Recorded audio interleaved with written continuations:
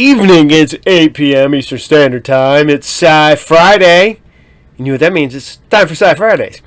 As always, I'm your host, the Captain, bringing you the best in sci-fi from years gone by. And as always, SciFridays is brought to you by RU Game, the best comic book collectible? Yeah, let's repeat that. SciFridays is brought to you by RU Game, the best comic book collectible, video game, magic, toy, collectible, role-playing, and more store located at 124 North Sunset Drive, Pickle, Ohio, 45356. You can find us on Facebook at RU Game over there on the Facebooks. You can find the Captain on the Facebooks, the Twitters, the Instagrams, and the Blue Skies. And you can just say hi to the Captain. You can just swing in there, hello. So, you know, I've been really working hard putting these together. Kind of. But I'm really happy with some of the shows I've picked. You guys all seem to really like StarMan, which is coming. It's going to be over soon. It's one of them shows. Did not get a full, I think, 19 episodes. It did not go very long. But we've talked about this before. Sci-fi was weird back in the day. Some shows got long runs, you know. You got, X-Files got 9 years. Star Trek's got 7 for the most part. But even them suffered sometimes. Some shows got massive seasons, but they were syndicated. Hercules, Xena got long runs. Heck, Hercules has 2 spin-offs. Geez, 3 spin-offs. Because you had the cartoon movies, you had Hercules, Xena, you had young Hercules. A lot of stuff spawned out of Hercules, which is weird. But sci-fi was I guess the quote unquote the redheaded stepchild of television shows. A lot of shows would pick them up and not know what to do with them. They would give them a season, maybe a season and a half. They would have okay numbers, that if those numbers were now, those would be huge numbers because there's way more channels now. And so, we can watch whatever we want to watch. You can not only just watch TV, you can stream, you can watch YouTube, you can watch anything. Back in the day, you had, I'm going to date myself here, you had ABC, NBC, CBS, and Fox. You had PBS, yeah. And then you had your syndicated, you had your local channels that weren't affiliates. They just run old programming, which eventually became Fox for us in a lot of places. And then came the CW, came the WB, then the CW, and then it became, we had the UPN channels and all that stuff like that. But, they sort of dropped the ball on lots of sci-fi. Really good shows only got like 13 episodes if they were lucky. And it's depressing. And, it's a shame. I always used to do the hashtag Second Chance channel. And I guess we should bring that back. Because we try hard to bring back old stuff. And to give it to you. So you can sit down and enjoy it. And it's a big shame that so many of these shows that were really good. One of my all-time favorite shows was Kolchak the Night Stalker. Season and a half, or what they did with Buck Rogers. Great first season. Second season introduced one cool character, Hawk, and then they basically made Wilma a glorified stewardess. It just didn't work, and they would do stuff like that, or they would complain because the shows were too expensive.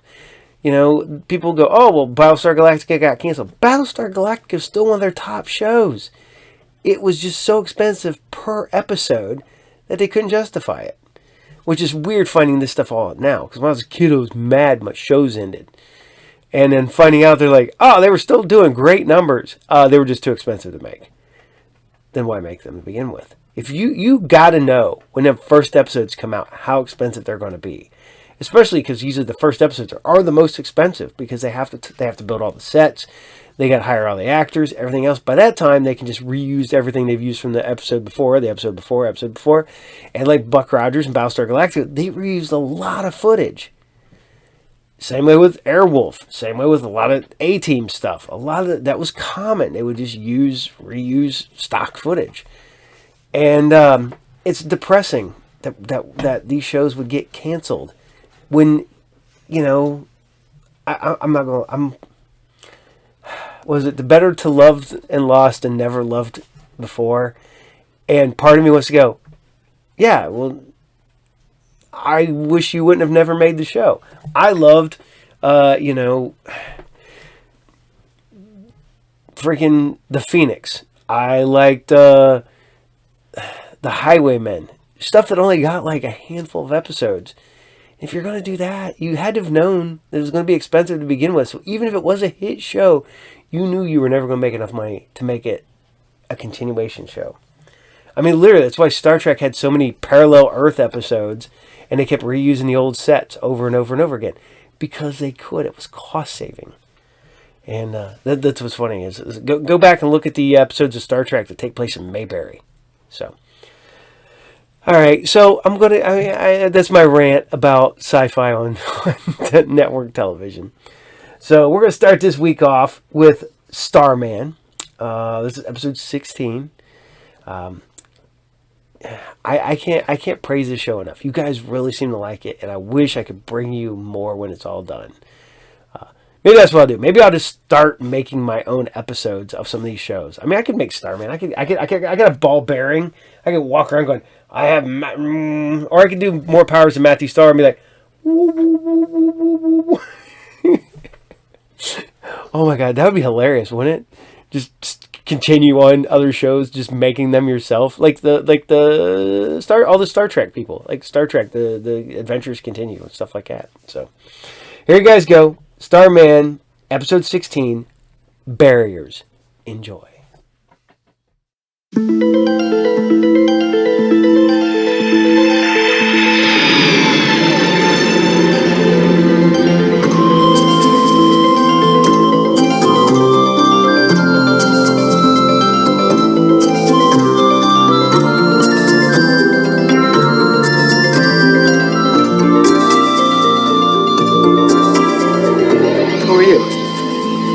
Mother was my friend.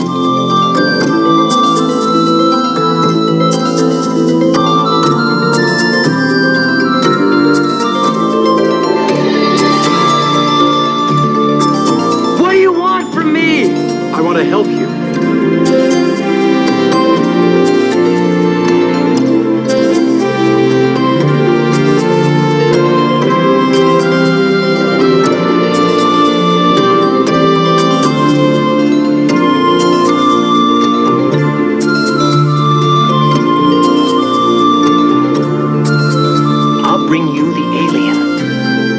The being right on your table.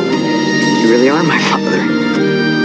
Yes. Do you think we'll ever find my mom? We'll find her.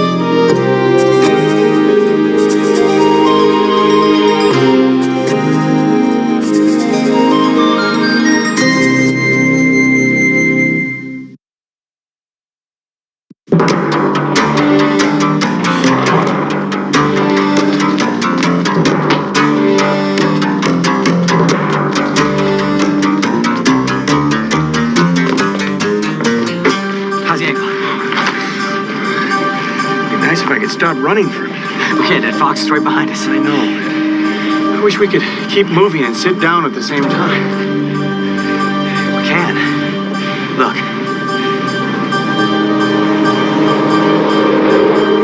Come on. Come on.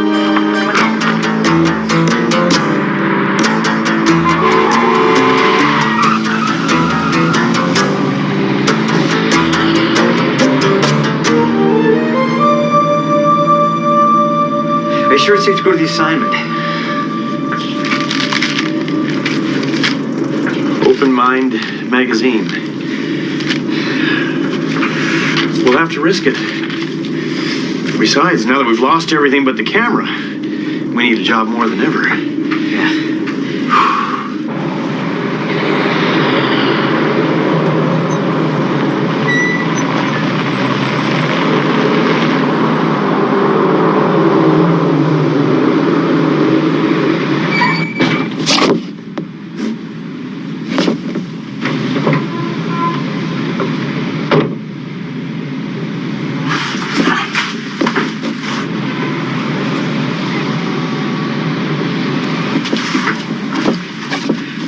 there's a mini market over there. I'll get us some food. Okay.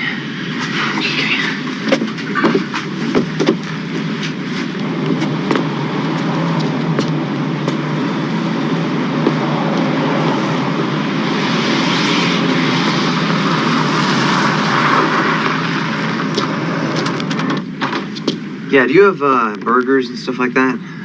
Everything's in the cooler, son. Thanks.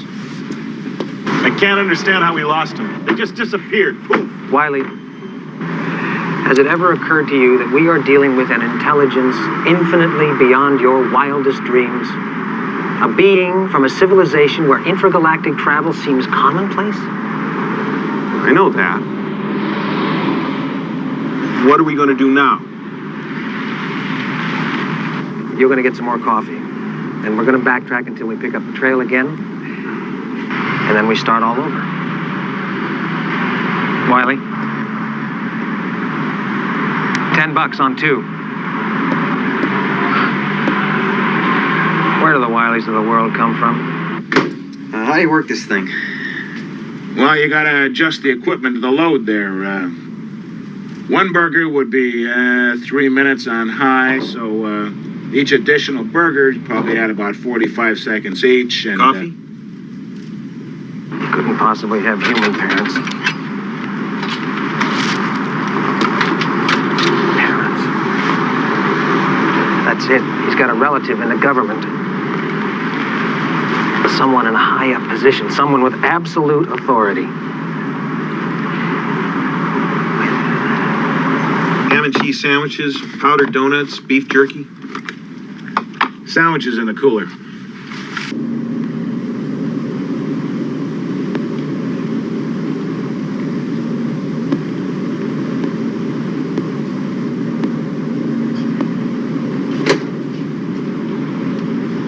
Want cream and sugar in this coffee? Black.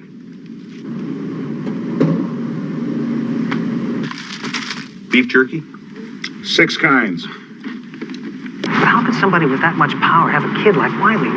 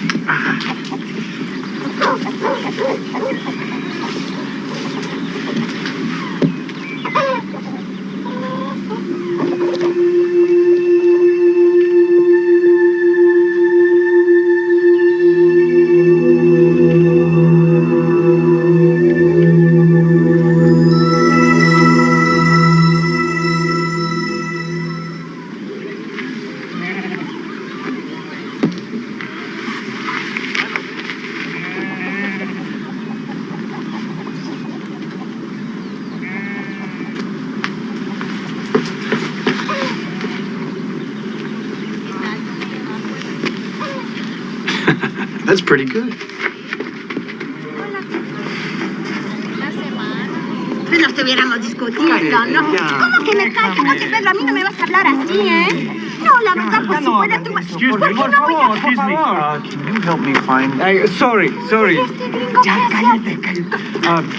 No hay English. Vale, sorry. pues ahora hablas inglés. Mira qué bien, ahora hablas ¿Por qué inglés. estás hablando de Oye, esto? ¿por qué no Ya voy no a quiero hablar hablar más de esto. Ya. No quiero que me mates. These baskets are fabulous. Come here, Mary.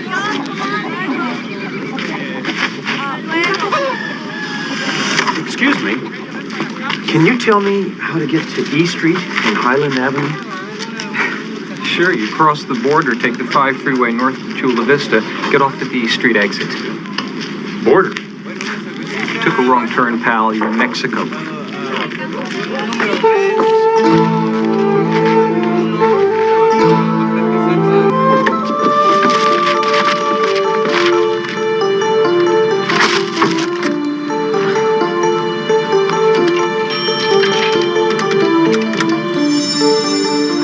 Yeah, hi, Greenleaf Nurseries? Hi, my name is Scott, and I work at a gas station north of San Diego. One of your drivers purchased some gas from me a little while ago, and he left his credit card here. And I believe he was headed south. Could you tell me where I might send it to him? Ensenada? Mexico. Yeah, thanks.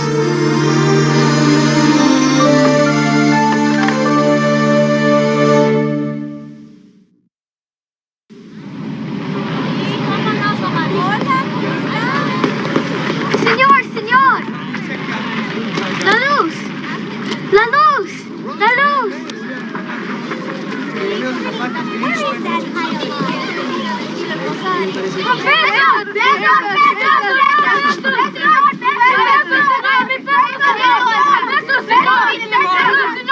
No tiren limosna, váyanse.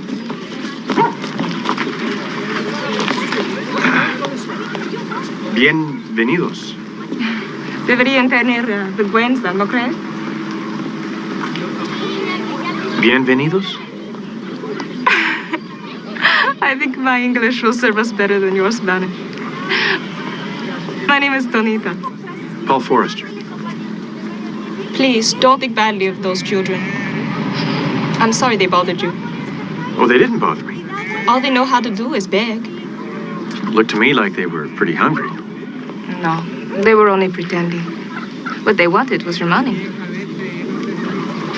There's a small cafe over there. What? Allow me to buy you a glass of sangria. Oh, thank you, but no, I have to leave. Just one glass, please.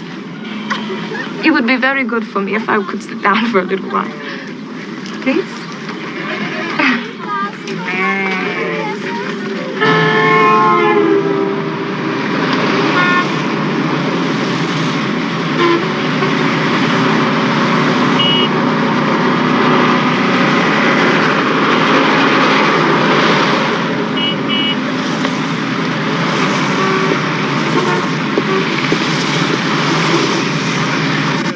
So, you come here on business or on pleasure? I came here on accident. I lost my son. I have to find him. Oh, where is he? Where will you go? San Diego. You seem like a very nice man, Paul. That is why I don't think you would mind if I asked you a small favor. Favor? Yes, you're anxious to get back to San Diego, no? Yes.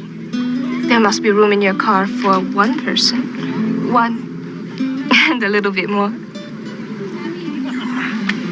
I'm sorry, I can't. You would not help me? A poor girl who wishes only to be with the father of her baby in San Diego? I don't have a car. What kind of an American are you with no car? How do you plan to cross the border if you have no car? Walk? You plan to walk to the border like a common bracero? I don't think this is a good time for you to be so excited. ¿Qué diablos es esto? No es posible. ¡Carlos! ¡Suélteme! Yo sé quién los mandó.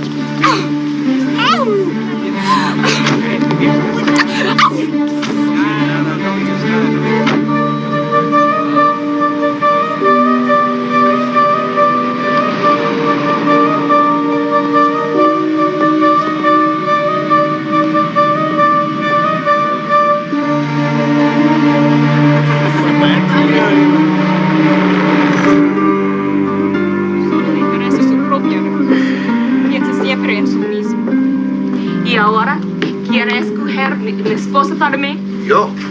Eres tú la que ha escogido. Y te vas a casar esta tarde y caso terminado. Ya me cansé.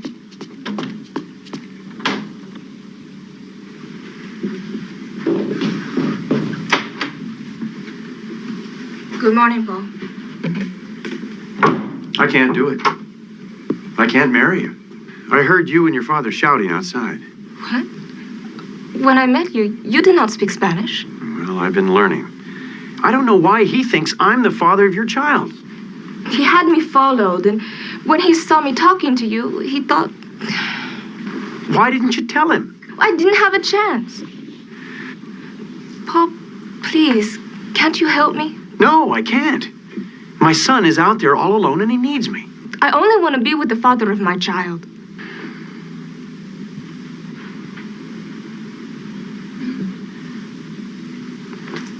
You don't have much time.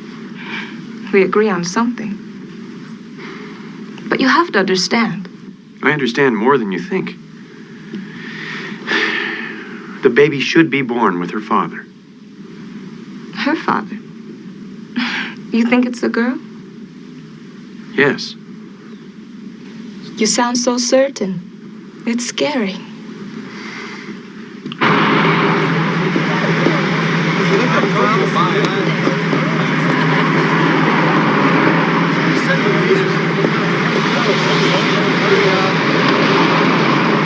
Tonita, all I want is to get my things and leave. I'm not asking you to do anything that cannot be undone.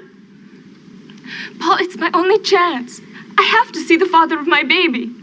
Who is your baby's father? Why doesn't he come here? He's an archaeologist. We fell in love when I was a student in Mexico City. When I found out I was pregnant, I wrote to him, but he's never written me back. Paul, please. I love him, and I know he'd love this baby. You have a son. You must know what I'm feeling. Yes, I do. But that's why I can't help you. My son is out there alone somewhere. He needs me. I've got to go find him. I'm sorry, Tonita, but I cannot marry you. I will find your things. And I will take care of myself.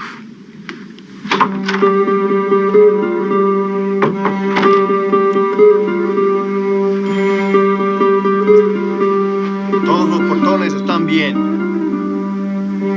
Sí, mi jefe. Señor Córdoba, buenos días. Perdón, la señorita me mandó para que le entregue. She asked me to give you that. Gracias.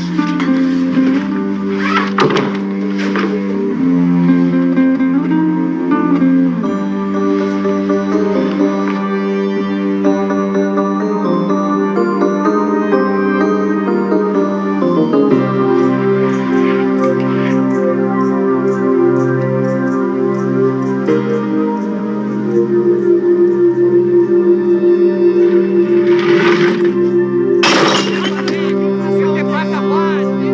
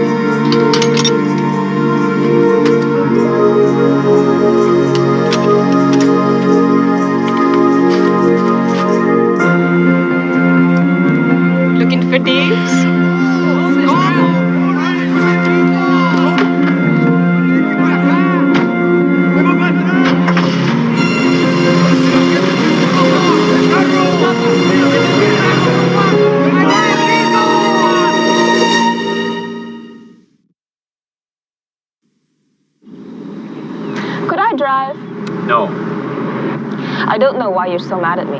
I helped you to escape. I'm not mad at you. But you act as if you don't trust me. I don't. But why? Because you're selfish, you're inconsiderate, and what I think my son would call a brat. You have no feelings. All I want is to be with Richard when the baby is born. Now, what's so terrible about that? Nothing. I want you to be with Richard. What's so terrible is that you don't care about me. That's not true. I think you're very nice. Besides, I will pay for your help when we get to San Diego. Don't need to. My son is in a strange town. I don't know where he is, and I have to find him. And you've taken over my life for your own purposes.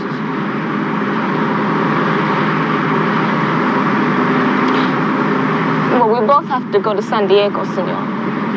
We both have to cross the border. What is it with the border? I mean, what's so special about San Diego that they try to keep people out? Very funny. You think that everyone who wants to live in the United States can just walk in? They can't? You never heard of immigration quotas? Anyway, my father would tell the police we stole this car. We'll have to cross the border illegally.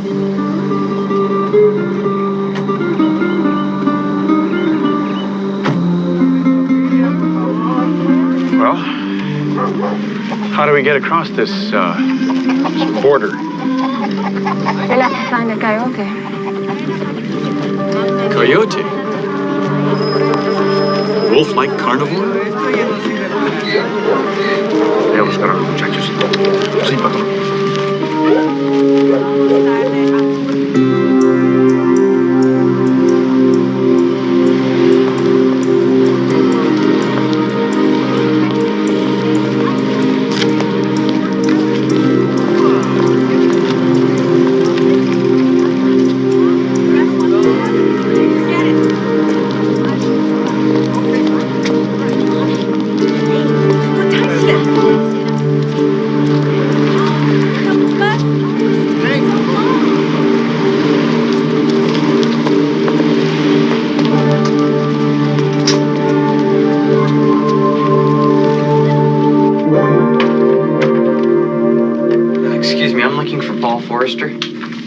Well, that makes two of us.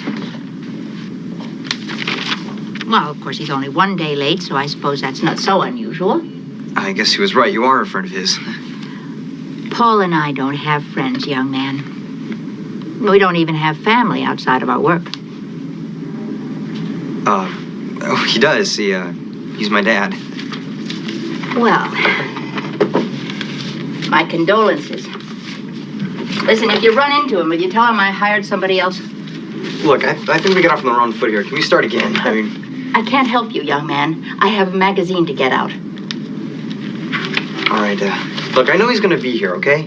We were on our way here and we got split up, and he hurt his foot. What, jumping out of a second-story window? Yeah, how'd you know? Oh, because he's jumped out of a lot of windows in his time. Unfortunately, never mind. All right, I'll just have to wait here for him. No, I told you can't wait here, kid. I have work to do. All right. I'll wait out front for him. Yeah. Thank you.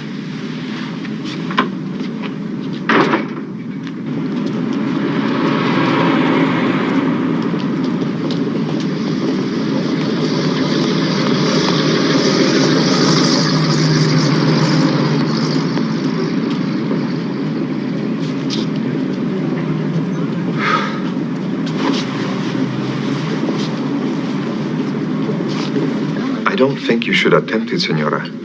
It is much too dangerous, especially in her condition. For once in your life, Tonita, listen to what people are telling you. You can't solve every problem by just charging straight ahead. Were you there when your child was born? No. Then you don't know what I'm talking about. Do you know someone who can get us across without fail? No, Senora. Someone we could trust?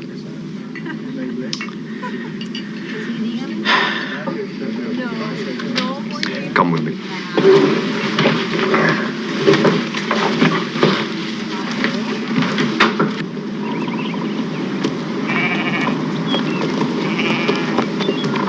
don Delgado. Esta gente quiere verlo. Hello. How may I be of service? We have to get to San Diego. I see. Naturally, we would prefer to go the usual way, but certain complications keep Please, there is no need to explain. I understand completely. Then you'll help us. Of course. And I am sure you understand that the resolution of these complications involves some risks. I assume these risks have a price? A regrettable reality. I understand. I have these. Oh, no, Senora, please, you insult me. By morning, we will be in the north. I leave it to you to set the worth of my humble services. Thank you. Tonita, I don't think this is a good idea. Leave it to me. Begging your pardon, Senora. Your friend is right to question. I must warn you, Senor. There are very evil people who perform the same services I do. Still, you could try another place or someone else, but I understood there was an urgency. I am sure we are in safe hands. You have been most kind, Senor. Gracias. Until sunset, then. Come with me. I will show you a place where you can rest until sunset.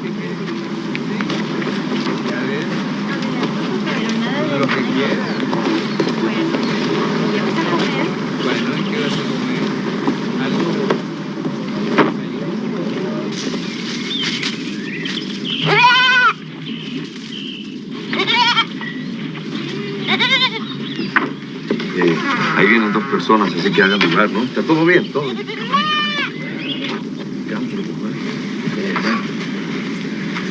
Who are all these people?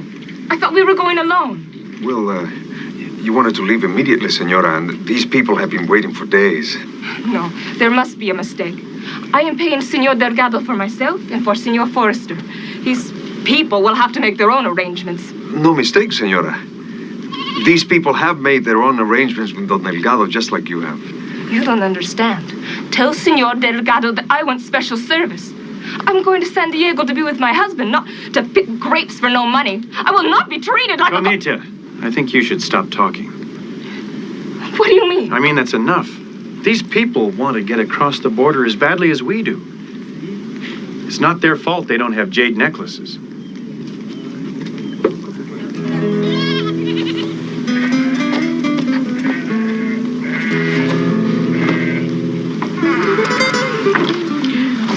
¿Quieres sopa? Gracias.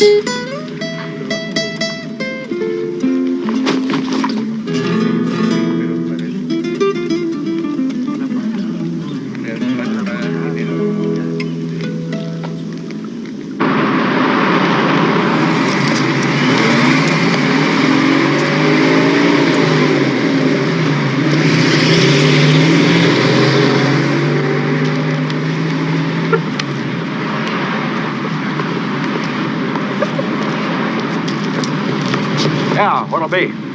How much for a soda? 65 cents. That's close enough.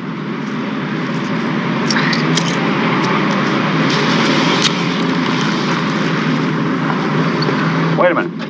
Happy, hand me one of them. Listen, I'm trying out this new brand of hot dog. Why don't you try one and tell me what you think?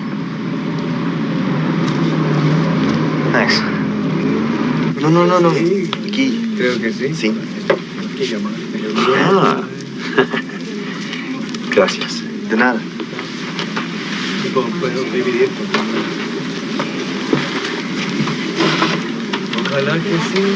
You're a very strange human being, Senor Forrester. You're the same to everyone. To me, to those campesinos, to the men in the tavern.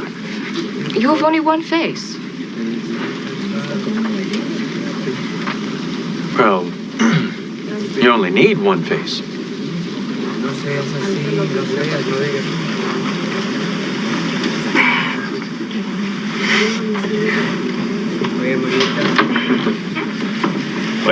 Buenas. ¿Listos a dar un paseíto? Vamos. Se te olvide la maleta. Recoge todo.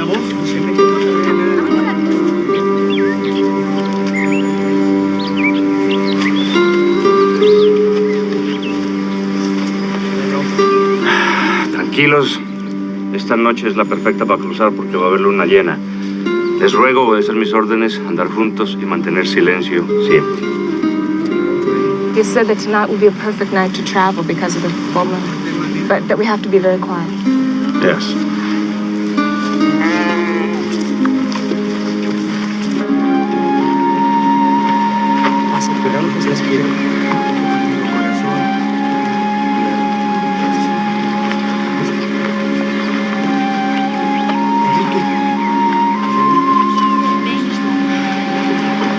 Senor Delgado will get us through. By morning, we will be away from these people. I will be with Richard, and we will have the baby. Tonita, why do you keep calling the others? These people. Aren't we all people? Of course we are. But I have nothing in common with them. What about with me? You're different. You and I are more alike, I think. Don't you see? Don't you see that tonight we'll all be the same? We'll all face the danger together. No, that does not make us the same. And one other thing. We'll all be afraid together. No.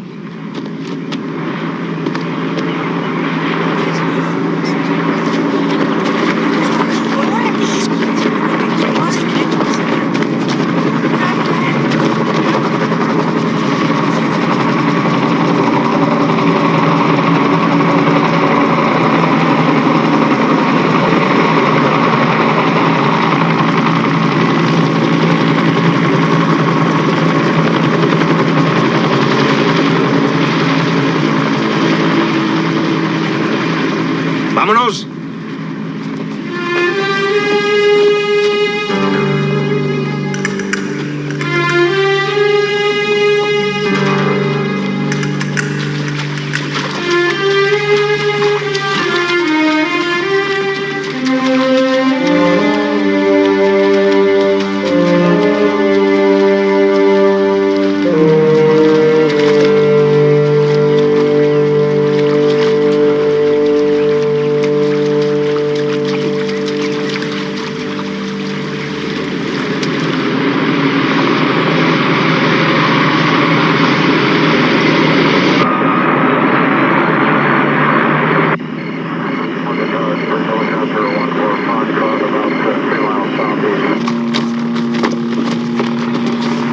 ¡Alto! ¡Escóndanse!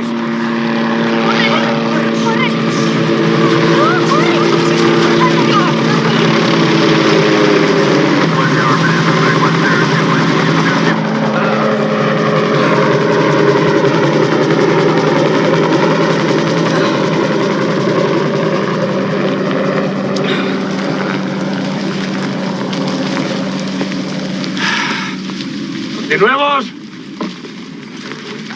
¿Está bien? Sí. ¿Te puedo ayudar? No, no estoy bien. Oh.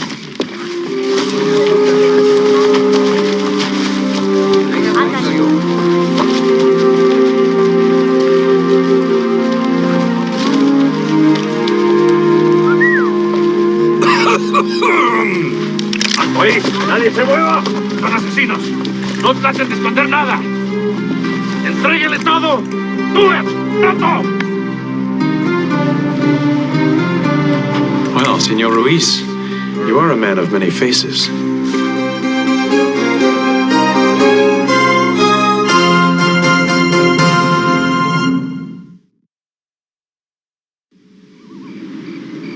Him first. I'm thinking. Why don't you just hand me your gun? Oh, you animals! Go ahead! Shoot him!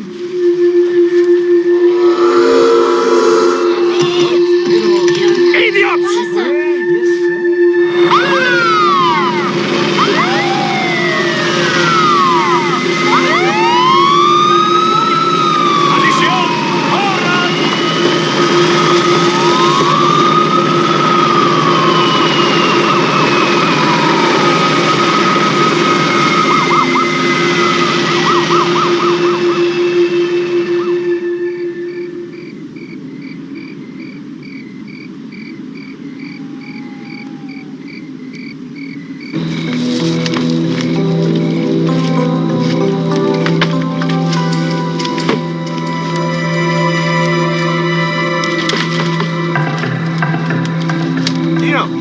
Venga.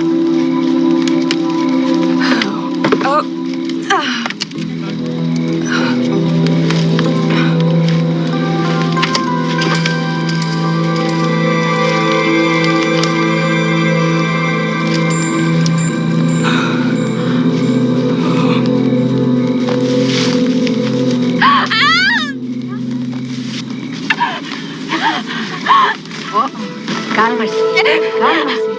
Tú vas a estar bien. Oh, it's all right, senor. She's only having a baby. Do you have a wristwatch? Yes, yes, I do.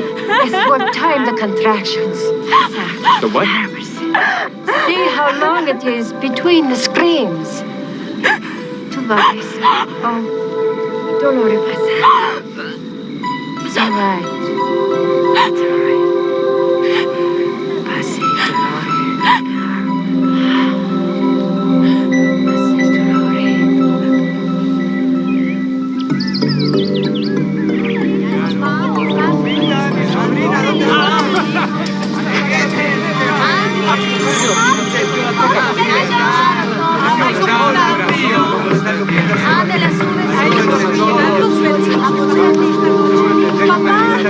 Ay, qué bueno verte. Ay, qué bueno que llegaste. Ay, qué bueno, sí. No, está tu tía. Vamos, sí, enfrente. Vamos, no se preocupen. Vamos.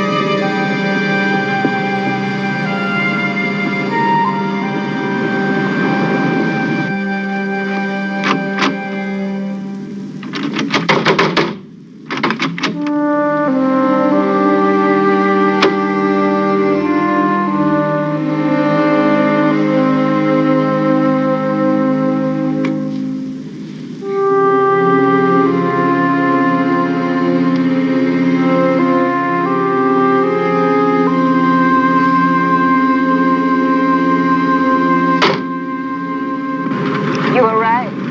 Last night we were all the same. We were all afraid. Everyone but you. Oh, me too. The blue light. I saw the magic blue light. Is that why you're not afraid?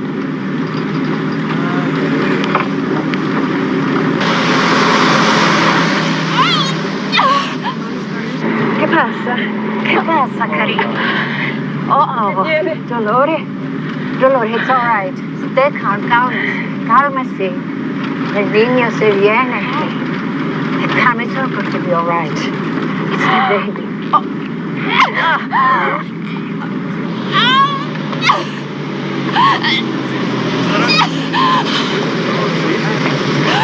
Will you talk to Richard? Let me see if he's there. Hurry, senor. We don't have much time. Sí, señorita. Agarra.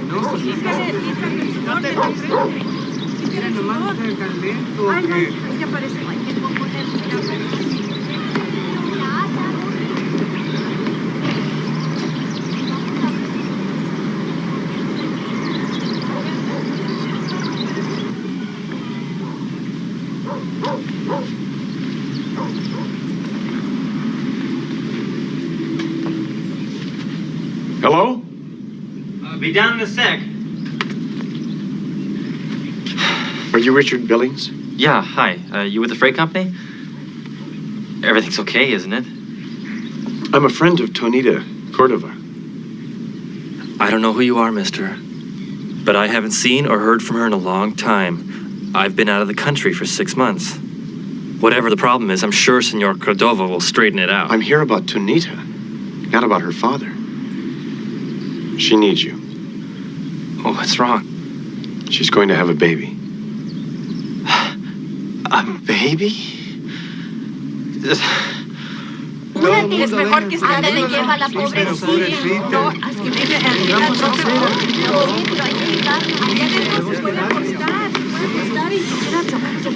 We've traveled a long way just to be here with you.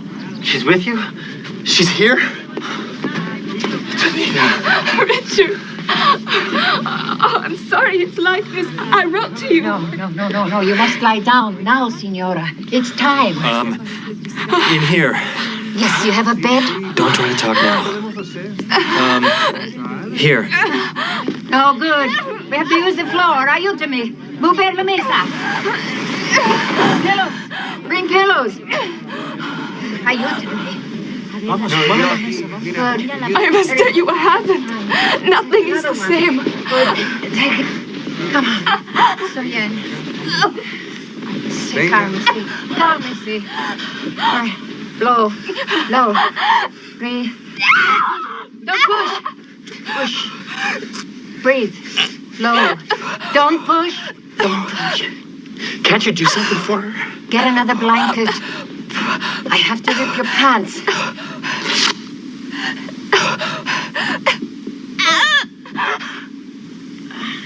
You've seen what I can do. I'm going to help you now, to ease the pain. No. I am no different than any of these women. This is the pain of having a child. All right. Come in. All right, push now. I'm here today. I'm here. Harder. Oh, good. Breathe. Push. It's coming. Yes, push. It's coming. Good. Good girl. Oh, it's a girl. Oh, it's a girl.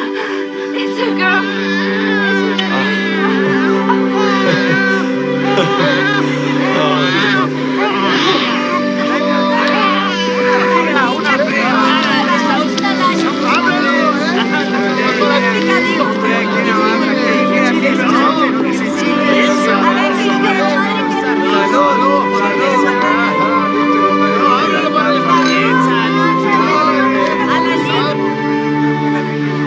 She's beautiful. Thank you, Angela, for everything. We should pick a name. I like Paula for first name. And for last name, I like yours, I think. Your father will be angry. You'll be angry. But we have to think of our own family now. Is this what you meant when you said nothing was the same? The baby is part of it, but there's something else. Something happened to me on the way here. I can't explain it. But I know I'm not the same person. Do you understand? I understand my love now more than ever.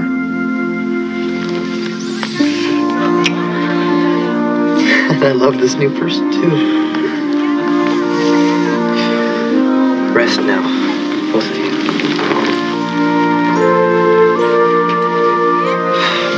I'm not sure what happened. But right now, I'm so happy I don't care. I would like to thank you for whatever it was you did. Happy birthday. That's right. I'm gonna get some wine and we're gonna toast my new family.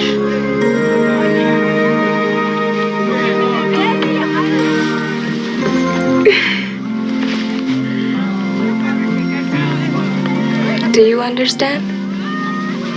When I became a father, everything changed for me. But I didn't know it for a long time. You know it already. I have to go now. To be with your son? Will you be all right? I have my family with me.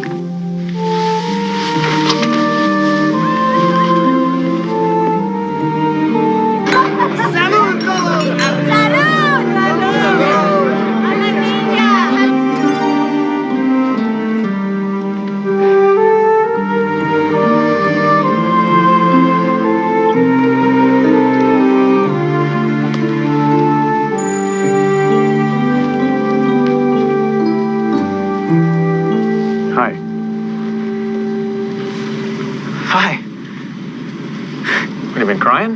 No, I just had some of my eye. It's okay now, though. Good. Wow. What have you been doing the last couple of days? Nothing. Nothing. I just been hanging around here. I knew you'd show up. What about you? Mostly just trying to get back. Well, what do you say we go see about that job now? I saw her go in there a little while ago. I met her yesterday. I think. I'm kind of losing track. I'm pretty sure she hasn't given the job to anyone else because Hey, Scott. Yeah. I missed you. I was worried about you. Missed you too.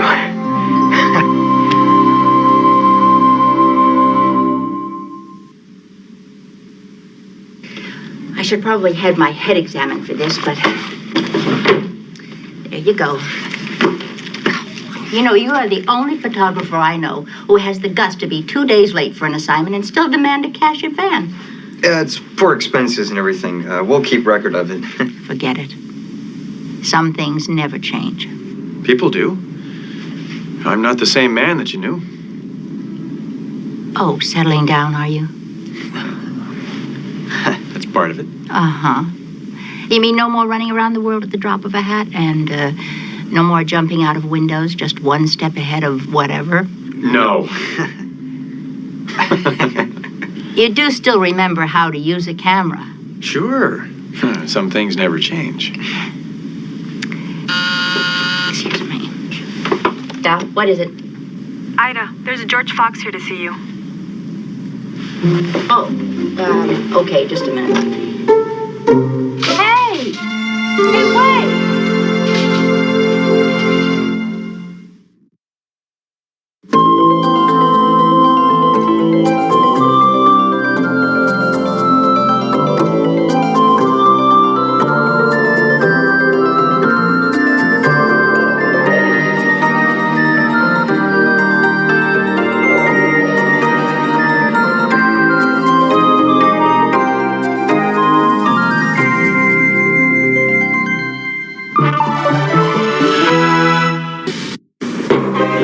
Episode 1 of the comic movie hit of the season. Bill Cosby is picked. We need you, Leonard, to save the world. But I have nothing to wear.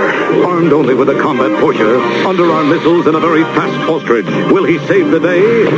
Find out for yourself. See the world's favorite funny man, Bill Cosby. All right. In Leonard Part 6, an adventure in comedy, rated PG. Leonard Part 6 starts Friday at select theaters.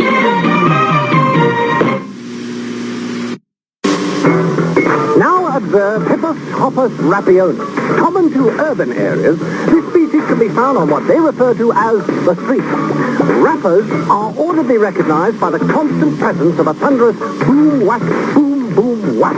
Visually, they're identified by their large shoes and Levi's jeans and jackets, but approached with caution. They're wild creatures. Y'all don't realize how I feel.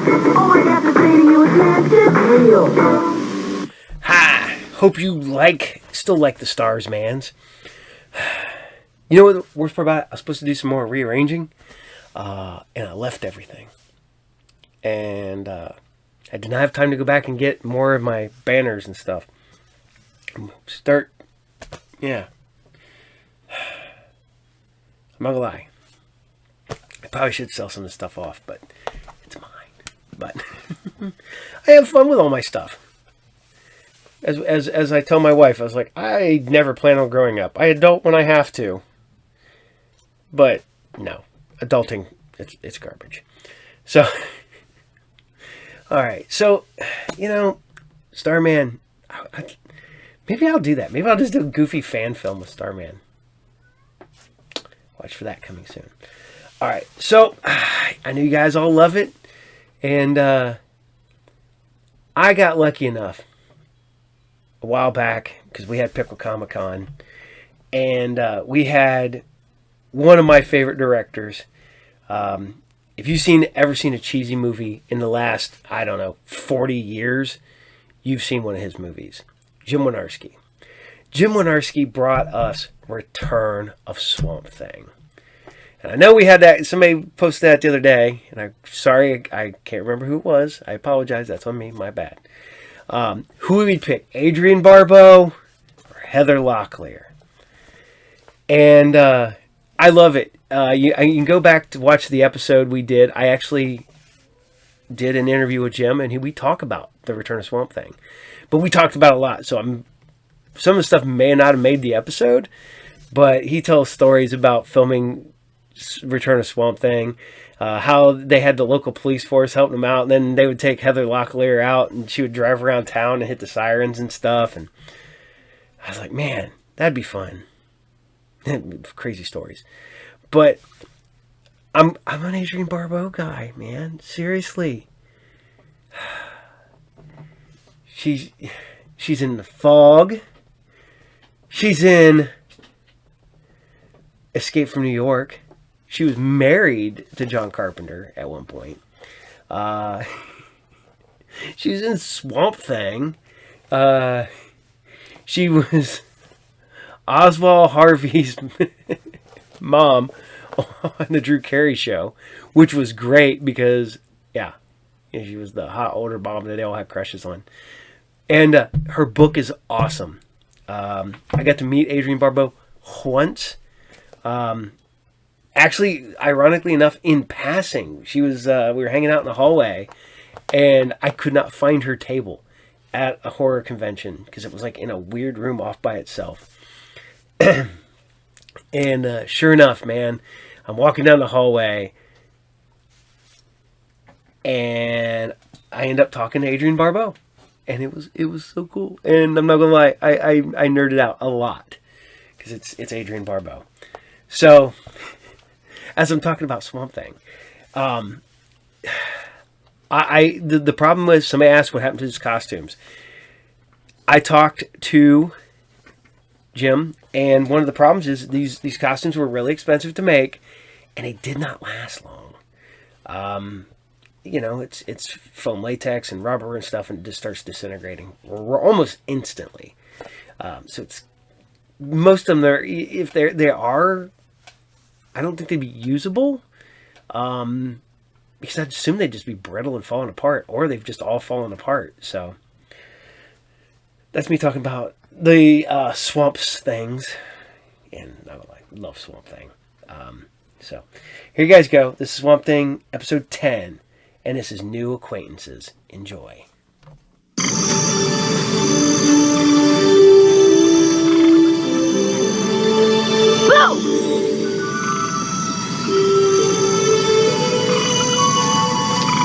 Want to do something? I have something to do. Looks to me like you're just walking. I'm thinking. In other words, you'd rather be by yourself. You should have other friends. My own age, you mean? Any age. I don't know how to make friends. To make a friend, be one.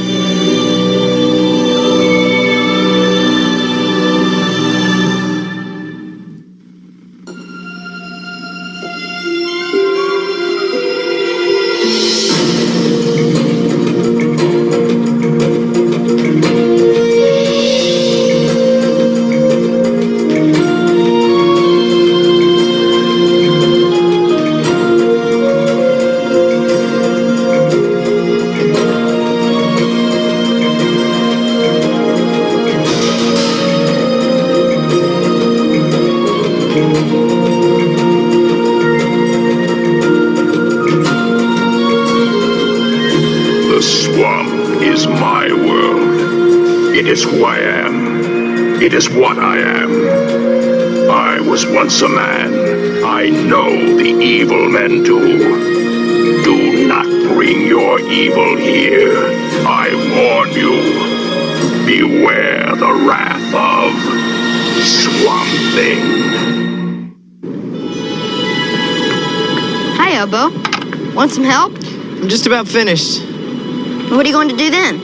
I got a date. Who with? You don't know her. No. That kind of date. No, it's just for lunch. You want me to watch the place while you're gone? Oh, thanks, Jim. I appreciate that, but I think it's better if I just closed up, okay?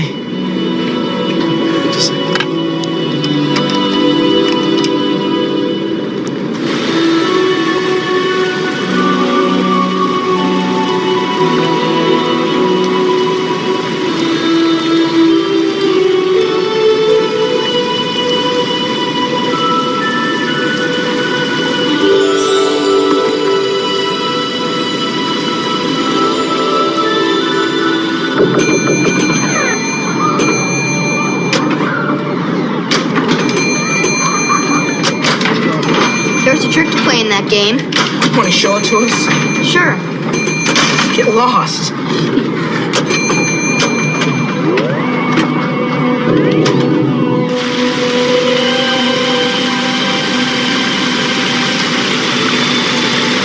What are you doing? I don't think you're allowed to do that. There's nothing else to do around here. Come on in and get some. There's plenty for both of us. You can have my share. Thanks. My feet are getting cold. Very cool. My name's Lily. What's yours? Jim. What are you good at, Jim? Bet you're good at racing. Bicycle? No. I've never had a bicycle. I mean, foot. Let's run a lap around the fountain. I'll be the gun. Come on. Bang!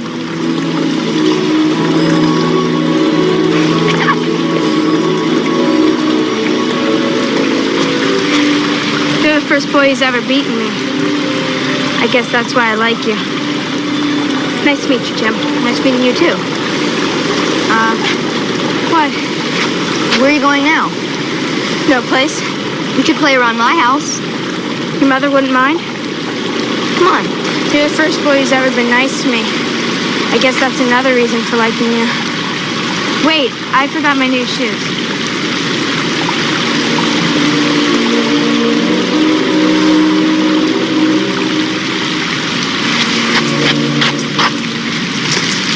What do you do around your house? Get a load of that. Maybe we ought to warn him about Lily. What for? He'll find out for himself. And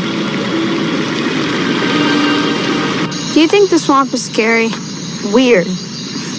There's nothing bad in the swamp, you know, except us. I don't mean you and me. Have you seen the stuff people dump in here? Sure you wouldn't like a boat ride? Let's race. It's pretty hot. Come on. Bang!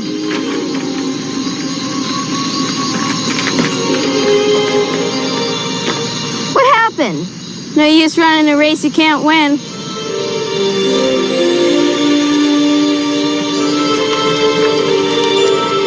Is that your house? The times I've stopped and stared at it. Too bad I never saw you. We could have been friends all this time. Every time I come out of the swamp, I come this way so I can stop and stare. How'd you like to see the inside? Are you kidding? I'd love to. Come on.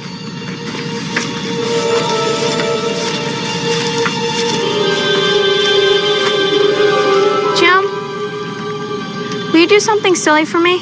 Depends. What?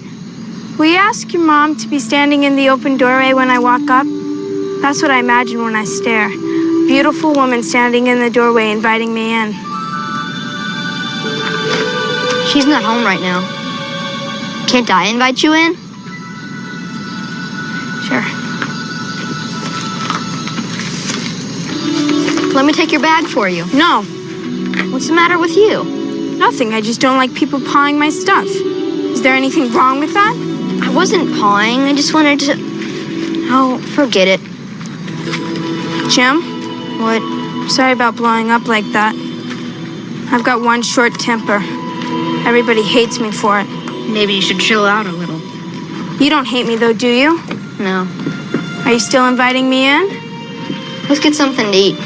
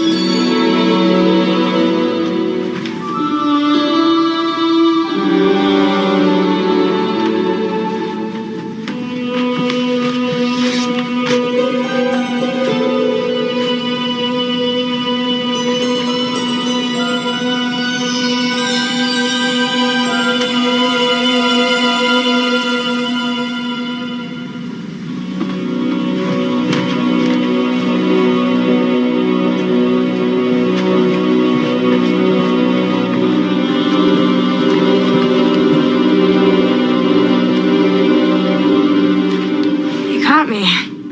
Doing what? Stealing some of your mom's perfume.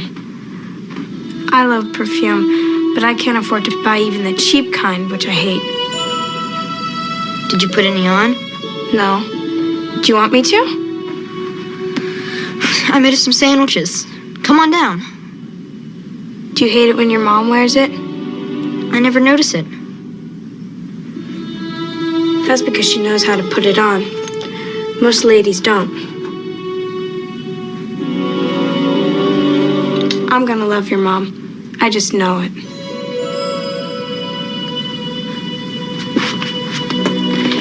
It was so nice of you to let me stay for dinner. Oh, you're welcome, Lily. You're the first friend I've had over since we've moved here. Maybe next time you can come to our house.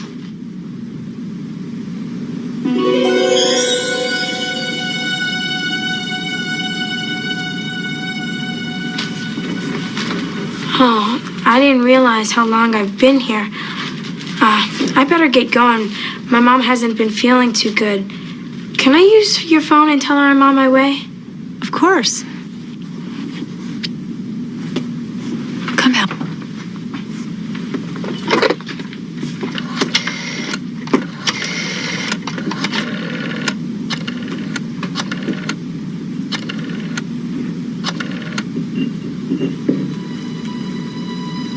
Mom? Sorry I didn't call sooner.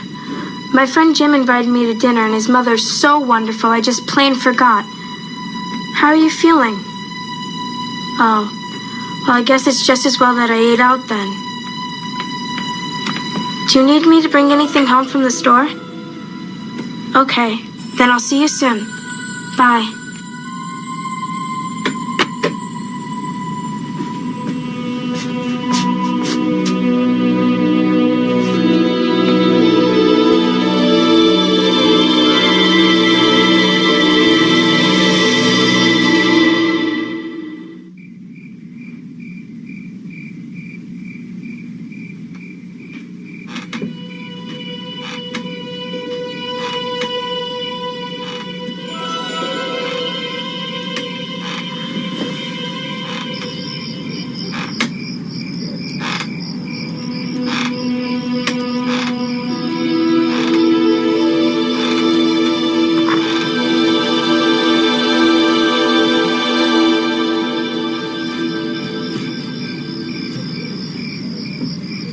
Mrs. Kipp, I hope I didn't wake you. Why did you come back, Lily? I had no place to go. I thought you went home. When I got there... What happened? My mom wasn't sick. She was drunk, and when I got home, she hit me. I was having such a good time when I left here. Please let me stay, Mrs. Kipp. Just out here, I mean. I won't rock or anything. We have a room for guests, Lily.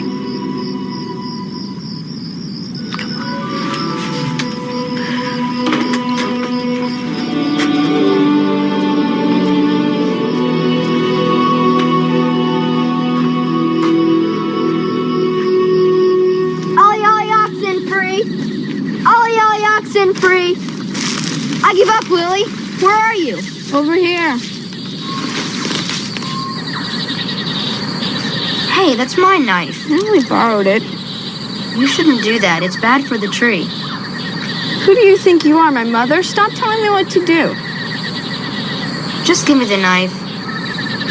You want your knife back? Yeah. You want your knife back, Jim? Just say the word. Get away from me!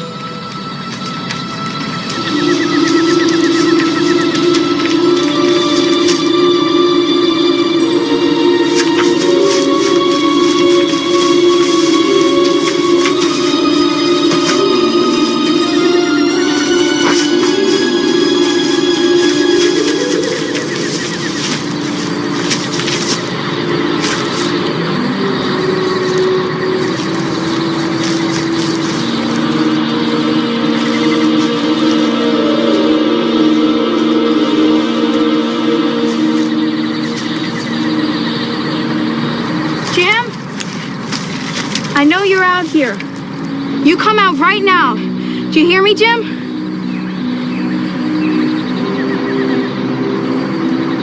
Jim, come on out. If you're mad at me because I took your knife, here. With my apologies, honest.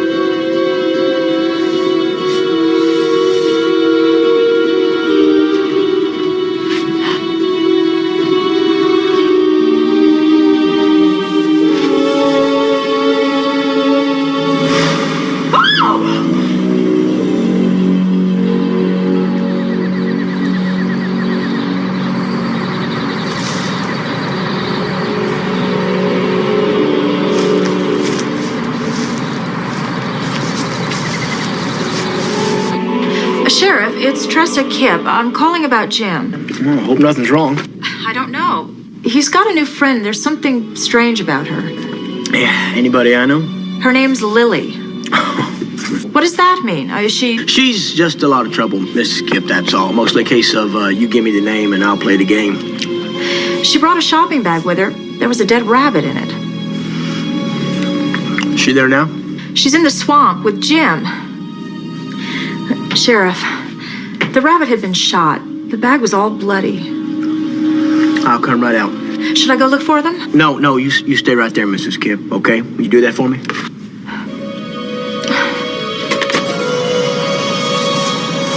What's wrong? I took your advice yesterday and made a friend. She had dinner with us, slept over.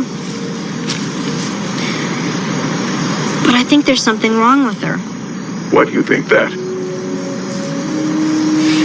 Well, I've had it with her. Maybe she deserves a second chance, Jim. You think so? I don't know. She's your friend. Did she hurt you in any way? No. Sure looked like she was going to, though. I guess she's calmed down by now. If I can find her.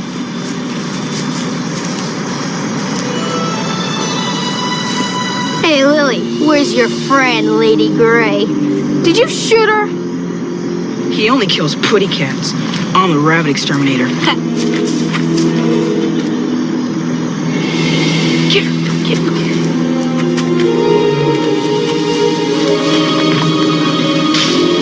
You believe this? I think we ought to take that thing right off of her. I'd really like to hurt her for this.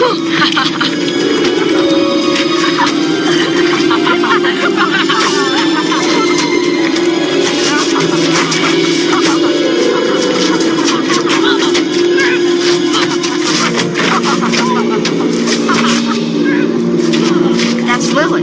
You gotta do something.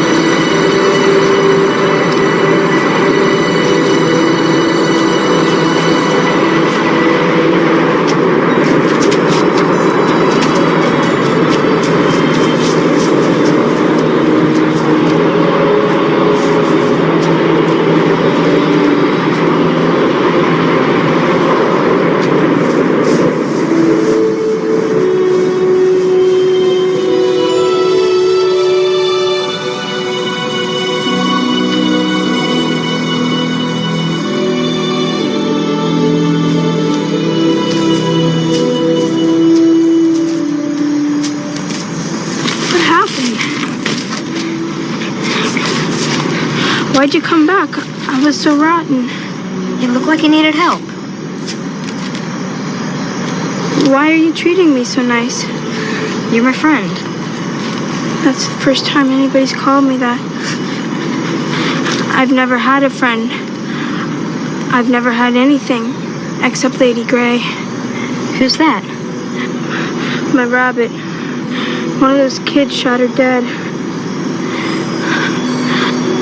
I stole this from your mother's vanity. Tell her I'm sorry. She always forgives me when I'm honest. Come on.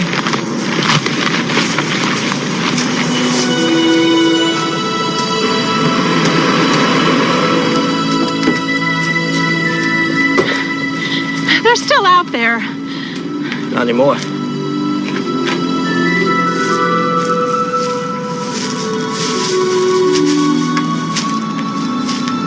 You know, she's really one of the unlucky ones. Her mother drinks, father's around off and on, and all the other kids, they hate her for no good reason. It's okay, Lily. Oh, you're okay, aren't you? Yeah. Come on, let me clean up the scratches. Hey, she do anything wrong out there? Tried to carve her initials into a tree. I stopped her.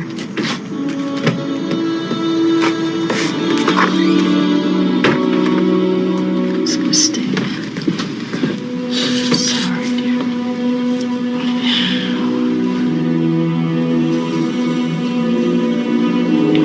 Be right back.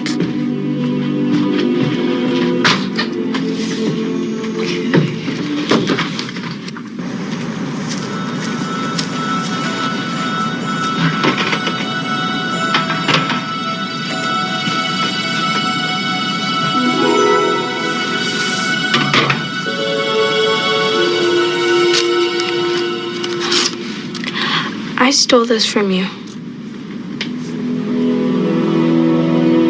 It's one of my favorites. I can't tell you how sorry I am. You've told me.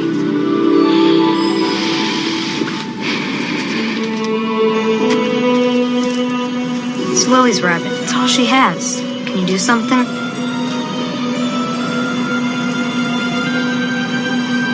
Wait here.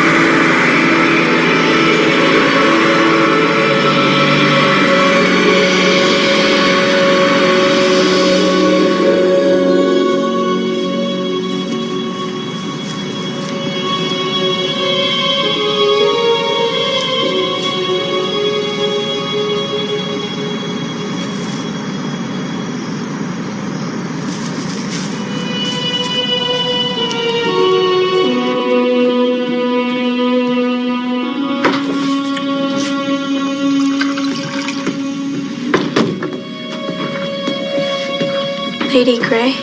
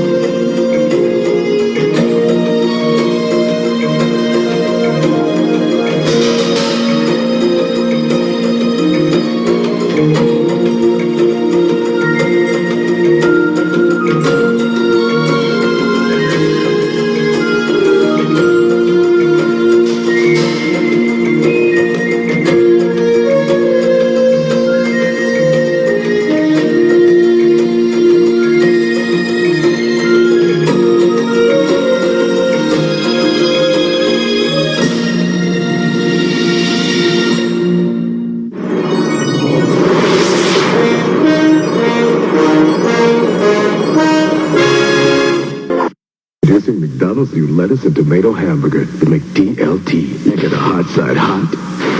You get a cool side cool. You McDLT. Keeps the hot, keeps the cool. McDLT, McDLT. Keeps the. You McDLT. Couldn't be the best tasting lettuce and tomato hamburger ever. It's a good time. For the great taste. You McDLT. Presenting the adventures of Mighty Dogs. Here at the hallowed halls of Schnauzer State, there's chaos at the cafeteria. The students demand pure beef. Byproducts and fillers don't make the grade. Don't worry, Gene. Mighty Dogs on the scene. Guardian of good taste, he brings Mighty Dog beef for dogs. The only leading brand that's beef, pure beef, and no animal byproducts. So even a college-bound town can enjoy pure beef thanks to that high-flying teacher's pet. Hey, I hope you like Swamp Thing. Somebody asked me, like, man, you have a lot of stories. I'm like, I do, but the thing is, though, is I'm also 50, and I've been doing conventions since I was 16, so 34 years of doing conventions and meeting people and hanging out with people. And now you can't do that no more, which is just bull. I remember hanging out with these people because they didn't keep you like locked away from the people. You could go and talk to them, and now you can't do that. I remember you just walk up to the table and you get an autograph and you just snap a quick shot at the table, and now they even charge you for that. It's like so depressing. But yeah, it is what it is. I have to dig through my books though. One of these days I'll get it out and I'll show you my Adrian Barbeau book. And also my Pam Grier book. Got my Pam Grier book signed. Yeah. My one buddy goes, I posted a picture of me and Pam Grier, and he's like, is that Pam Grier? And I'm like, yeah, it is. And he goes, there's so many black guys out there that are so freaked out right now. And I'm like, yeah, because it's Pam Grier, and she's awesome. All right. So, we talked about it at the beginning of the show. We're talking about it now. The powers of Matthew Starr. And that's just crazy. It's Amy Steele from freaking Friday the 13th is in this show. I mean, right?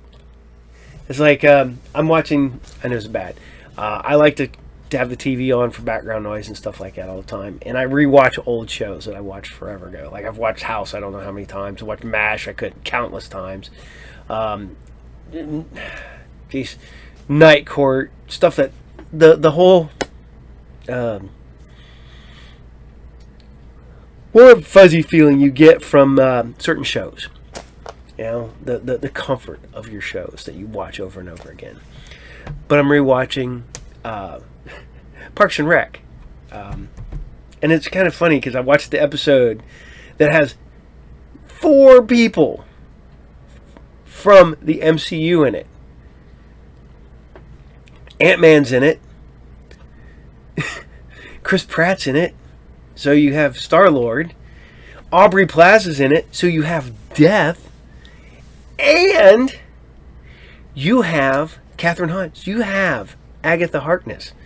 All in one episode of Parks and Rec. You have a huge chunk of the MCU in one episode. It's crazy. But it's so funny to go back and watch some of these shows, but that like around the time somebody broke in big. There's rumors that Kevin Bacon wants to come back to the Friday the 13th franchise because he was killed in the first one. And then there's rumors that Robert Englund wants Kevin Bacon to be the new Freddy Krueger. And my buddy goes, you know what would be great? Bring him back, put him into make him a whole new, make him a different character or whatever. But put a scar right here for where the arrow comes through in Friday the 13th Part 1. And just never say anything, just have the character have that divot right there. Just be fun. So, on that note, we're going to bring you the powers of Matthew Starr.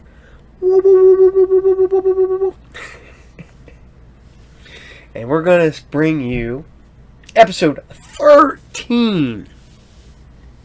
And this is Matthew Starr, DOA. Enjoy.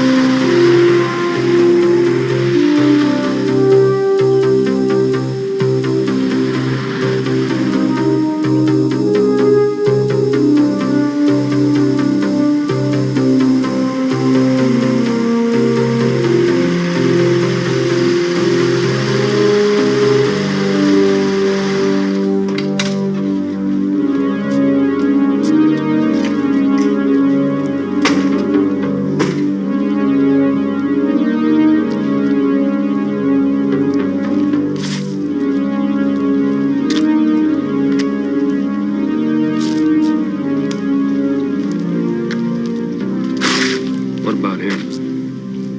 Yeah, he'll do. You want to do some work with this?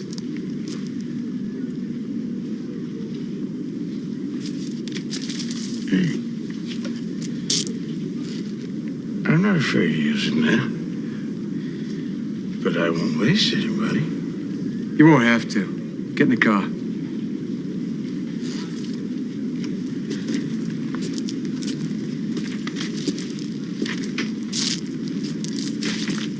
Then we put him out of his misery now. Yeah, we got time before lunch. Good. Let's get it over with. I'm hungry. Relax, the reservation's not till 1 o'clock.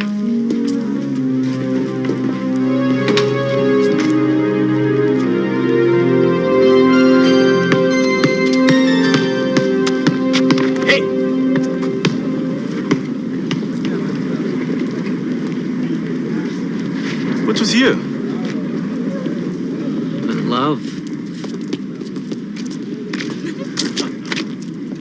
Forget it. Get yourself someone with a future. Nick, with me, she's got a future. You're gonna regret this. What's to regret? I just want to ask her out. You can't. Why not? She's involved? Hardly. That's Carrie Saxon. Just transferred from Vinewood. So? Those two guys are her big brothers. So? Oh, they approve all her dates. So? So, she's never had a date. Never? Never. Now, she may not even know she's a girl. Just a shortstop. Then it's time somebody sets her straight. I'm not afraid of those guys. $5 says you chicken out. You're on. Not now. The comm rings were a bad idea, Walt. Now he's got us 24 hours a day. Hey, look, I didn't transfer Tucker to Greenland. I'm not blaming you. I'm just frustrated. Ever since this guy Wymore came into our lives, my love life has been going straight down the tubes. He's got lousy timing. Tell me about it. I was showing the class how to dissect a frog. You know what it looks like when a teacher runs out? And why do we have to keep meeting in these weird places for? It's his chance to be creative, Matthew. Mr. Toad's wild ride is not creative, it's weird. Well, now you have to understand where he's coming from. He spends 12 years on a meaningless job in a meaningless department of the government. Suddenly, he gets a call from his friend from the Air Force. Drops the miracle cure for crime right in his lap. Right. His miracle, our crime. We've made this guy a hero to every federal agency with the crisis. Yeah, it has gone to his head. Now he volunteers us for almost every assignment. Well, I say we unvolunteer ourselves. Now, Matthew, now you've got to follow the rules. It's the same with Wymore as it was with Tucker. We cooperate, and he doesn't blow our cover. Where is it this time? An abandoned monastery. I can see why they abandoned it. You're late. I won't put up with that. Do you read me? Fine, thank you. And yourself? Let's get down to business. I understand the kid here has been maturing into some new powers, like walking through things. Well, technically speaking, that's true. Okay, there's a wall. Walk. It isn't that simple. In other words, it's just a hype. No, he didn't say that. He said it wasn't that simple. The process requires some time. For what? Metabolic and subatomic changes, which allows Matthew to transfer himself from the corporeal body to the astral. Translate that. No problem. You see, the subatomic energy field that Matthew generates... I said translate. I got a better idea. Oh, thank you, Matthew. Thank you.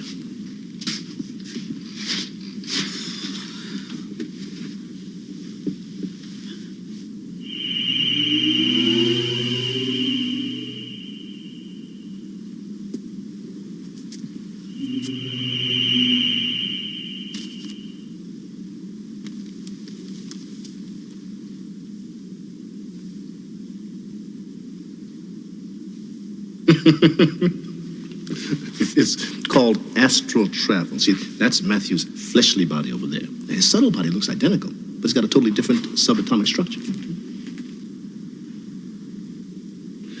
Okay, Matthew. This one. Oh, Matthew, do your thing.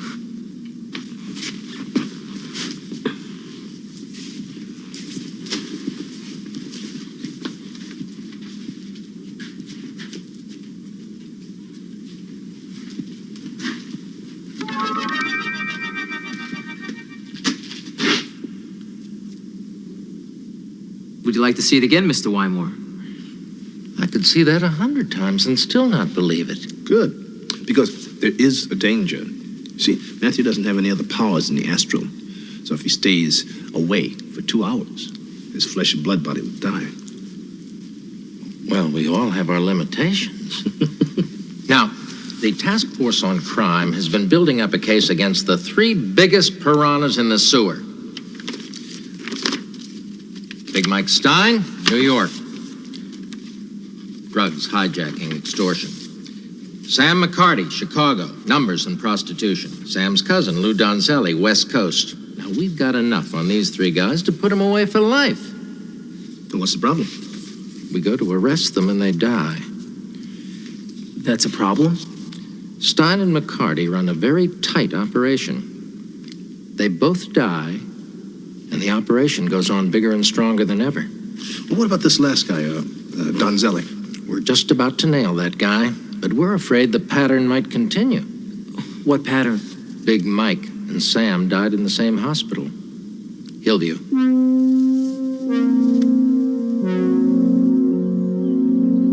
I hope Hillview can attract more men of your caliber. Has there been a problem? Well, this isn't exactly the Mayo Clinic, Doctor. Half the patients in here aren't even sick. Please report to pediatrics. I don't follow you. 110 is drying out. 112 is hiding from his wife. 111 is in for a little chin tuck. Dr. Hunter, please call 351. Not today, Mr. Perry. Tennis elbow? Video game wrist. It was even worse when I took over, if you can believe that. But we are finally starting to turn it around. I convinced the trustees to buy the old Blackthorn Hotel. This whole area has been condemned for urban renewal. The building's going to be demolished in a few days, and then we are going to build one of the finest hospitals in the entire country. Pardon me, Dr. Braft. Ready for rounds? Give me 10 more minutes. I want to show Dr. Shepard the ER. Wait till you see our new surgical research facility. We are doing things with lasers you're not going to believe.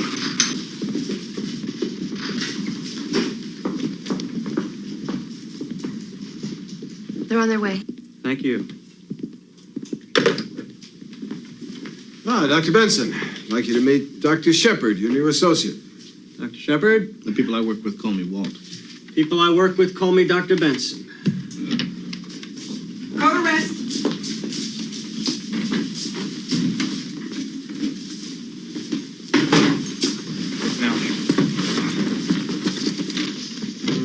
Checking carotid pulse and blood pressure. Okay, give it to me. BP was 40/0. Pulse 30 and irregular. I've lost it. Start a line. Normal saline.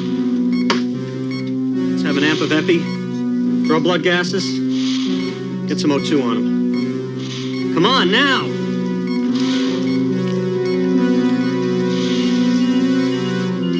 He's in ventricular fib. Okay, hit him with the paddles. 400 watt seconds.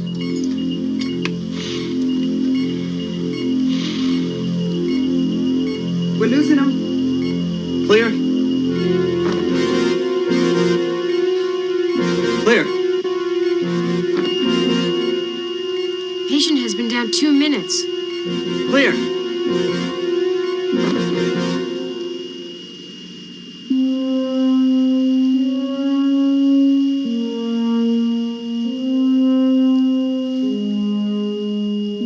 No! The man has no vitals. Amp of sodium bicarbonate and EPIC.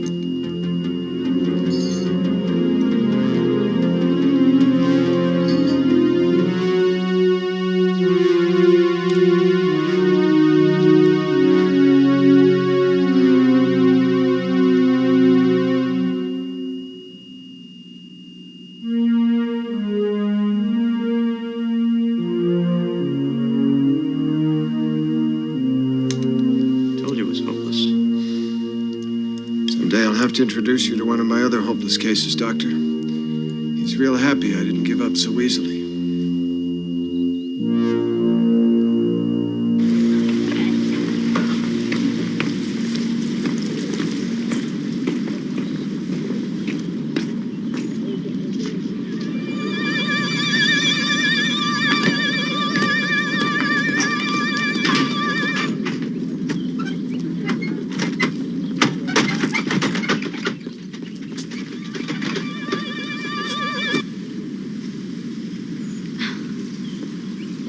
Thanks. No problem.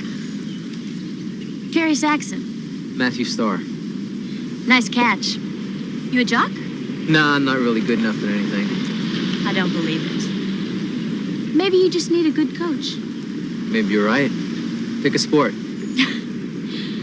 How about, bowling? My personal favorite. I'm sure.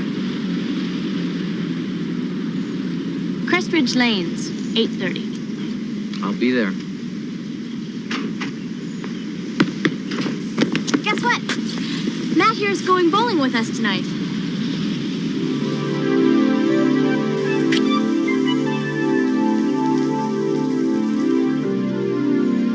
Us. I sent you in there to keep Donzelli alive. You blew it, Walter. Maybe not. Matthew and I have a theory we want to check out. I'll talk to you later. Dr. Hunter, please. Calling Dr. Hunter. Please call 51. Hello? Ready? I'm on my way.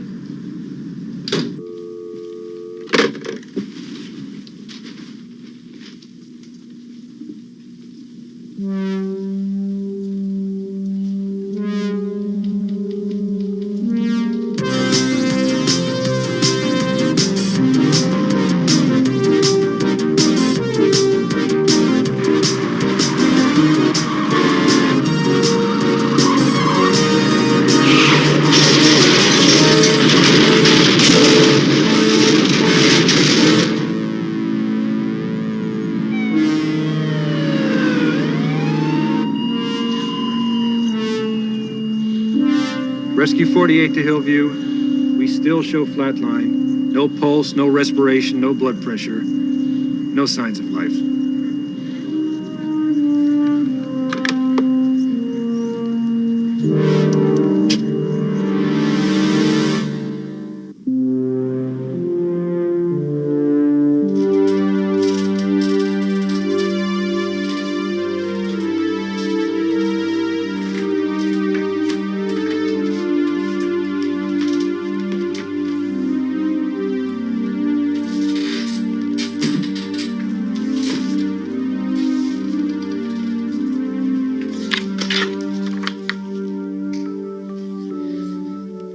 The selection of a casket at a time like this is never easy. I'll just leave you alone to look through the selections. Thank you. Thank you.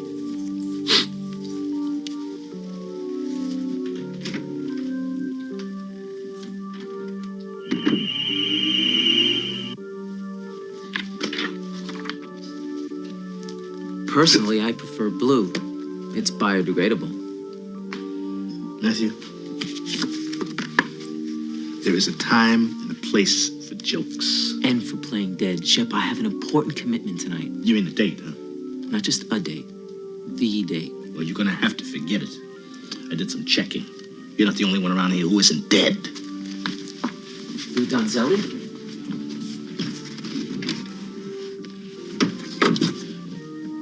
I did some quadrian tests on some tissue sample.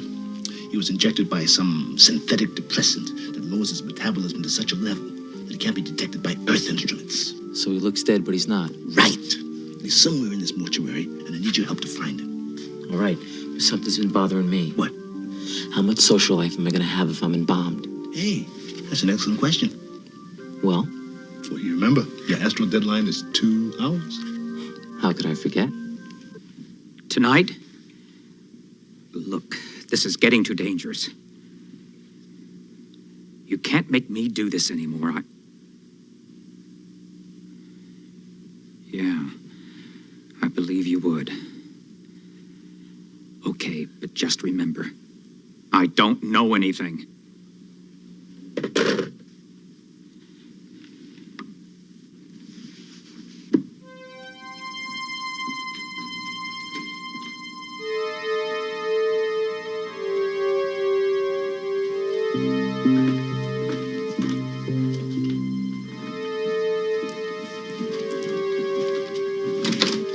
It's locked.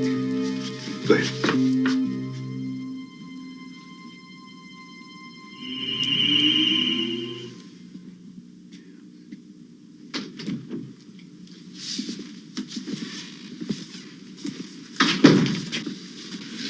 Well, like your father always said, be yourself.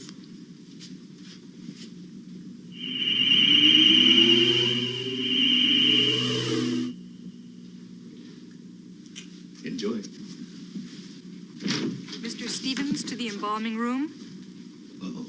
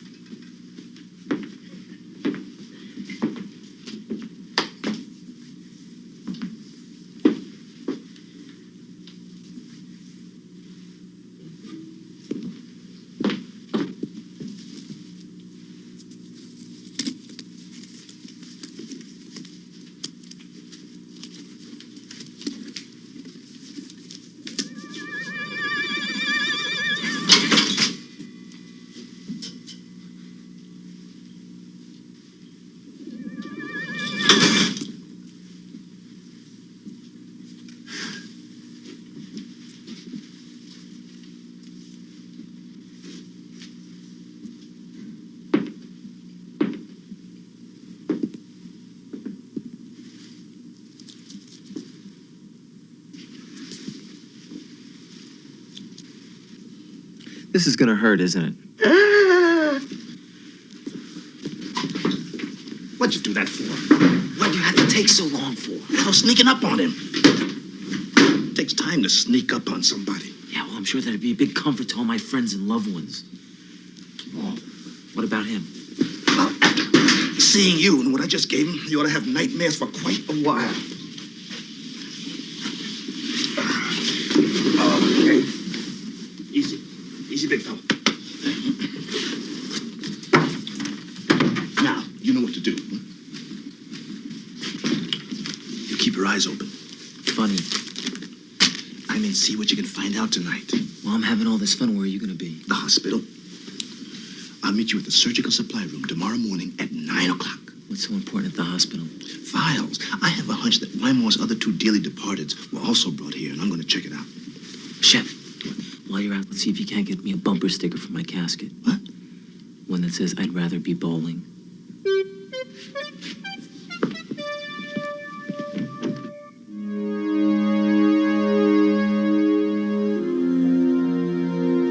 Dr. Hunter.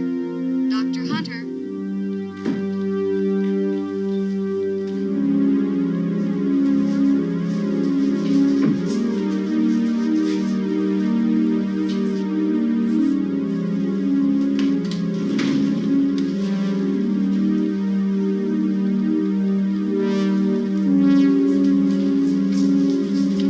Can I help you, Doctor? Oh. Good evening, nurse. This is a restricted area, Doctor. Oh, I know. Off limits to medical personnel and entrance by special authorization only. You do have special authorization, don't you? Nurse. I won't tell anybody. This time.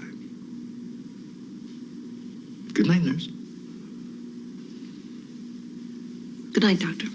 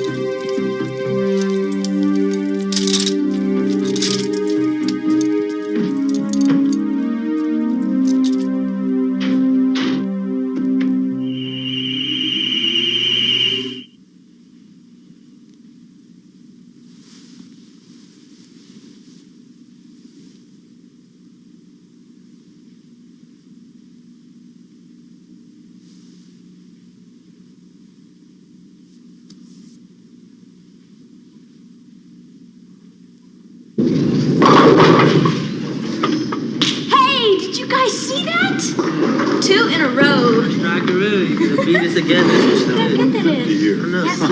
Hi. Sorry I'm late. You always bowl with a black suit on? My lucky bowling clothes. Is that your lucky pansy? It's not a pansy. It's a lily of the valley. Looks like he's all ready to be laid out, huh? Let's just bowl, okay? That's what we came here for, remember? Sure, Carrie. We'll bowl. Me and Phil against you and Marvin. The name's Matthew. Right. But just to show it's a friendly game, let's let Marvin here go first, huh? Yeah, you can use my ball.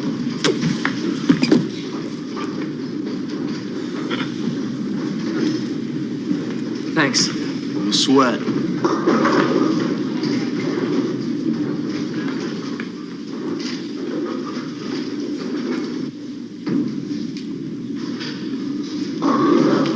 Don't drop it.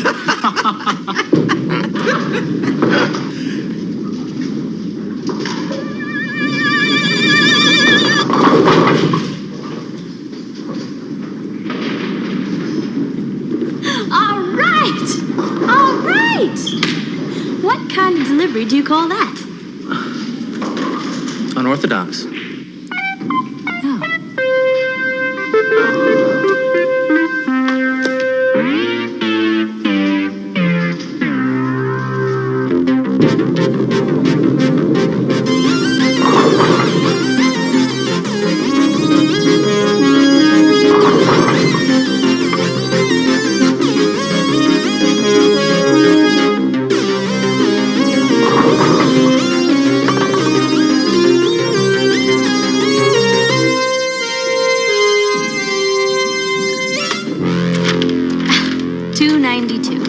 I thought I was supposed to coach you.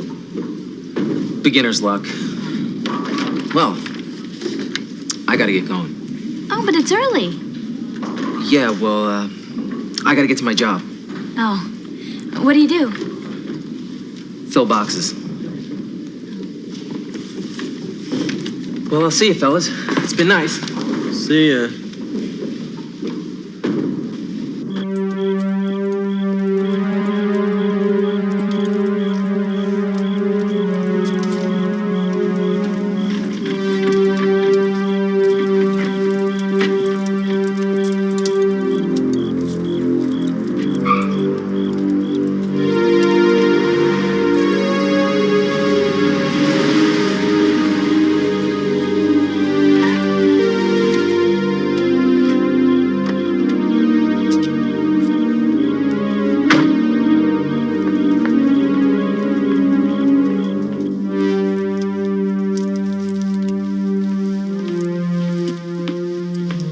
There's trouble. That new doctor, Shepard, he was in the file room.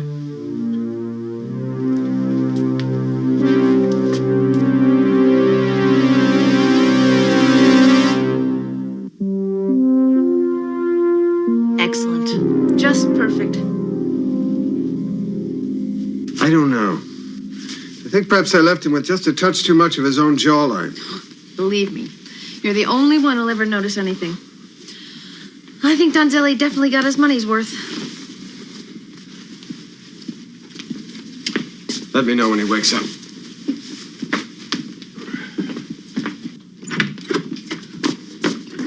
Was I right? He's a ringer. Shepard's a high school teacher. A teacher? Even if his credentials were fake, he seems so knowledgeable. There's more. He's the guardian of a kid named Star. And? The kid was killed in an automobile crash yesterday. And guess what mortuary they took the body to? Take care of Donzelli's recovery.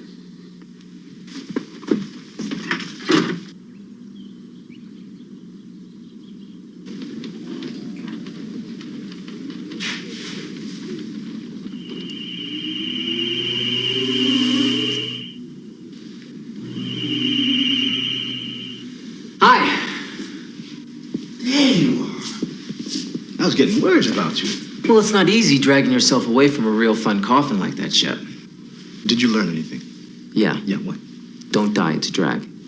Matthew, please. Come on. First of all, 2 guys came into the mortuary and took Donzelli's body out of there. Yeah. And the same 2 guys brought in some other guy with lines drawn all over his face and left him in the crematorium. Lines? Of course. Now it all adds up. It does? Those other 2 dead guys were also taken to the Fisk funeral home. They're probably no more dead than Donzelli is. Well, 3 live mice. And you know that laser beam surgery that the hospital is working on is also extremely effective in cosmetic reconstruction. So we got the lines, plastic surgery, Braft. And they signed those death certificates. So what now? We tell Major Wymore? No, I'll talk to him. You know what? You better get back to your body. I'm fine. There's plenty of time. I want you to stay that way. Get in touch base with yourself. Now.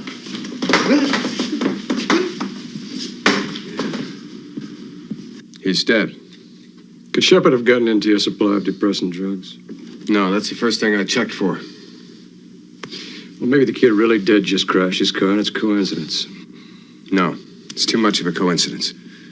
Whatever Shepard is mixed up in, this has got to figure it in somehow.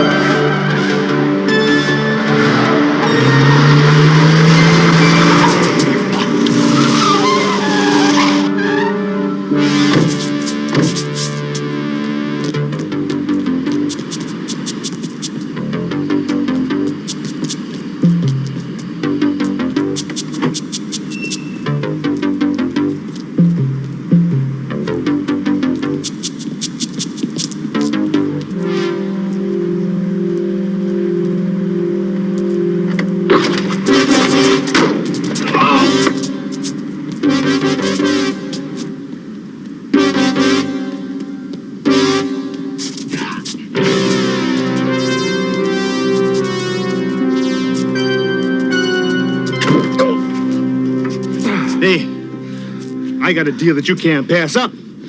I get some information and you get to breathe. Hey, promptness counts. Who sent you? Braff? If you know, I ask. I gotta tell you that you're flunking this course. I want some answers. Why does Braff want me killed, huh? He knows you're no doctor. You've been snooping around the files. You brought that dead kid into the mortuary. What kid? As if you didn't know Star. Uh-huh. Okay, what about him? What about him? Braff told us to get rid of his body. Get rid of it, how? I can't tell you that. That's what you think.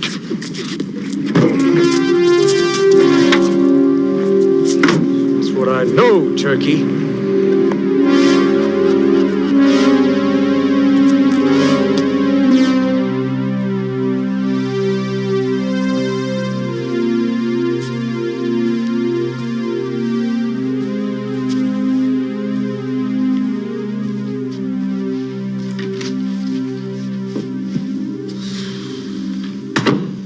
You okay? You are not going to believe what Braff's boys had in mind for you. They were going to get rid of your body. Got news for you.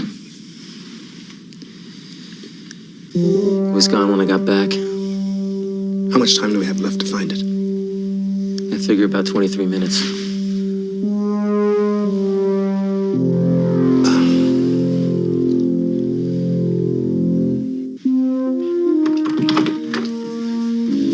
It's as cold as ice. For a minute there, I thought I went up in smoke. Where else would they get rid of your body? I think my mind's been resisting that question.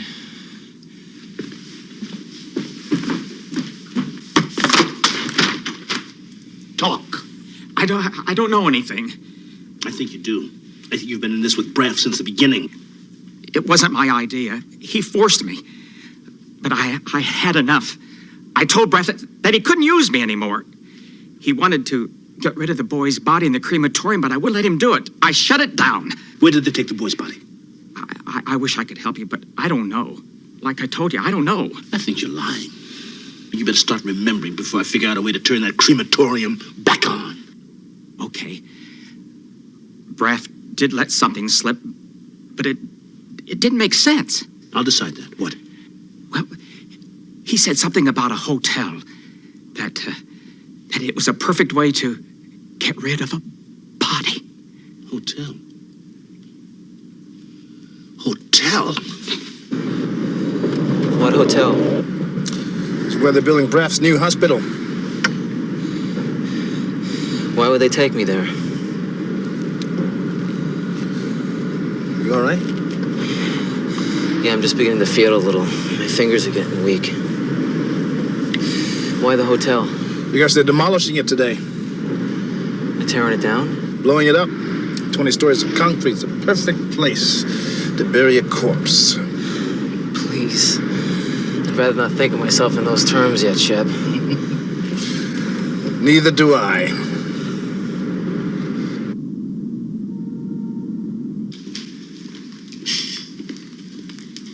The last one in the relay? Yeah, it's all set. Okay, switch it on. Let's get out of here.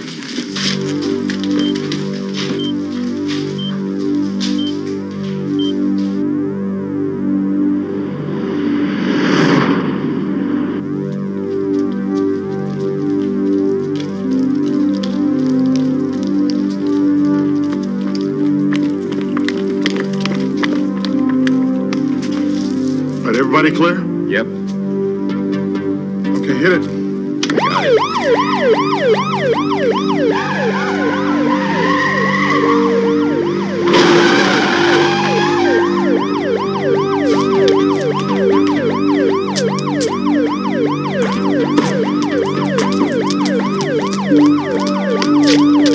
Hold it! Hey, that building's gonna blow! Can you stop it? No way! Hey, we couldn't if we wanted to. We don't have much choice, Matthew.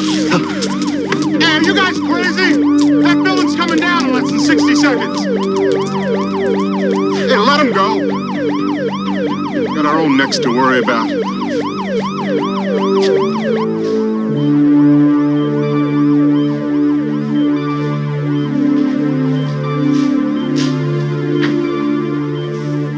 You all right? Hang in there, man. Had to hide your body someplace where the workmen couldn't find it. You feel anything? No. Come on.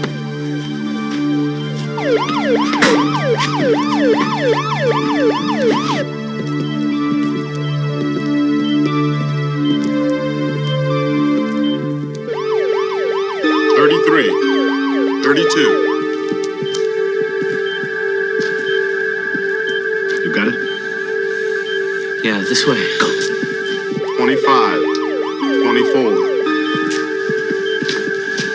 Shep, I'm in there. Watch it. Go.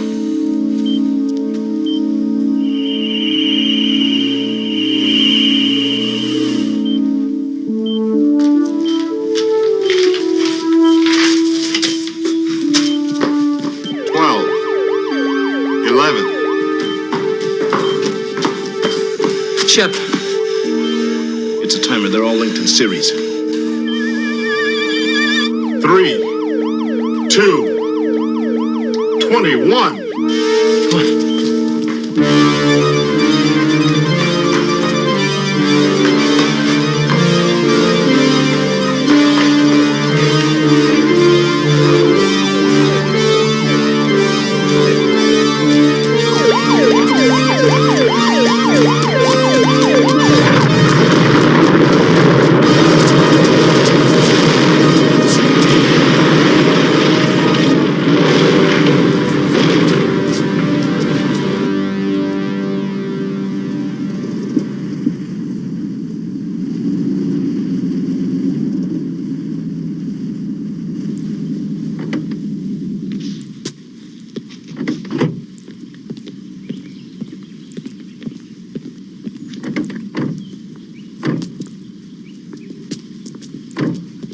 Where's Braff? I thought he was supposed to meet us here. He's right inside, Mr. Stein.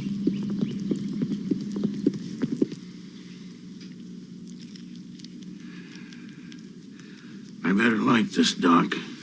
Not even you will recognize yourself, Mr. Donzelli. Will the broad still like me? Like you. I think we'll pounce all over you.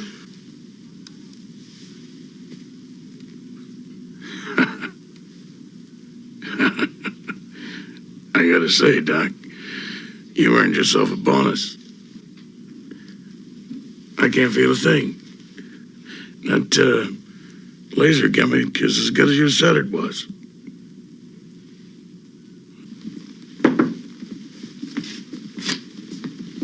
Hey, is that you, Lou?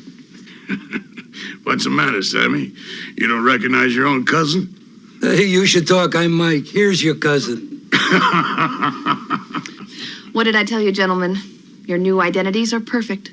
Well, maybe not 100% perfect, but certainly foolproof. Yeah, they should be. The money they cost. Ah, yes, the money. Since you brought it up, there's one final detail. The last installment. You'll get it. When? When you finish the job and get us to Mexico. There's no problem. I've got the private jet standing by. I had hoped that you might see fit to make the final payment here. We see fit to make it in Mexico. Let's take a plane ride. Marla, if you'll see the gentleman to the plane, I'll meet you at the strip. Where are you going? The mortuary. I'll feel a lot more secure when our friend Mr. Fisk is securely tucked away in one of his better coffins.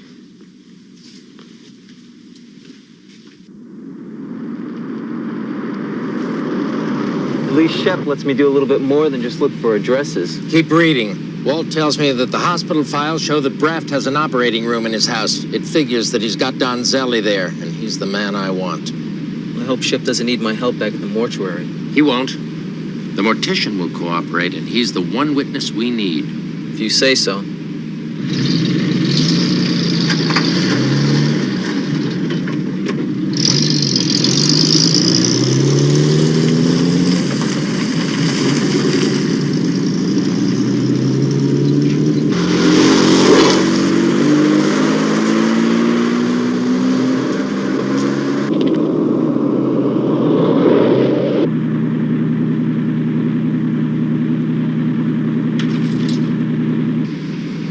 There's the van that Donzelli's body was in.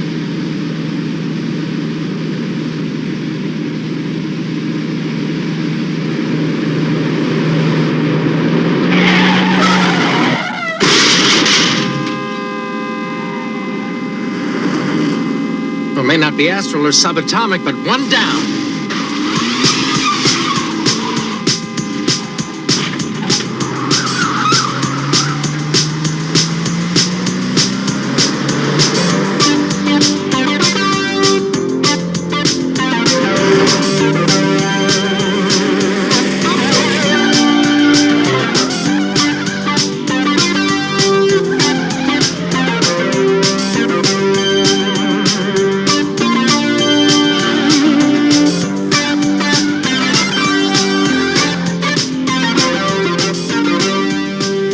Subatomic wouldn't hurt now. They have too much power for us.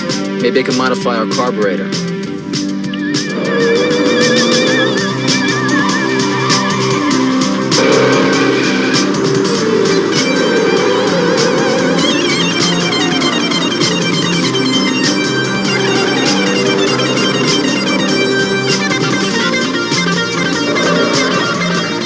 Get going, will ya?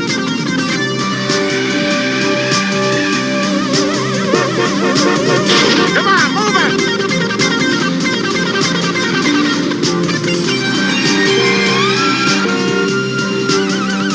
I think you over-modified. Maybe I better drive. Ridiculous. If I pull over, we'll lose them. You said anything about pulling over, just take your hands off the wheel. You want to kill us? No, I want to catch these guys. You asked for our help, remember?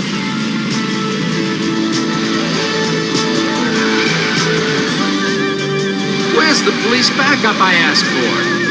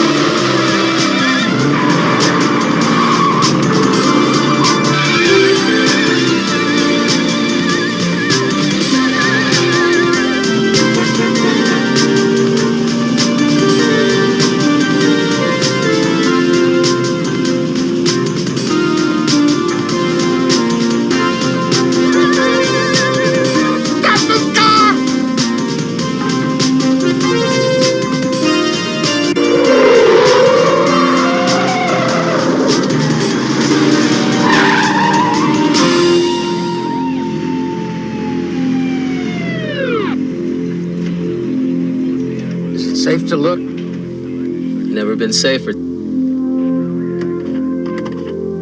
Good work. Not quite. Look, Mr. Wymore. No Dr. Braft.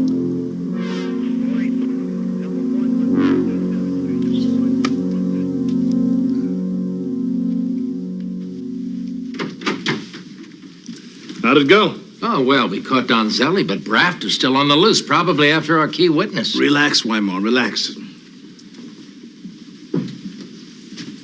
Everything is well contained.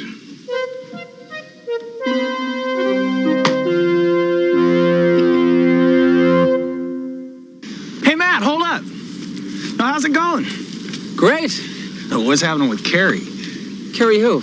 Oh, come on. You don't have to waste all that cool on an old buddy. I guess her big brother scared you off, huh? Are you kidding? Well, don't feel bad. They scared off half the football team. I'm talking college. Well, it wasn't her brothers that scared me off, Nick. It was her conversation. Oh, who worries about conversation? I do. When all it consists of team standing and old batting averages. That girl was about as romantic as Howard Cosell. Yeah, that's rough. Sorry to hear that. Guess you're pretty shattered, huh? Until I met Vicky. What Vicky? Vicky Patterson. She just transferred here from Malibu. Now there's a woman with sanity. Sanity? That sounds serious. Beyond serious, Nick. I'm talking major commitment here. Hey, Will. We want to talk to you. I see you, Matt. Yeah, well, I'm late for class. Forget class. Think about living in one piece. Yeah, you got a problem. Carrie's been moping around wondering what happened to you. Me? Don't ask us why, but you're the one guy she likes to talk to. So you got a date tonight, Wim. A date? Our house. 7:30. Be there. Yeah, you gotta be reliable now.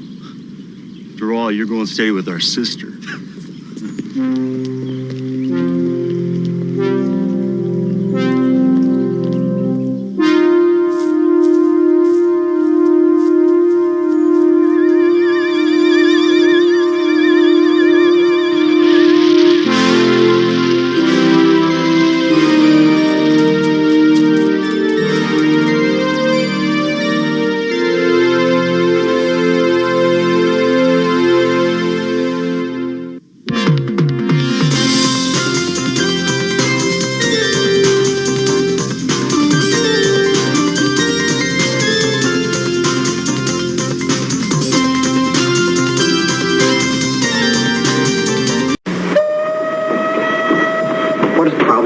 Is acting up. The bars are bigger. Yeah, bigger. What do you suggest? As your immediate supervisor, I needn't tell you the procedure. Call the boss. That's correct. You only know how much he likes that machine. It's his baby. Rules are rules. Call the boss. Correct. You know, he dedicated that machine to his mother. I think you were on vacation. He loves it very much. Any suggestions? Introducing bigger mounds and bigger almond joy. The chocolate's bigger, the coconut's bigger, everything's bigger.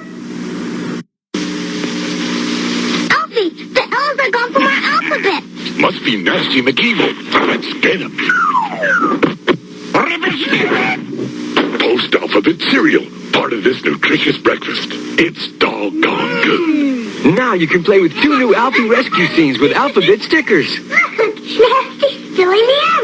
No, I won't. Here comes Alfie.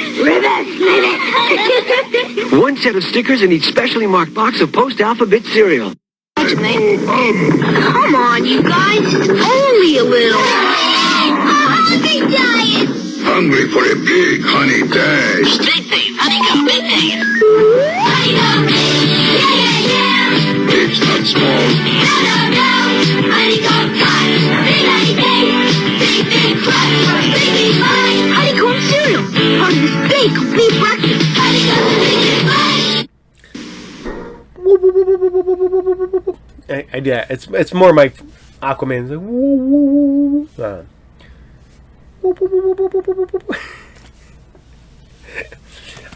So we're talking about Aquaman here. Anybody see? Jason Momoa is Lobo, which is who he should have been to begin with. I'm just saying. I remember them talking about when he got hired. He's like, "Well, we're bringing you in DC as Lobo," and they're like, "Aquaman." He's like, okay, I guess." But it's not bad because he goes from working on Atlantis, being the king of Atlantis. For any of those that watch Stargate Atlantis, you can go there and check that out. Jason Momoa, so cool. I think it's funny because I liked Aquaman 1, and then in Aquaman 2, he was just being Jason Momoa through the entire movie. Like when does Aquaman ride a motorcycle? Literally, he rides a motorcycle in the movie. And you're just like, he knew he didn't care. He knew this wasn't going to mean anything. It's like, really, guys? Henry Cavill has always brought the goods. That's all I'm saying. So, even in a bad movie like Superman v. Batman v. Superman, Dawn of Justice. But, all right, so we're going into outer space. We're going above and beyond.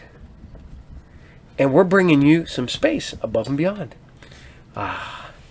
You know, it's so funny going back and looking at when A Space Above and Beyond ended, and some of the characters, you know, some of those actors folded into X-Files, and then, you know, Gillian Anderson ends up dating one.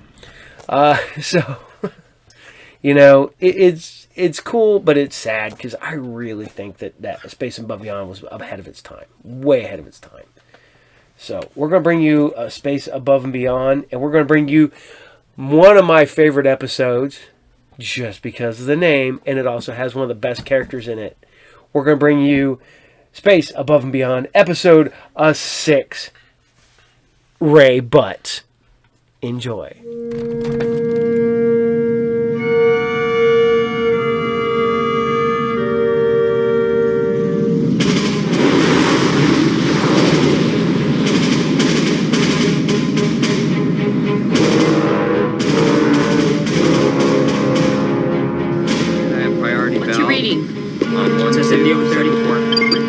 Commodore, I've got a bogey bearing 2990. IFF? Negative, sir. Scope me. It's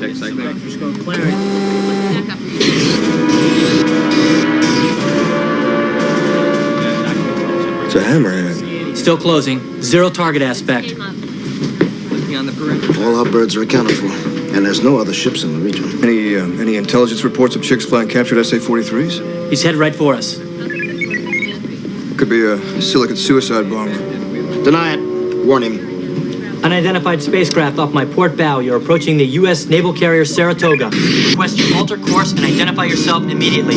He's still coming, sir. Fire a warning shot. 2.69 are off the port bow. 2.69 are off the port bow, aye,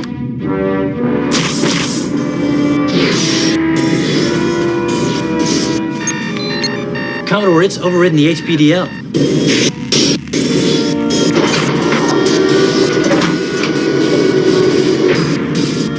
It's docking. Security alert. Master of arms laid to the third deck. All security personnel code red. All security personnel code red.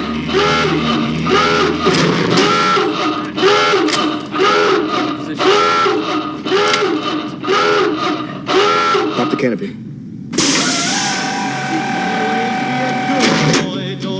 Play with guns, but I shot a man in Reno just to watch him die. He's dead. When I hear that whistle blowing, I hang my head and cry.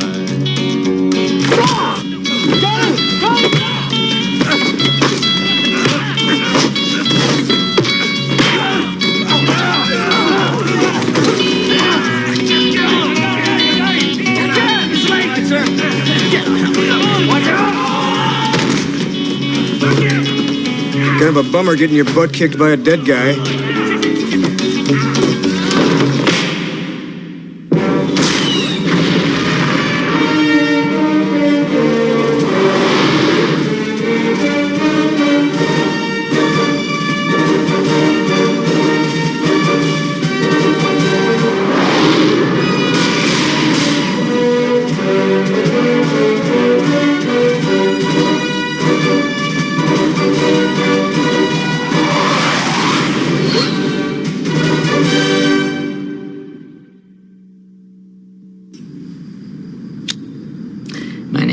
Raymond Thomas. My rank is Lieutenant Colonel.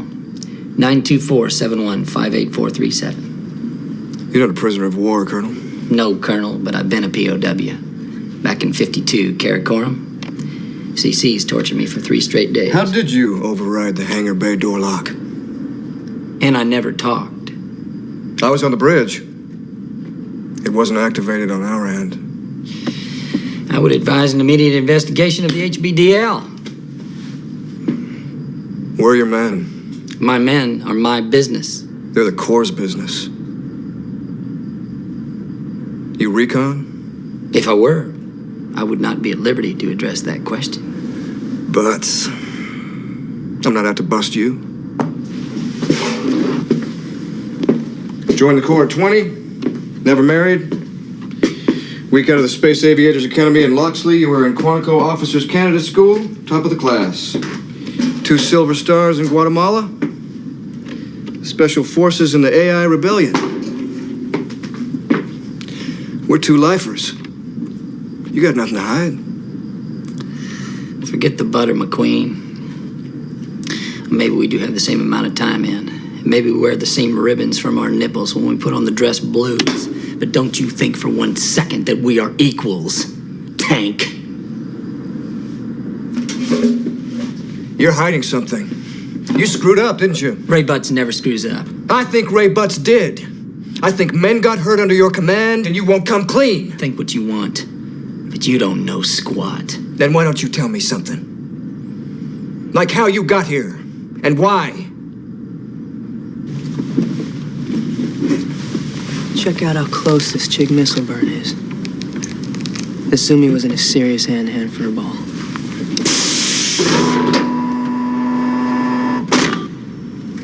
Now, look at this.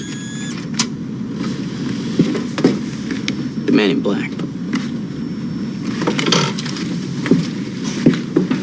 Who's the man in black? These readouts indicate that this plane was on the border of the Cerberus black hole. That's never country. The optical disc playback should show that flight history. Hey! You touch that ODP, you'll be wearing your bra backwards after I twist you in half. Hey. Look at Loverboy. I think he's got it in his mind to strike a senior officer. Come on, let's go, Romeo. Come on. Don't let your better judgment stop you now. Sir, we were just... Hey, man. You're touching me like you love me. Do you love me? Well, hey, man, I love you. Maybe we should get married. Huh? Maybe you should propose to me. Hey, why don't you get down on one knee and ask for my hand? Oh, my God. Another nipple neck. This bucket's crawling with him. Hey. Oh, hey, the 58th, hold up. You silver bars are the 58th? Wild cards? Oh, my. You stopped the Chigs at the Battle of the Belt. That was you? Oh, man, I heard of you. Hell. Well, I didn't know what I was expecting, but it ain't you.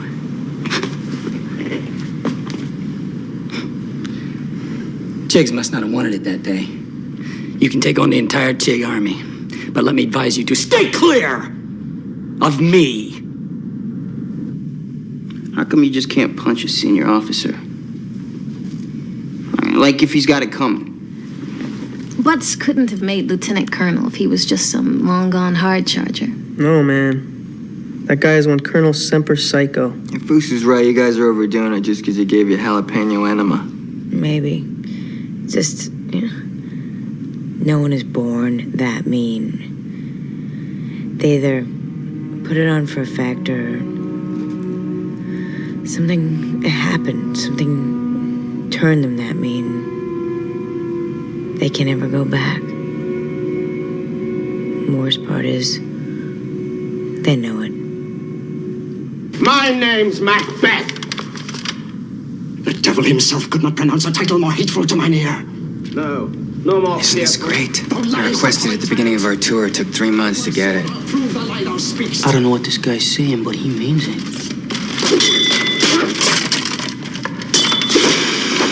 officers. We can kill chigs, we can earn medals, but we can't watch a fight on TV.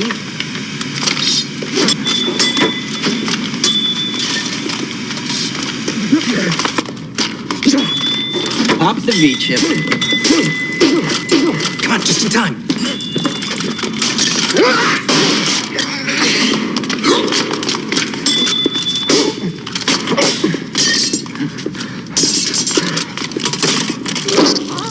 Hey, you idiot! What the hell do you think you're doing?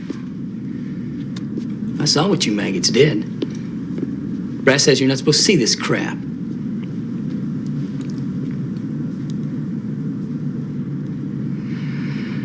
May I speak freely, Colonel?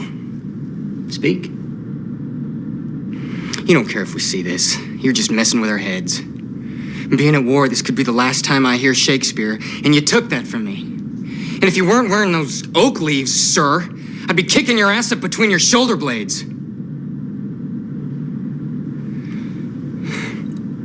I'll tell you what.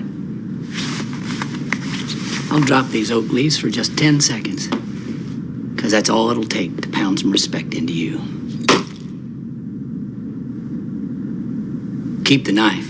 It'll make things even. Okay, all right.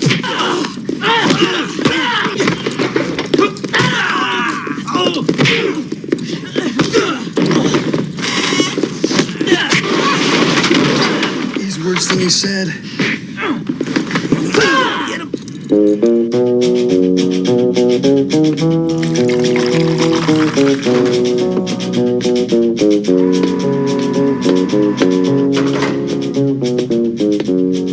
I want you gone. I don't know how or why you're here or what you think you're doing with my people.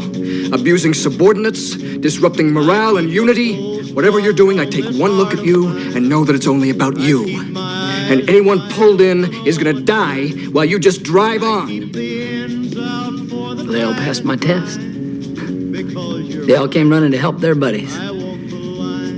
You taught them real good. Don't butter me. You are gone. I don't care if you turn out to be the Commodore's bestest golf buddy and you bleed scarlet and gold. You are gone! I will pull every string to get you away from my people and off this bucket and back to the slime pit you crawled out of. Well, maybe you can pull every string, but I pull the rope. I'm on a mission, classified, compartmentalized, and I'm taking them with me. Of course, they're not the caliber that I'm used to working with, but that might not matter. I've got to go when the tide winds on the Cerberus black hole. This ain't gonna happen. I'm in this so deep, so dark. The old man approves anything I request, including this. So deal with it. You are no longer in command of the 58. They're mine now. Because you're mine, I walk the line.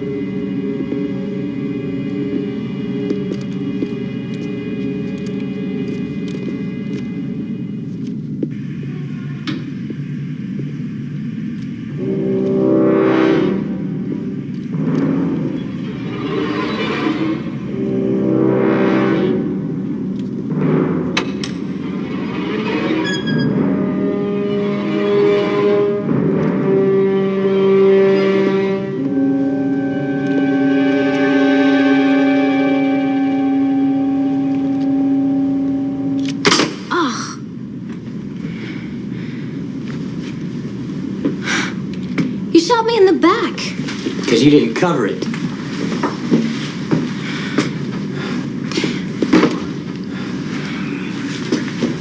Where'd he go? Sorry, Coop. I'm dead. Come on, I think you're on your last breath. That deck's unsecured. It's out of bounds. I know. Oh, cool. Butts is breaking his own rules, huh?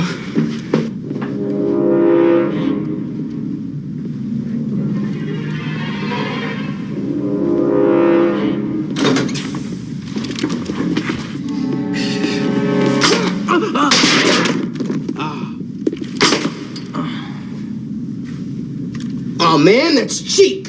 I ain't going out like this. You really wouldn't be able to bitch, so shut up.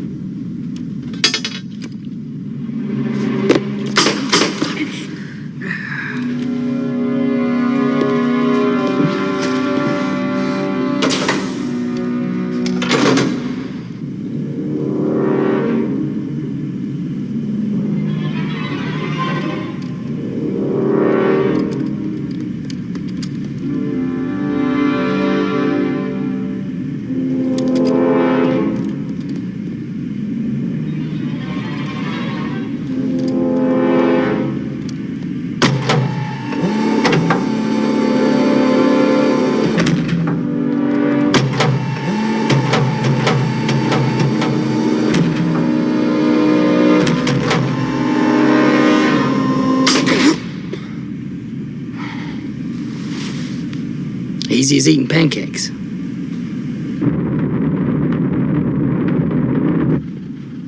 Cheap. They were all cheap kills. He won't have any dishwashers to hide behind in the thick. I don't get the point. He's supposed to be training us to use the skills he knows, not showing them off. Exactly. Felt like he was just using us to sharpen his skills. We were clay pigeons. Maybe he was trying to lead by example. Not much of a leader. I'm in a squad where I'd rather shoot the CO than the enemy. Knock it off. You know what I'm saying, sir. I mean, I never felt like shooting you. Stop it, Hawks. You're making me all misty. Sir, we'd all lay down our lives for you because we know you'd put down for us. But Butts... He wouldn't be there. Sir, is there something you can do? We don't want him. We want you. This isn't a dating service. We're in the middle of a war. If we stop following orders, there will be no order. It'll all fall apart.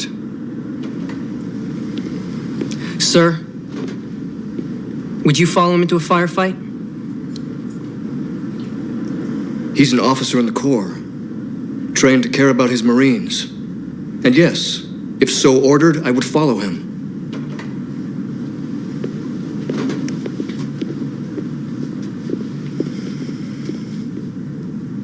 But I'd watch my six. And I'd watch each other's sixes. Real close.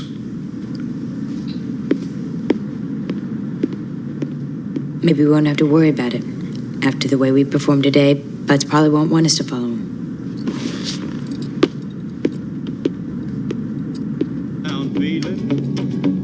I try to make believe there's nothing wrong, but they're always asking me about you, darling, and it hurts me so to tell them that you're gone. If they asked me, I guess I'd be denied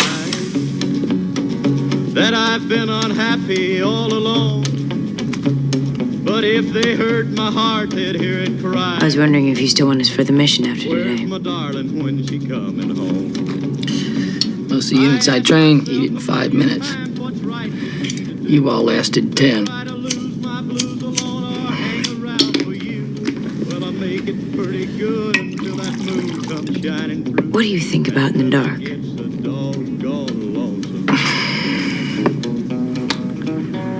I think about the first man I ever killed. What about him?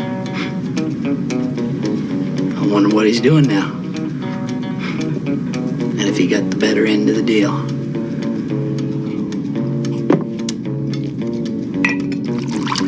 I understand your folks were in the Corps.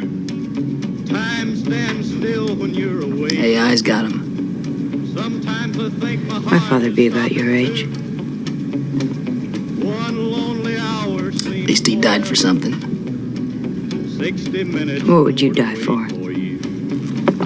But I guess I'll keep waiting till you're with me. Sir, 'Cause I believe that loving you is right. I know you'd kill for us. But I don't care Would you die for us? don't rise tomorrow if I can't have you with me tonight.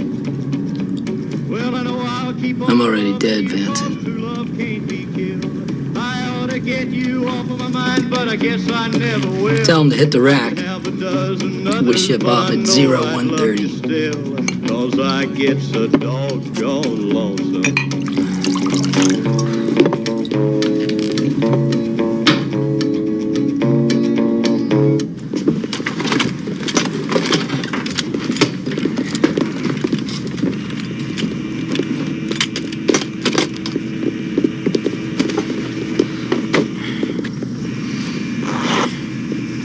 Think he'll ever tell us exactly what our mission is?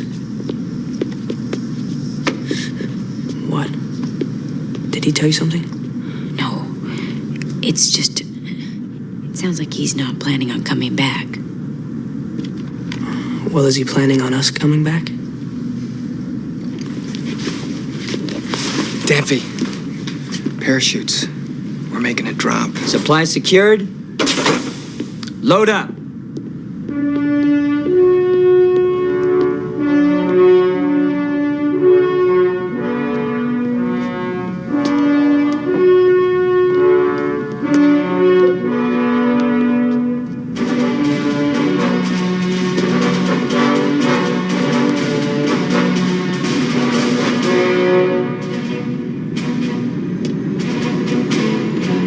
Butts.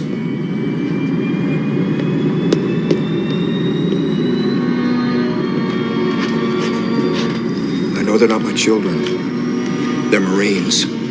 Life takers and heartbreakers. And I know we're at war and people die. But if any of my people die because of you, all your recon skills and black ops training won't be worth a damn.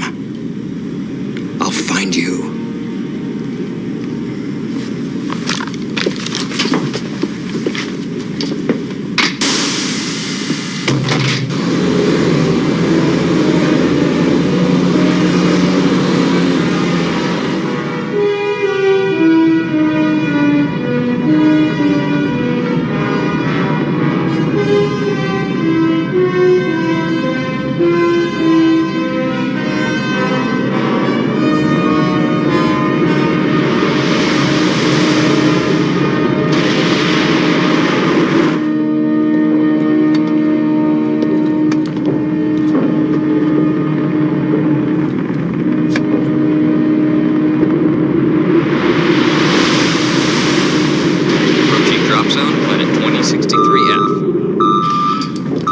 Listen up!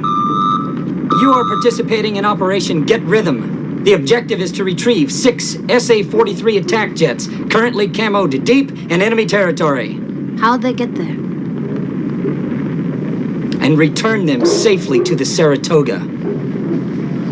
To achieve optimum stealth, deployment will be made via high-altitude, low-opening parachute drop. ISS CV exit will be at 30,000 feet. Chute deployment will commence at 2,000 feet. We haven't been trained for a halo jump. Same as a regular jump. You just wait longer. A hell of a lot longer. It's as easy as eating pancakes. On your feet! Step up to the hatch.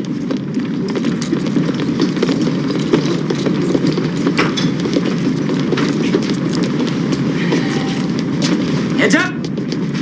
We will meet at 30 degrees, 5 minutes, by 75 degrees, 2 minutes, at 0634. That'll be just after sunrise. It is presently 0600. Ready? Ready? Hack! What are you worried about? It's dark. You won't even know you're falling 28,000 feet.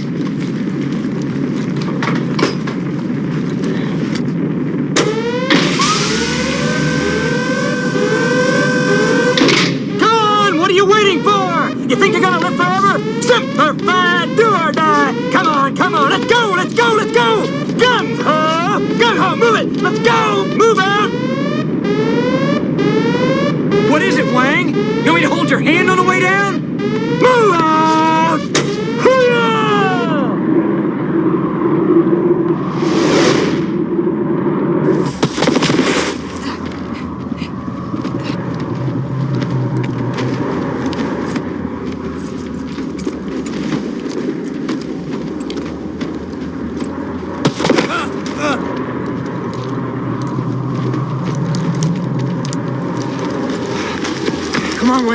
Let's go. What are you doing? I'm waiting for my testicles. They should be dropping in any second.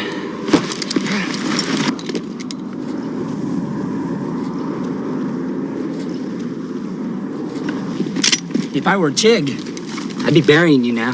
Sir. What are the coordinates of the hammerheads? I've changed the initial objective.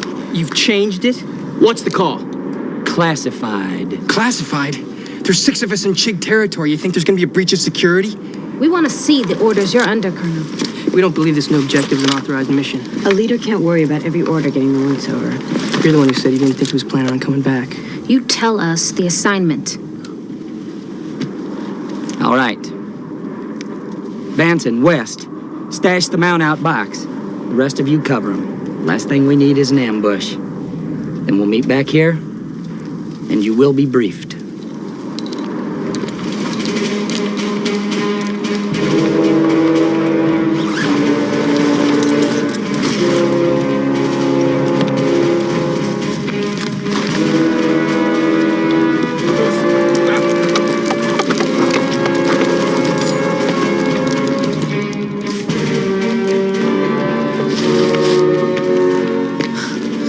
He's gone. He left us here. What do we do now? He's our only way out of here.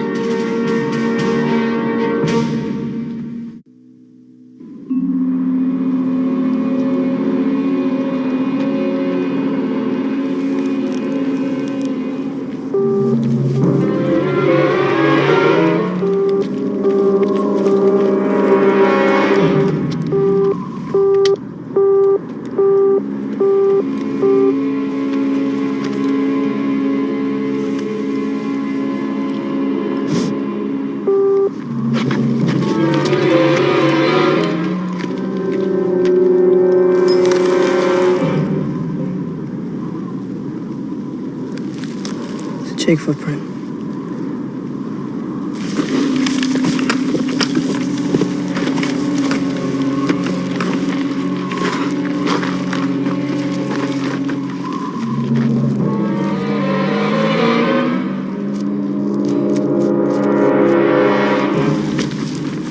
West.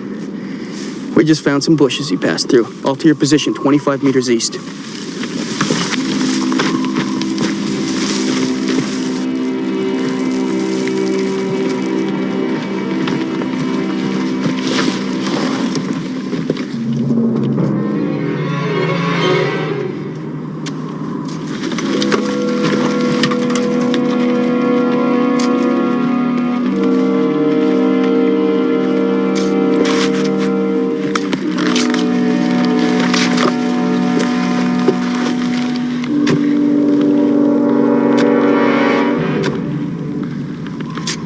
What is he doing?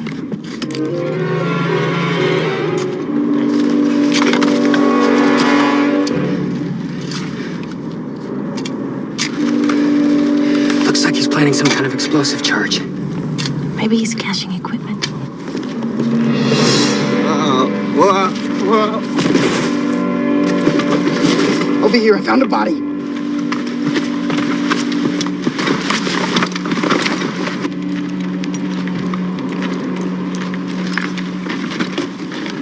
No! Get away! Get away from there! Get that weapon off him! Get the hell away! Get that weapon off him! Identify his body! Explain this, Colonel! Was this mission a friendly assassination? Did you kill this man? They're all dead.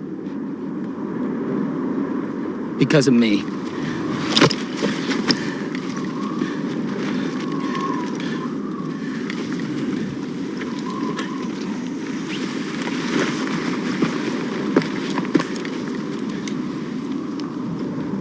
In my life, I've killed hundreds. People, aliens, AIs. The first life you take is hard. The second one is harder. Then after that, you forget whatever it was that made it tough in the first place. But then one day,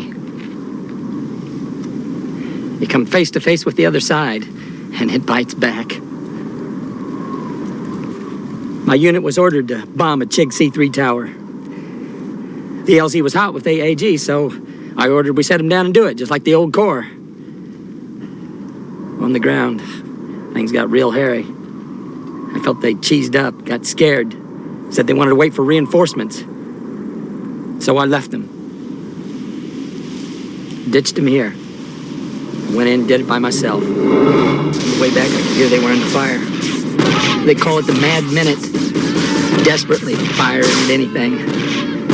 A violent prayer that you could kill enough of the enemy so you could get out. And I've killed before. Close enough so I could see that look in the target's eyes. That moment when they know that they have one horrified heartbeat left to live. I never knew how sacred that moment was. Till I saw it in the lives that I was responsible for.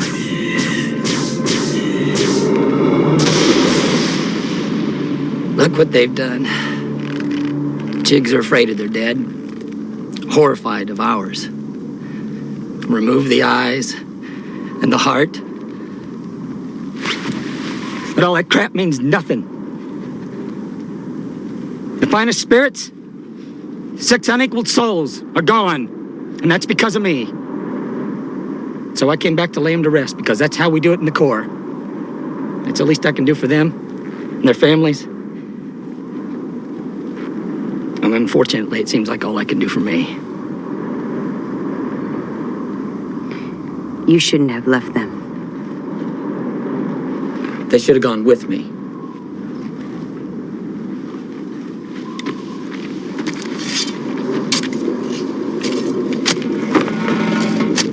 The final Marine that we laid to rest is Robert Joseph Grant. He grew up in Syracuse, New York. He has a wife, Karen, and 3 children. Bob said if he could choose how he would die, that he would go down a black hole while listening to Johnny Cash. Now, I'm not much for Johnny Cash, but, well, that's how he wanted to go. Science types say anyone entering a black hole would be pulled in every direction. That time would be so distorted that the last second of a person's life would never come. Bob wanted to believe that you could survive it, even go back in time, or forward, or cross over to another universe, a place where you could look in on this one from time to time. He may have died in a much less glorious fashion, but I believe, I have to believe, right now, that he lives on in each of these possibilities. I believe they all do.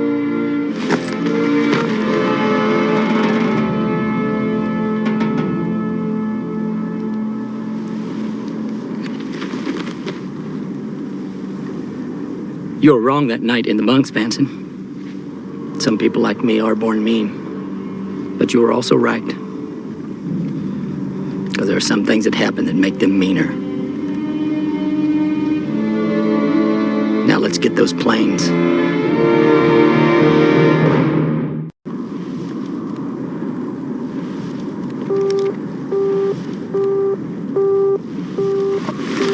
Sensors say they're operational.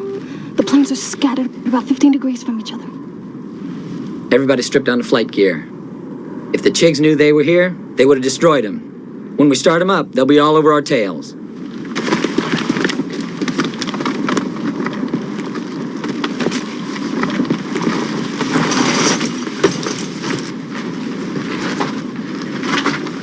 All right. You all know your assignments. Nothing fancy. Just get back to the hammerheads and take off. Now, once we get off this stinking cesspool, the flight path back to the Saratoga requires passage near the Cerberus black hole. Now, you gotta look alive for 2 reasons. First, that sucker's got a mass 20 times larger than our sun. And the hammerheads do not have the thrust to withstand the gravitational pull up to 500,000 miles. So stay clear. And second, the Chig fighters have a capability of skipping across the black hole wash. If this is the hole, this is the Cerberus wash. This is no man's land. They have these red fighters. Chigs can cut across here, cutting off your flight path by 250,000 miles, and then they come out ahead of you. I can be a real brick passer. Unless you're ready. One more thing. I never got a chance to tell my friends goodbye. Odds are some of you aren't going to come back. Don't spend a whole life regretting.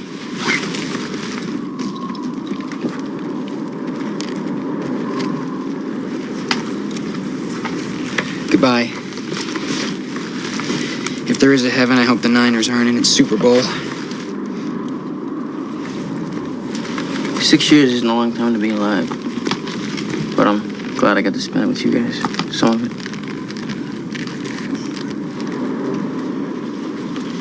Au revoir. À tout à l'heure. I hope you find her. Thanks. Bye. I know I speak for all of us, Colonel. I can't say it was great serving under you, but we all hope to see you on the other side. What are you talking to me for? I ain't gonna die. I'll be point. I'm taking Bob's plane. Move out!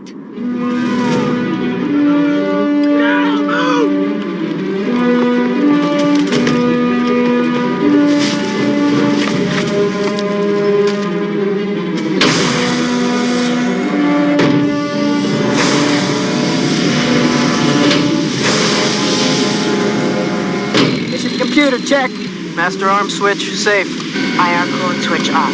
Altitude reference indicator engaged. Clearance 5-8. Clearance on request. Throw it joint.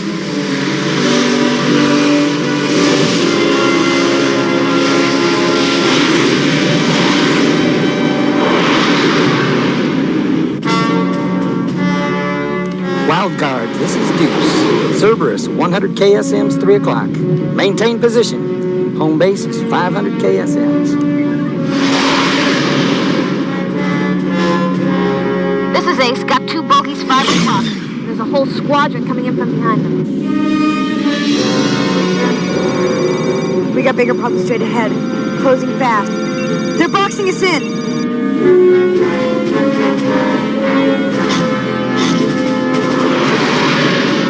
I don't know about you guys, but there's a Bears-Lions game on Sunday I don't intend to miss. I'll take the Lions. And 2 points for every chig. You're on.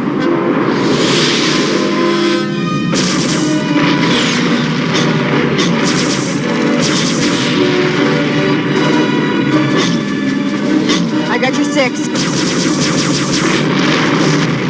That's a kill. Good shooting, 5-8. Target approaching, 9 o'clock. I'm on it. Nice one, Coop!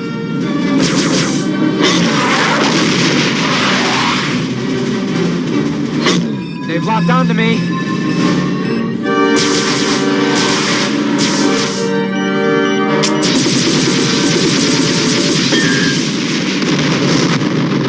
Hoorah!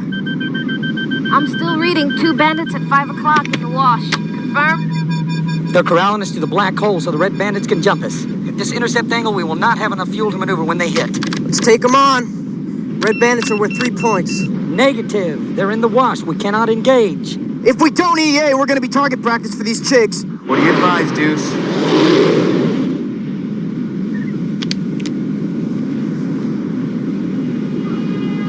Repeat.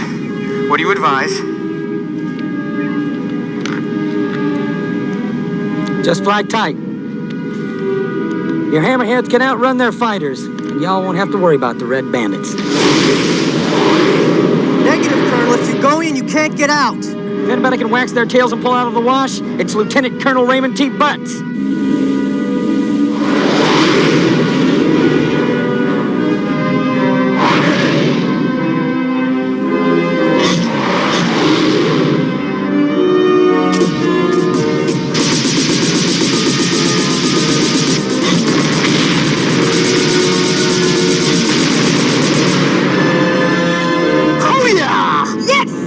Almost pancake time. Now, get out of there!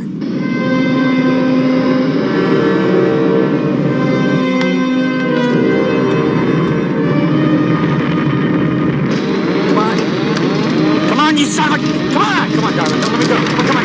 Don't fall apart on me now, darling. Come on. Son of a... Come on. Burn him. Go give it all.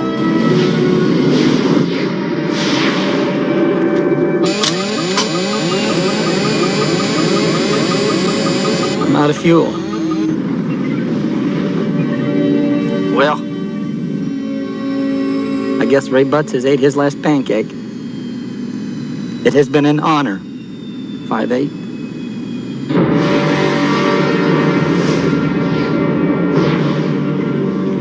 Goodbye, sir. Semper Fi, Mac. Right it for Bob.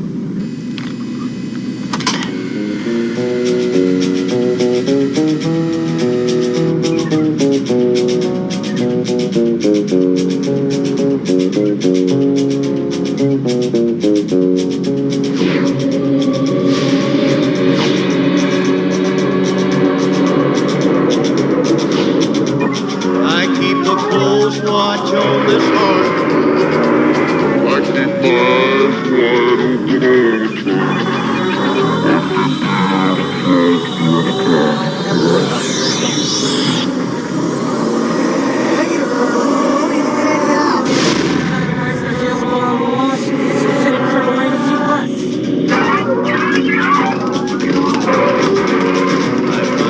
See you soon, Bob.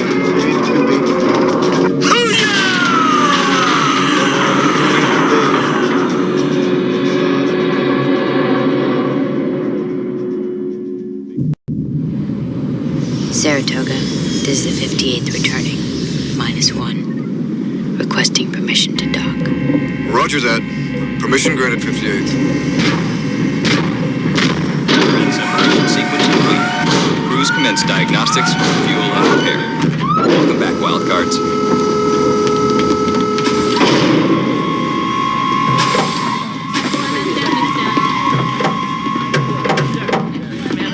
Okay, I've got it.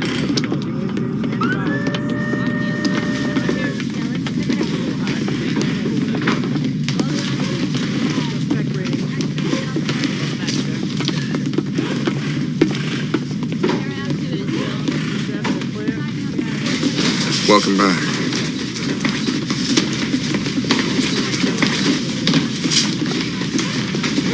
I had the galley make up something special for you.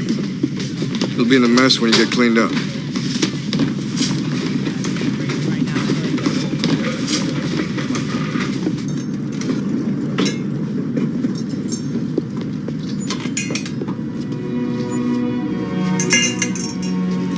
Pancakes.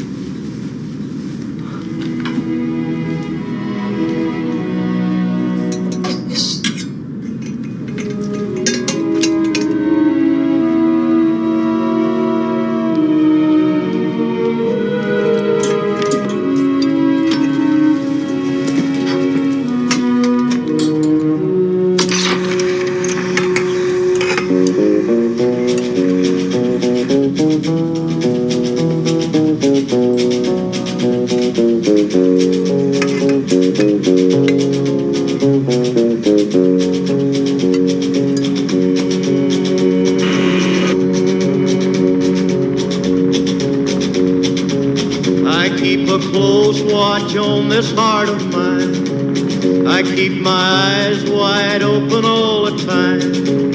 I keep the ends out for the tie that binds. Because you're mine, I walk the line.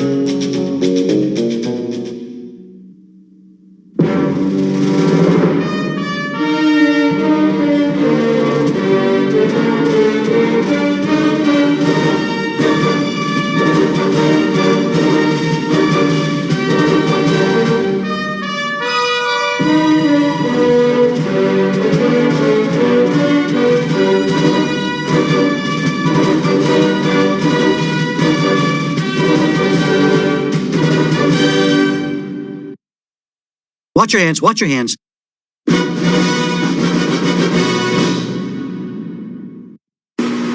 I have a friend with a drinking problem. Maybe you do too. Now her excuse is everyone's doing it. Well, that's not true. Everyone isn't doing it. Think for yourself. Be smart. Don't start.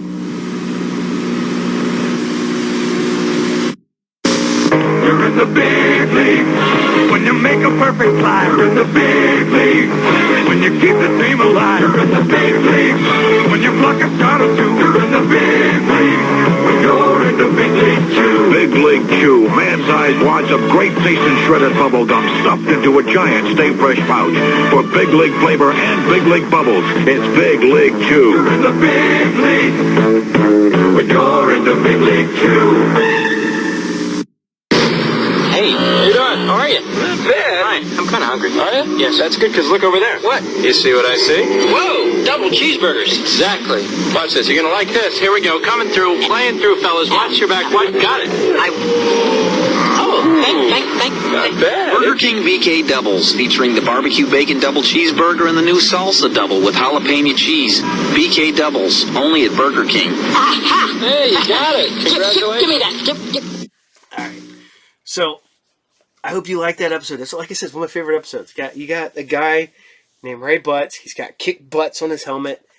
And, man, he goes out in a freaking black hole. But it doesn't do what you do in a black hole. So, man, I got to stop studying black holes. I've been really, really diving down the rabbit hole of black holes and space-time and all this fun stuff like that. And I figured out why that causes people existential dread. Not me. I whatever. It's not like I'm going to get sucked into a black hole. And if I did get sucked into a black hole, like, I would know. Because it would just be over it. You know, you spaghettification, but also if you get close enough to the center of a black hole, time comes to a stop. So you're living for eternity. And yeah. So, who cares? But no, I gotta stop doing it. Because it's the whole... I made a mistake with my son Joe. I used to always say, I love you forever and ever until the earth crashes into the sun. And I always thought that was something nice to say, because it's forever, you know, it's millions and billions of years. And I did not know that as an adult that filled him with existential dread as a child. And now I feel bad about it to this day. But I still taught him, I love you forever, bud, until the earth crashes into the sun. He's like, stop it, Dad. I love my kids. I do. And now I feel bad about it, but I can kind of poke fun at it because it's existential dread. It's not real dread. So I got to find out. What fills you with existential dread? Is it the sun expanding? Is it the heat death of the universe? Stuff that will never matter to you because it's so far removed into the future. Billions, trillions of years into the future. So, but I don't really have existential dread. I have now dread. So, all right. So we're gonna keep it going with some Spider-Man. Yeah. So I love the fact that they have to state that if you watch Deadpool Wolverine, doesn't give anything away. It's in the trailer. Is where he's going pew pew pew pew pew pew. Which Spider-Man he's imitating? You don't know. So I'm like, I don't know. That's one fun thing is I'm trying to decide because I've done the Green Goblin. I do have a full Spider-Man costume, and maybe the Spider-Man will show up eventually on the show. We'll see. It's not an easy costume to get in on. It's like you watch Spider-Man, he's like, whoom, no, not easy at all. Not that easy at all. So, I'm sure it was in this show, right? I mean, it probably like fit like loosely and everything else like that. No, mine does not fit loosely at all. It's all for the ladies. No, if you guys. I love doing it. I love taking the Vince out trick or treating and doing stuff. I do stuff for the community. I've dressed up like Spider-Man and even if it's just like high-fiving kids and stuff, it makes their day. So and I like doing it. It's fun. So Alright, so here you guys go. I'm going to bring you Spider-Man 77, and this is episode 10. Enjoy!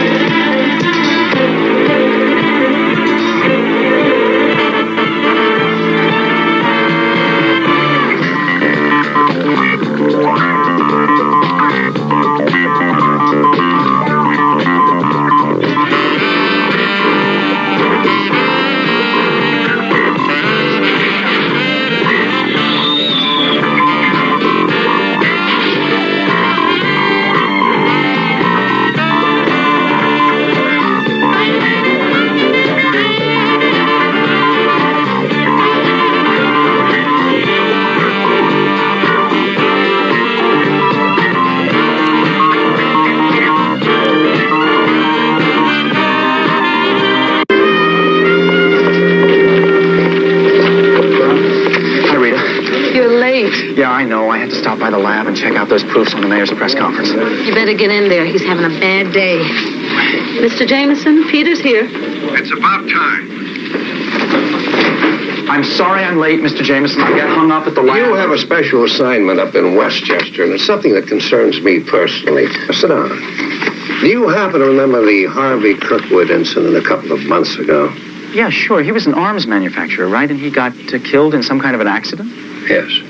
I knew Kirkwood. We belonged to the same clubs. He was kind of a hot-tempered guy. You know the type? Yeah, I sure do. Well, was there any kind of foul play? No. I'm convinced the accident was just that, an accident. But take a look at this. I got this letter from his widow, Lisa, last week. Does that look to you as though someone is trying to bilk her out of her money? She says here how the house is haunted by the spirit of her dead husband. Well, that's utter nonsense, but I'm afraid she's bought it. The Kirkwood fortune is set up in a living trust that Lisa controls. After her death, it all goes to charity, including a hefty share for the Associated Helping Hand. Your favorite charity? Well, that's beside the point. I happen to like the lady. She called me this morning. Sounded very confused and frightened. Half her servants have quit because of this ghost business. She's going to sign the entire trust over to some business called the Psychic Research Institute, run by some man named Polarski, on Harvey's instructions. I convinced her that she should wait until you drove up to Kirkwood, took a look around. You'd better do it right away. I have a feeling that it's urgent. Why me? Well, you're a graduate student in physics. I figure you could spot a phony when you see one. And there might be a story in it. Okay. I'll get on it right away. I know I can trust you to be tactful. This lady's been through an ordeal in the past few months. Don't worry, sir. I know you can hear me, Harvey Kirkwood. Please tell us what you want. Harvey!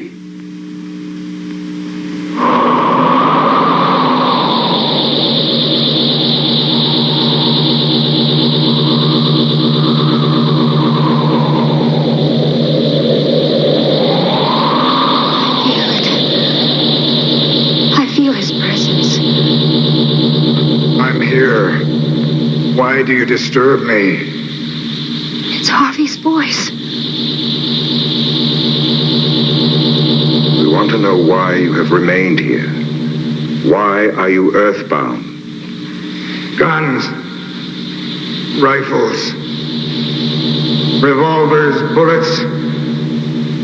I can find no peace, no rest. My wealth was grounded in death. Men killing. Lisa. I'm here, Harvey. Release me.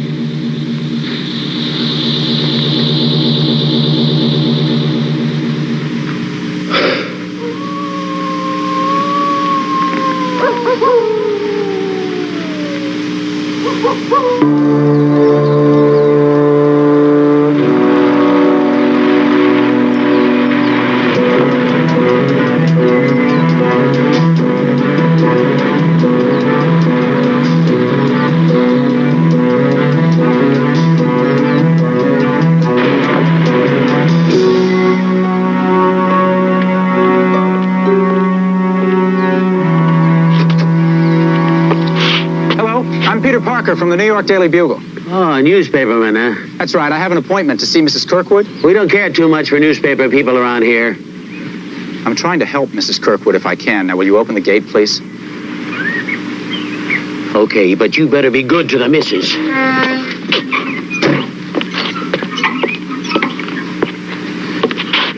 Now, this here road will take you right straight up to the big house. Don't wander around, because the late Mr. Kirkwood kept part of the estate just like his own private zoo. And some of the animals roam free around the enclosure. Oh, that's terrific. Just stick to the main road. I'll do that.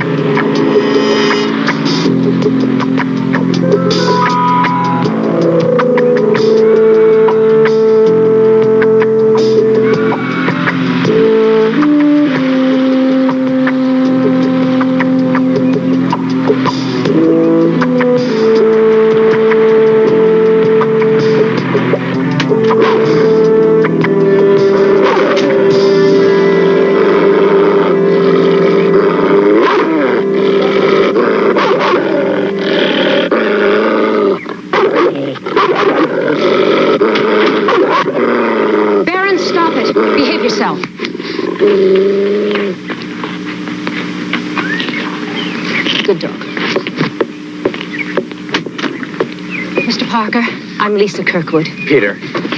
Mr. Jameson tells me you might be able to help. I'm just about at my wit's end. I don't know what's real and what isn't anymore. Yeah.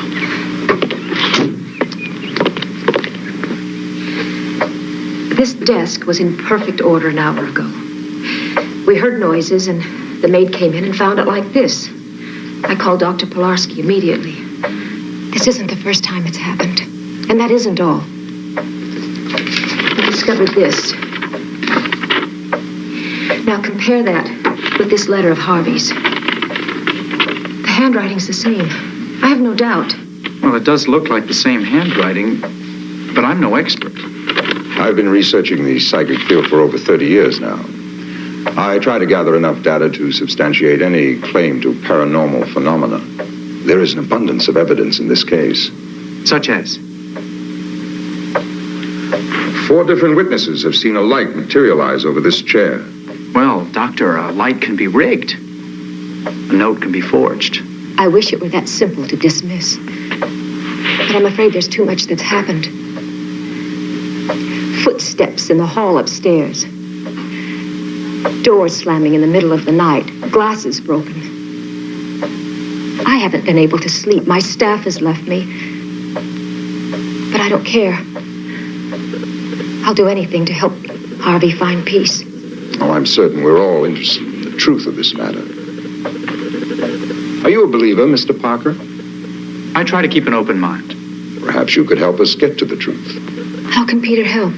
Now, he's a photographer. He could come back tomorrow and try to photograph the apparition.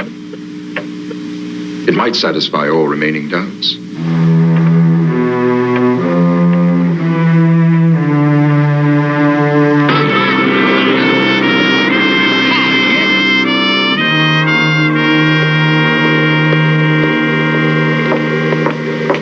This is the film you requested, Peter. I personally haven't had a chance to try it, but several photographers have had success with it in ghost hunting. Thanks, I'll let you in on the results. Good. It's a pretty impressive setup you've got here.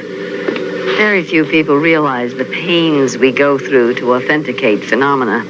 We're about to conduct an experiment on a subject's ability to influence magnetic fields. You're welcome to observe if you wish. Oh, no, I really should be getting back up to Kirkwood. Oh. Dr. Davis. Yes. Do you believe in spirits? I'm not sure. Parapsychology is a young science. But tales of hauntings have been recorded for centuries. They represent a rich collection of phenomena that are not easy to ignore. Have you ever heard of an Anthony Pilarski? Of the Psychic Research Institute? I don't know him personally. I met him 3 years ago at a colloquium. I found his book, Ghosts of Hudson Valley, interesting. Do you think he's legitimate? Well, I never heard anything to the contrary. But that doesn't mean I would vouch for him. I don't know his work well enough. I prefer phenomena that can be brought into the lab and tested under controlled conditions. Telepathy, psychokinesis, clairvoyance. Very few ghosts are willing to come to the laboratory and be tested.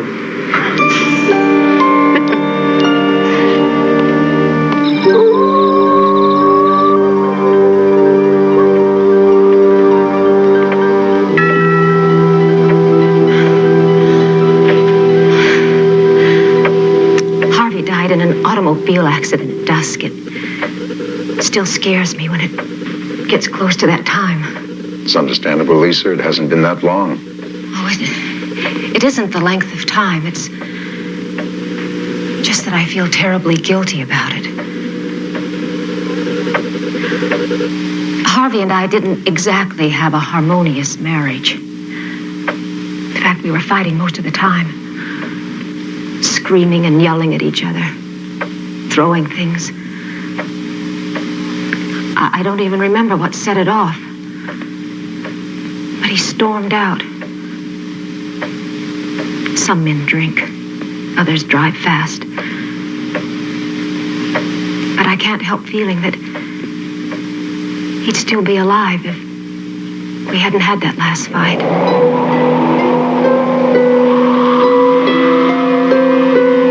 He's here.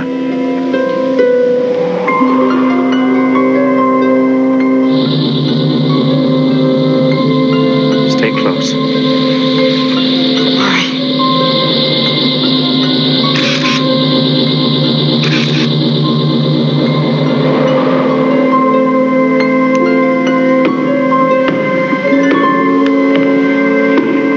I think we better see what's happening.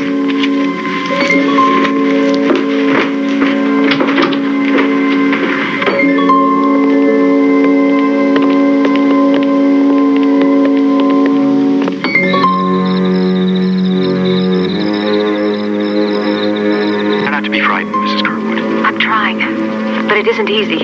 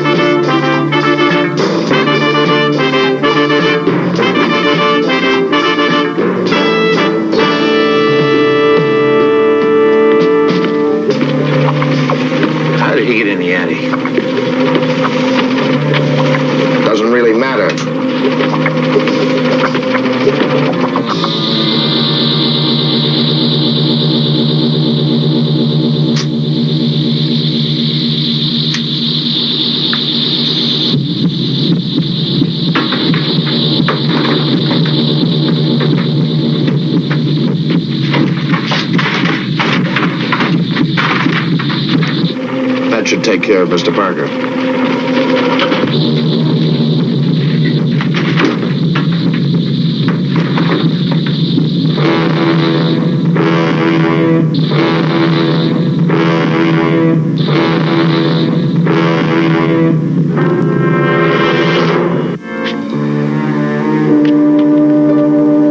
Peter? Peter? Are you okay? Oh, yeah, sure. I just slipped while climbing down. What happened? I don't really know, but at least I got a couple of pictures.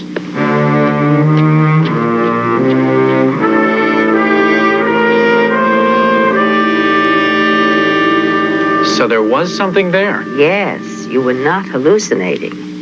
Hallucinating? What you saw could have been a hallucination, caused telepathically and projected by yourself. Oh, but then I wouldn't have been able to photograph it. Correct. We have a number of theories in parapsychology to explain hauntings. None of them are very satisfactory.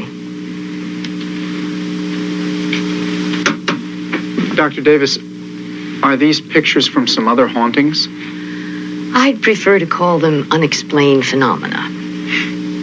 One theory I find particularly interesting is that an object holds on to psychic impressions, and a sensitive person can touch it and receive those impressions. Psychometry. Well, if an object can do this, then perhaps a room or a whole house can retain the impressions of an individual, like Harvey Kirkwood. No, the force I felt was much too strong to be any kind of impression. Doctor, is it possible that these effects could be faked? They're totally a fraud, done with lights and a projector. Well, then how about mine? Do you think they're authentic? Look here. This pattern in the light, too intense. And these beams could have been projected. But it's impossible to tell for certain. Your Kirkwood haunting bears further investigation. You're supposed to be a scientist, and you bring me back pictures of ghosts. Well, what if she isn't being taken? Are you trying to tell me that ghost is for real? No, I'm not telling you it's for real. Well, of course it isn't for real, because there isn't any such thing.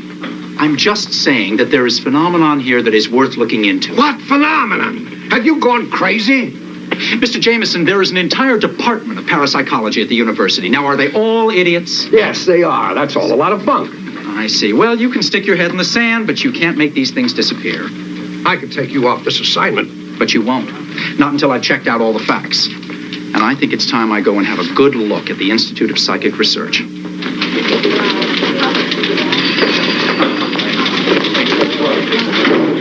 I told you you wouldn't get him to change his mind. Rita, he would not budge. I mean, I have never met anybody who is so close to new ideas. Well, you know what happens to people with an open mind. Garbage falls into it. Yeah, well, if anybody wants me, I'll be picking up some garbage at the Psychic Research Institute. Julie was trying to reach you. She's at the Psychic Research Institute. Julie? Well, how come? Checking out the Kirkwood story, too.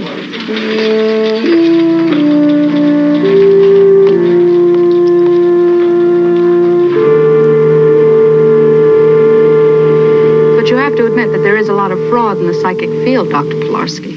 Oh, of course there is. And also much that warrants investigation. Like the ghost up at Kirkwood? Well, now, how did you find out about that? The cook quit and needed money, so she contacted the Register. They knew I was working on a story about hauntings, so they turned her over to me. Well, I'm afraid I'm not at liberty to talk about it. Mrs. Kirkwood has requested no publicity. Look, Dr. Pilarski. Now, there's a lot of bad press on so-called psychic phenomena. You have an incredible track record in ghost hunting. I may not believe it completely, but if you can prove it to me, I'll back you in the article. Something as big as the ghost of a well-known figure like Harvey Kirkwood could clinch it. You're a very persuasive young lady, Miss Masters. But I'm afraid my answer is still no. It would cause me to break faith with my client. And you wouldn't want to put me in that position, would you? You have to have an appointment, and the doctor's booked up through next week. That's all right, Mary. I know Mr. Parker. Hi, Peter. Now, how did your photos turn out? Well, there was some evidence of light forms, but nothing concrete. Oh, could you send me some copies? I could use them for the file. Well, sure, I'd be delighted. Doctor, do you keep files on all of your cases here? I'd be very interested to know how you operate an institution like this. Well, we're mainly a non-profit organization. Our funding comes from donations, a research grant now and then. Everything is open here. You're quite welcome to look at our books. Thank you. I'd like to do that. Now, let me see then.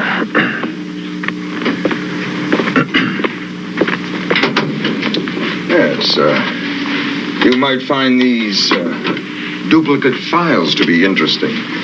They explain my work much more eloquently than I could. Take them and study them at your leisure. Oh, might I suggest, Miss Masters, that you join Mr. Parker? You'll find quite a few fascinating cases there for your article. Thank you. Well, go ahead, take some.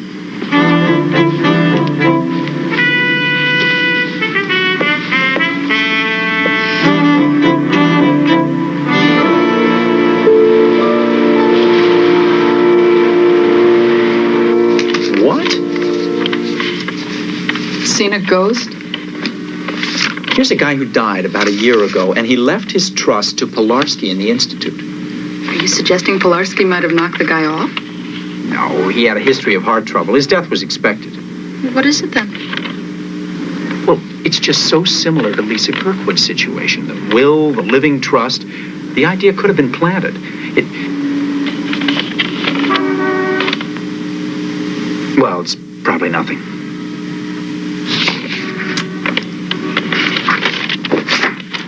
Need something real. I've got to get up to Kirkwood, but Mrs. Kirkwood won't see me. No, she doesn't like reporters. But I've got to tell you, I am less concerned with the story than protecting her. How?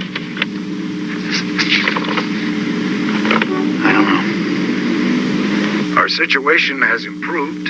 We have closed the merger with Simpson Jennings Steel, and I am pleased to report a 10% rise in profits in the first Play quarter. that tape so much, I'm sick of his voice. Have to keep in shape.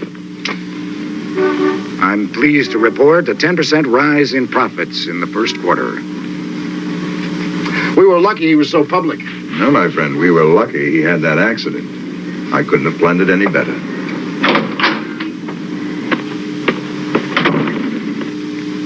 Everything's ready. I planted the device in the library. You're sure no one saw you? I'm sure. Now, what about Parker, Doctor? I thought you said he couldn't survive your ultrasound treatment. I don't know how he did. But if all goes well tomorrow, it won't matter. Are you positive she'll sign? The lawyers are already preparing the documents. Then I think it would be appropriate if Mrs. Kirkwood joined her lately departed husband via a similar accident.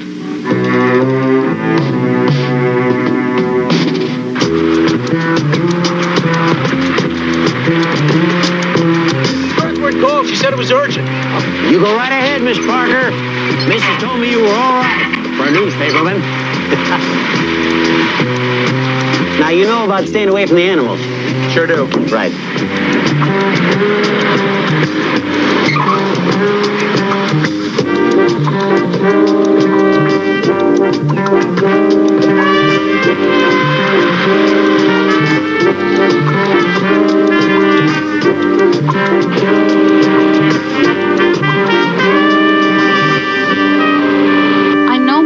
Would talk to me if I could just explain that I'm not trying to give her bad publicity.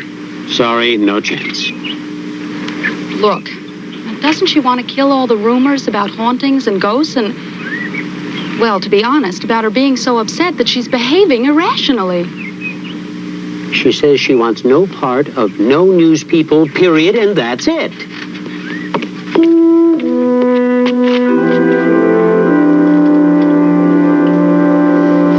I'm so glad you could come before dark. What's happening? I'll show you.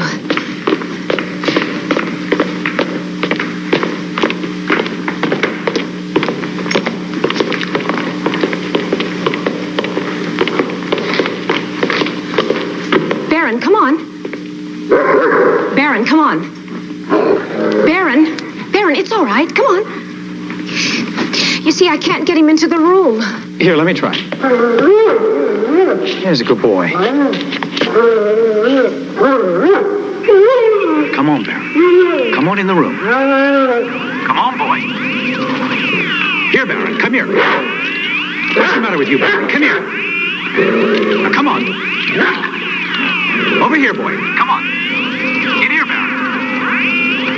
Come in here.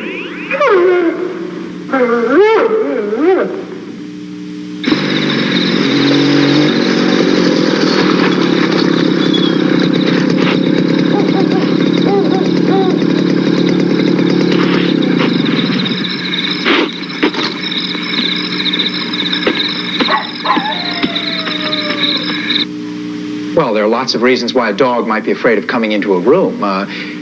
He could have been beaten in it once. Of course.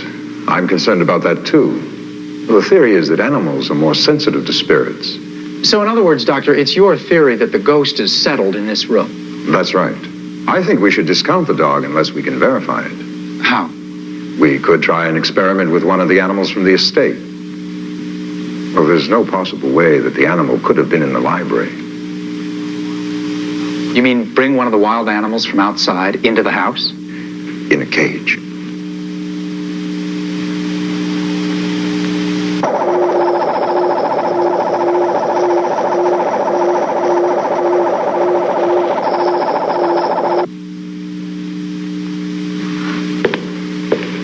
Starting to get dark. Well, if there are no objections, I'll make the arrangements. Oh, please do. I'd like to put this to rest once and for all. Doctor, how long will it take you to get set up? Half hour at a guess. I'll be back.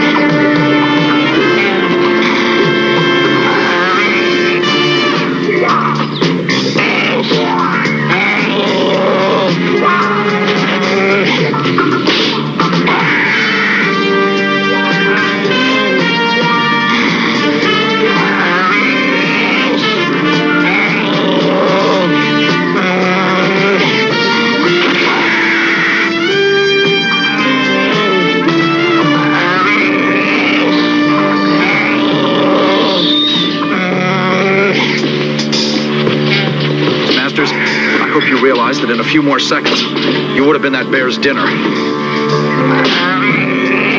How do you always manage to be in the right place at the right time? Stay away from here. It's too dangerous. Look, Spider-Man, I'm very grateful for your help, but I know something is going on up at that mansion. I have to get up there. Don't be a fool. Go away.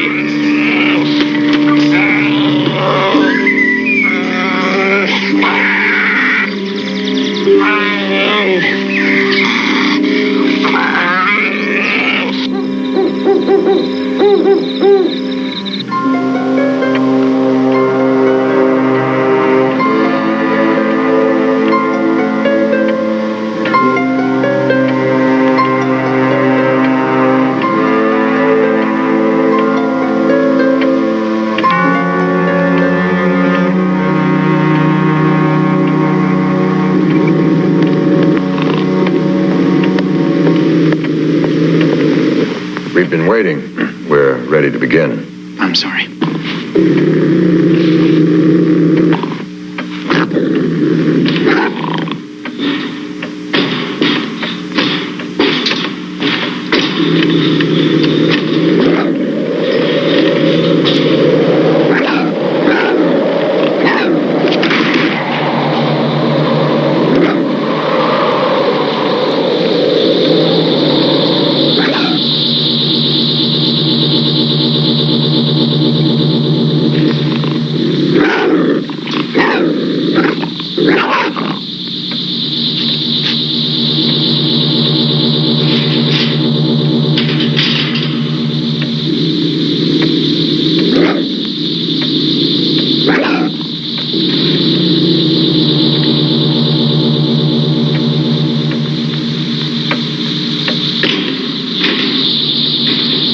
He's not coming out of the cage.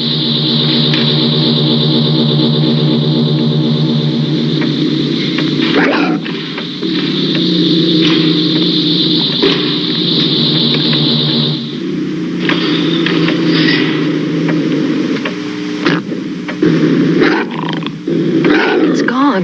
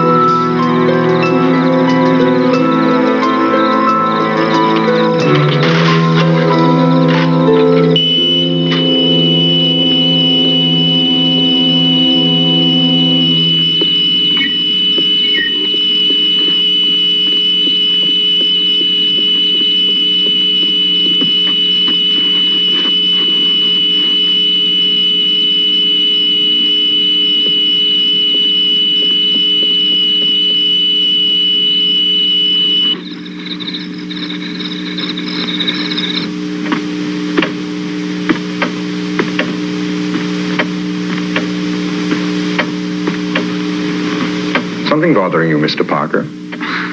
It shouldn't, but it does. Well, I don't create these situations. I either prove or disprove them. Well, maybe we should try this experiment in another room. The experiment is sufficient as it stands. I'm not satisfied. I don't have to satisfy you.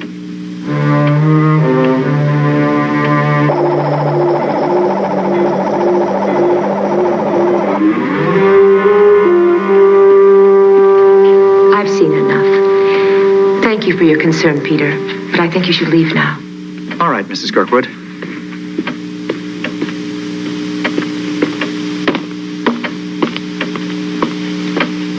If the documents are ready, I no longer have any doubts. I'll do whatever Harvey wishes.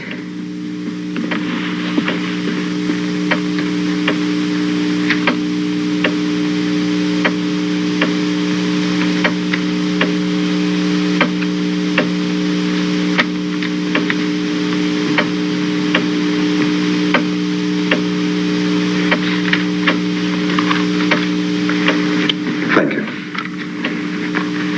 A drink, No, thank you. just to mark the conclusion of a very difficult time. All right.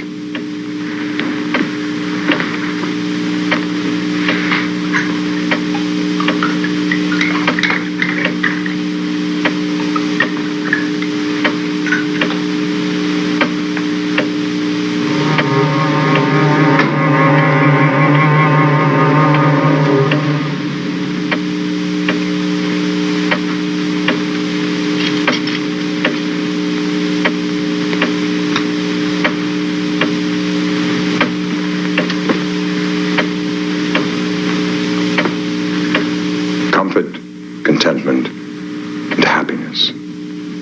I'd settle for peace of mind.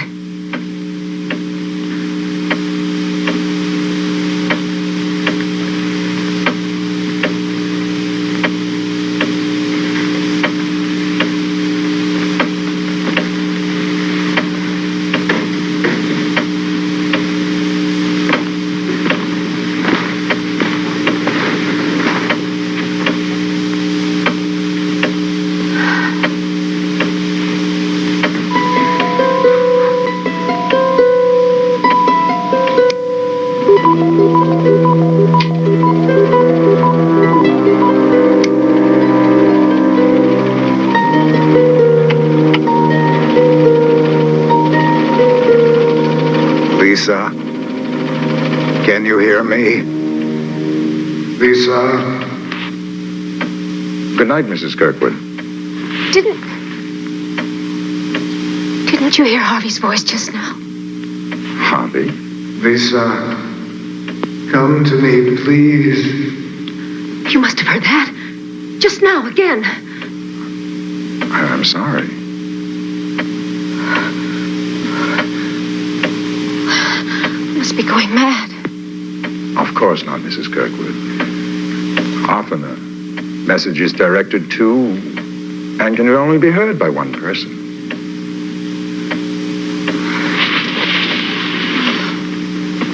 Lisa, can you hear me? Lisa.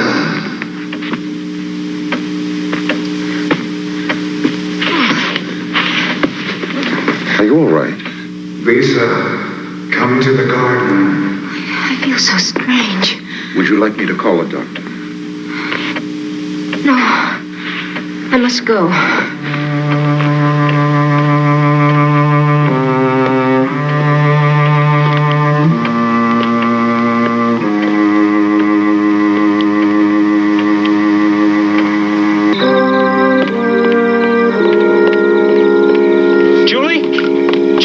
Doing here? What's bugging you? Why shouldn't I be here? Look, there are times when a story is not the most important thing in the world. Particularly when you've got it and I'm trying to get it. Anything I get, I will share with you. I just don't want you to get hurt. How? By whom?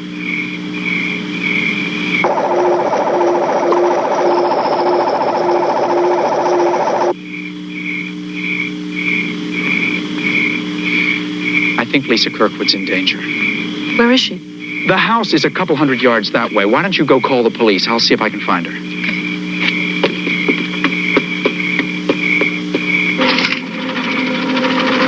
She's on her way. All right.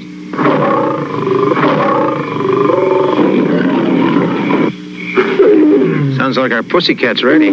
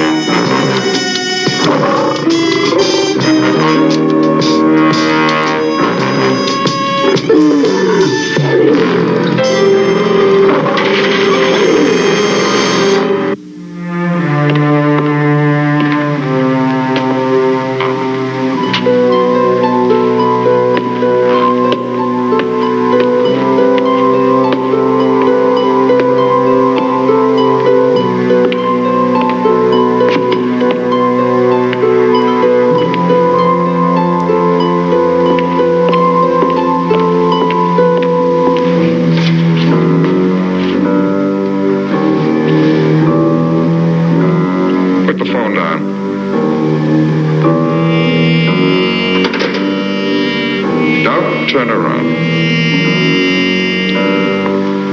Do exactly as you're told and you won't get hurt.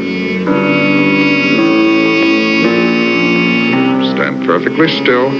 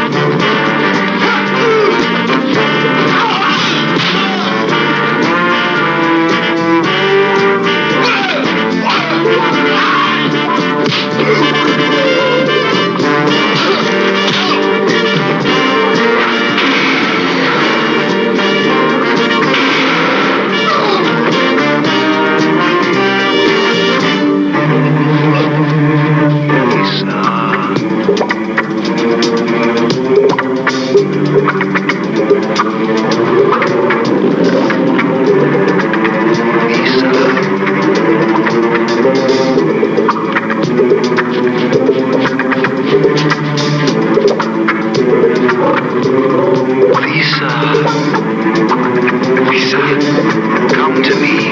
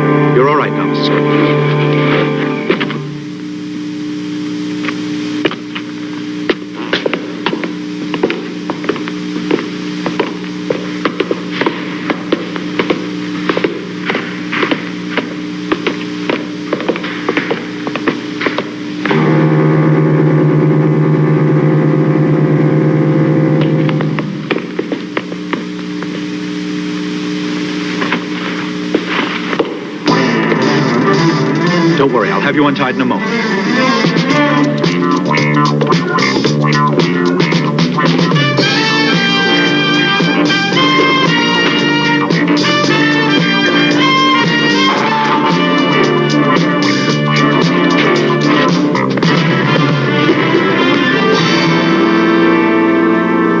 Now, this is how they did it.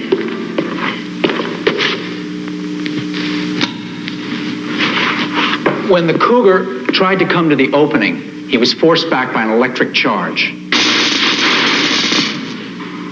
Your dog was kept out of the room by high-frequency sounds that humans can't hear.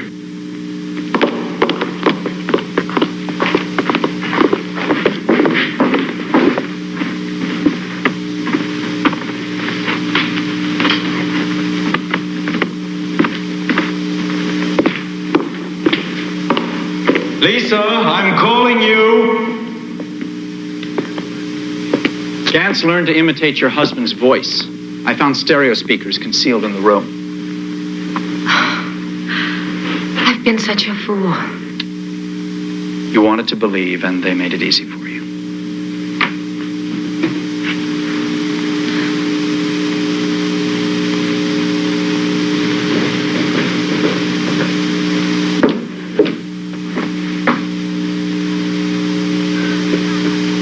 I think it's time I left Kirkwood. I'd like to travel for a while. That sounds like a terrific idea. What about the trust? I'll change the will, of course. Charity will get it. It's what Harvey really wanted.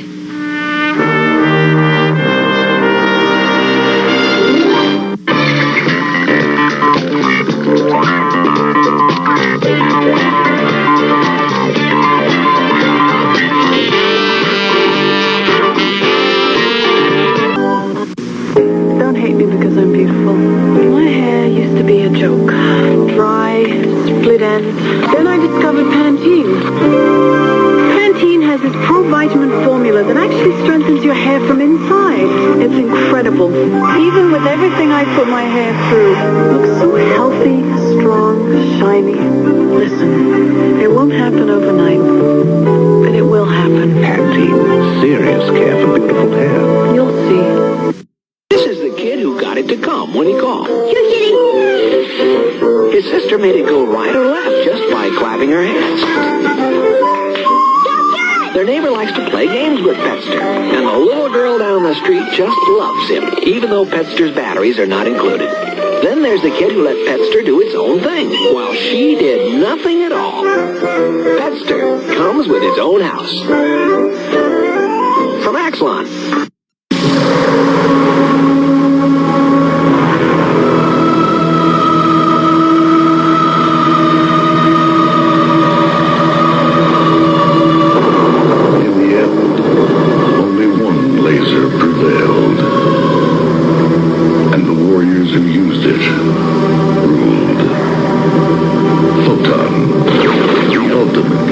Battle game. All right. That's technically it for the night.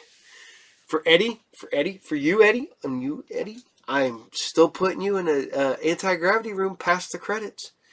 Because, where else would I put it? I mean, really. I'm hoping one day that I will eventually find the episode I'm on, because I have not found all the episodes yet.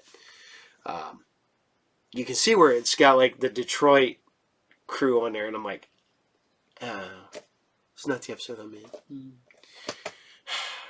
It's like, hopefully I'll find the episodes of Sci-Fi Buzz I'm in, too. Which I think... Was it Dragon Con one year? Maybe? I don't know. So, it's fun playing with this stuff. It's fun bringing you sci-fi.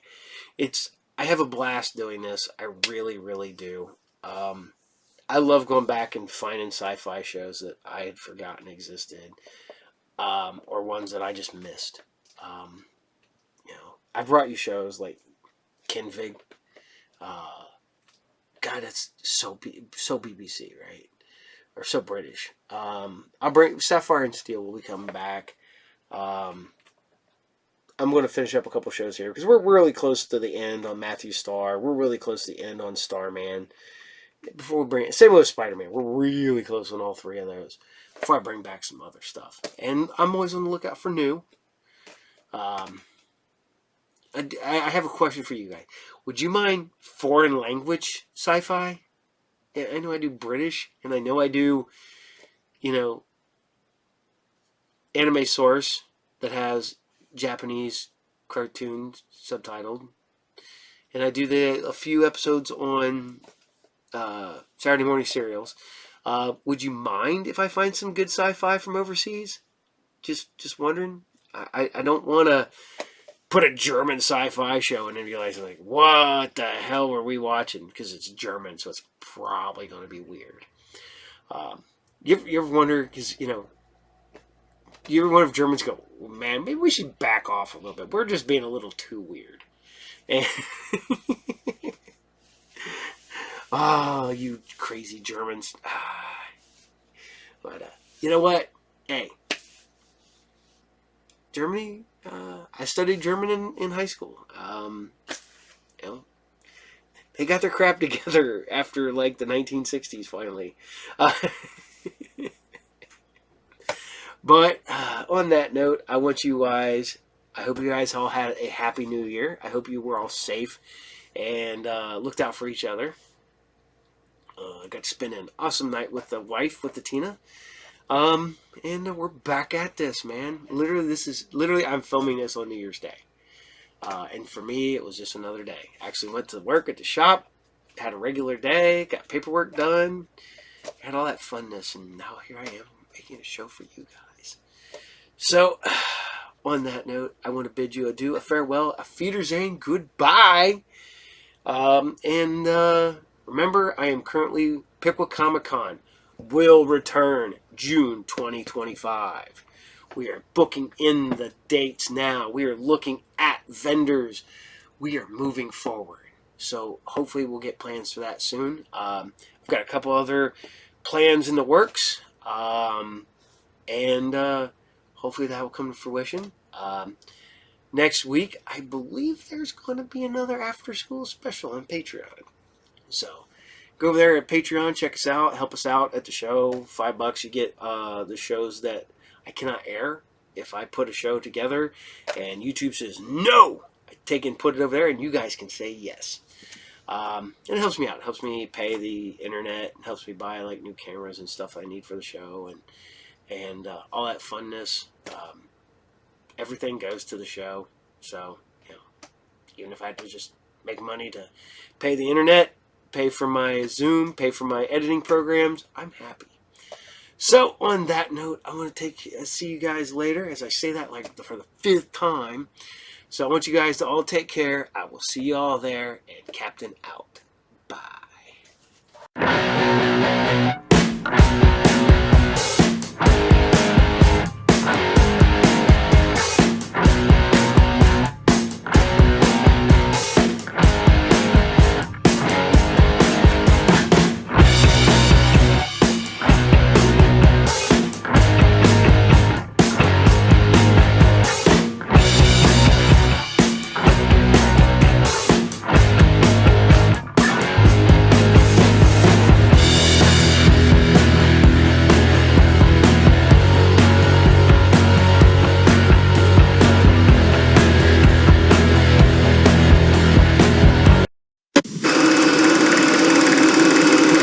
Comics these days are going from comics to movies to TV shows to novels to video games to comics based on video games to comics based on video games that were once a movie, eventually building up to being their own Pog.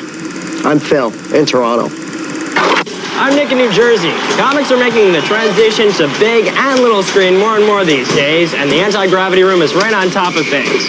Today we'll be checking out Sliders, Superman, and the Hulk. And I'm Kevin, also New Jersey, putting it between Nick's pipes. And what that means is I'm a director, I read comics, ergo I'm on this episode, and right now, everything's going according to plan. Green Lagoon Goddess, take 112. And action. As you might have guessed, it's comic books on the screen this week on the Anti-Gravity Room. I'm Eugenie in L.A. Right, do it again.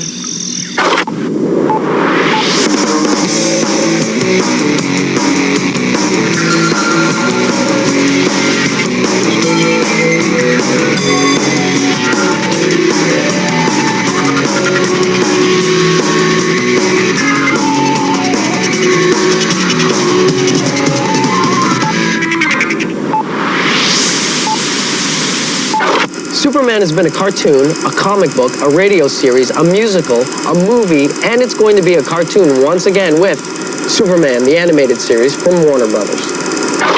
Of all the different properties that DC Comics and Warner Brothers own that we could develop for animated series, Superman is the most obvious one to do, just because of all the visual aspects of the series, the things we can do really well in animation versus the things that you can do in live action. Superman is made for cartoons. In some respects, the characters are so familiar from all the different versions of Superman that have been done, the movies, the TV series, the comics, the cartoons, that we really tried to strive to find a new take on the character, something that wasn't exactly like the movies and wasn't exactly like Lois and Clark. So Lois and Clark actually, they relate to each other a little bit more as unfriendly siblings rather than any kind of romantic relationship. Lois is very much a 90s woman. She's very career-minded and very hard-boiled crime reporter. You sound too good to be true. What's your secret? We've also depowered Superman a little bit. He's not as strong as he used to be. He's not as vulnerable, so when he has these huge, gargantuan fights, there's a sense that this guy can actually die. Nice one, Clark. When he lifts things now, there's a sense of weight to it, and there's a sense of struggle, and it makes just a better dramatic scene. He's a very 90s, vulnerable Superman. A couple of new writers that we're trying out on the show are Evan Dorkin and his partner Sarah Dyer. Evan is very well known for a current comic book called Milk and Cheese, which is a very wild, riotous, out there type of comic book, and that's what first attracted me to him as a potential writer for the show. We were really looking for writers who could bring a nice modern spin onto Superman. One of the challenges of the series has been to create a look for the series that would be as unique to Superman as the look of the Batman animated series was to Batman. A big aspect of that was the city of Metropolis. We didn't want it to look just exactly like New York, you know, so we kind of went a little bit more futuristic with it. It's much bigger than New York City. It's like we keep saying the World Trade Center would be a small building in Metropolis. It's layers and layers and layers of city on top of each other, but at the same time, aesthetically, it's very pleasing. It doesn't feel like a big claustrophobic city. It's actually very uplifting and optimistic as opposed to the Batman Gotham City, which was all very dark and angular. Another big plus for me was the science fictional aspects of the series as opposed to Batman. We have a lot more giant robots and spaceships and battle scenes. One of the things we wanted to do, especially in the early episodes, is play up the alien factor of Superman's nature.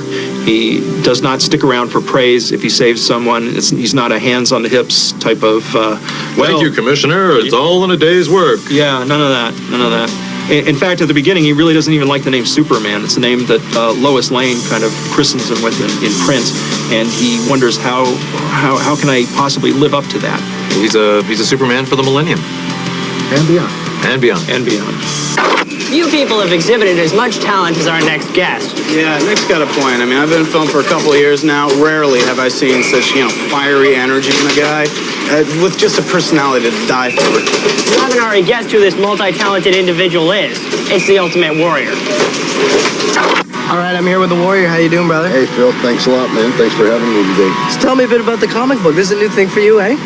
Yeah, it has. Actually, not so new. We worked on the first issue for about 8 months, but the whole project is new in this evolution of what has come to be the warrior outside the ring, or how I live my life. Now, I was looking through the book, and it seems like the character of the warrior uses his head more than his muscles, you know? Yeah, the attraction to the Ultimate Warrior thing is it always has been, is his level of intensity. The Ultimate Warrior character is the guy, somebody has already crossed his line, he explodes. The comic book, compared to how important it is to you after the wrestling, say? The comic book is more important to me.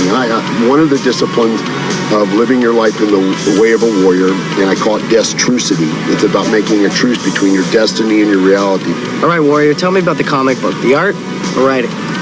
James Callahan does the artwork on it, man, and like I said, we worked on #1 for 8 months, and one of the reasons was finding an artist that grasped it, because a comic book can be told without even words.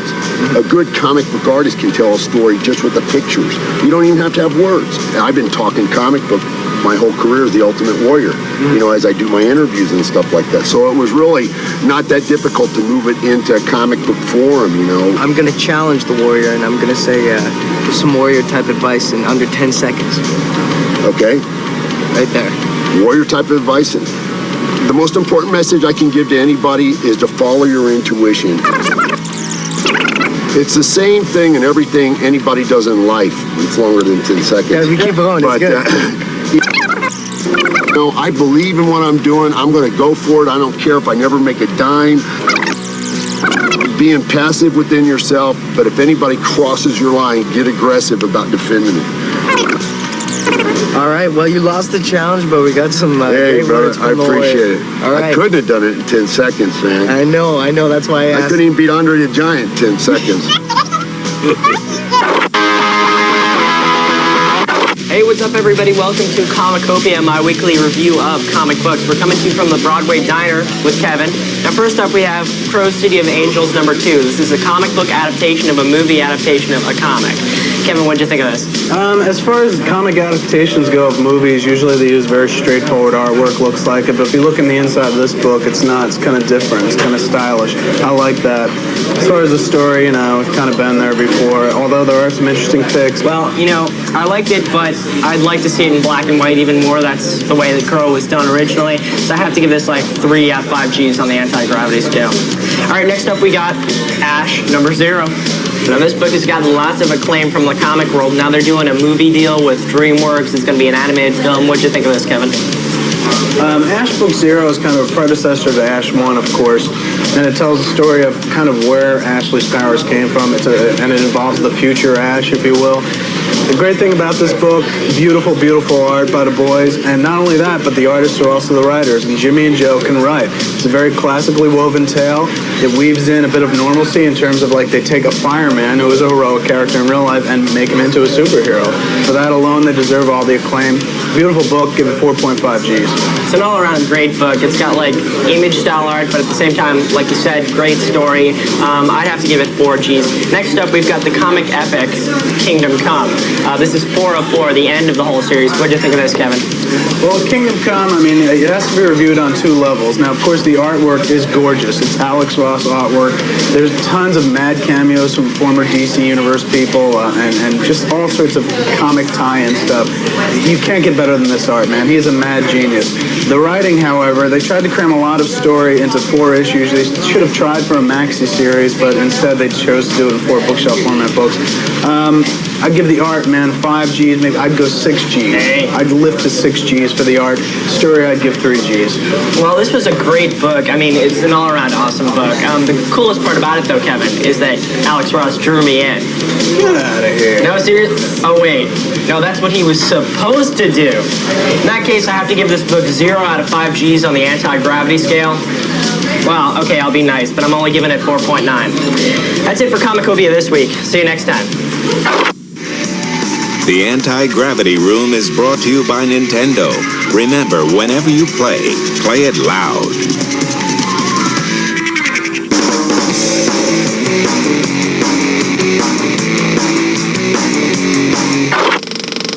Sliders is only about 2 years old, but it's already achieved cult status.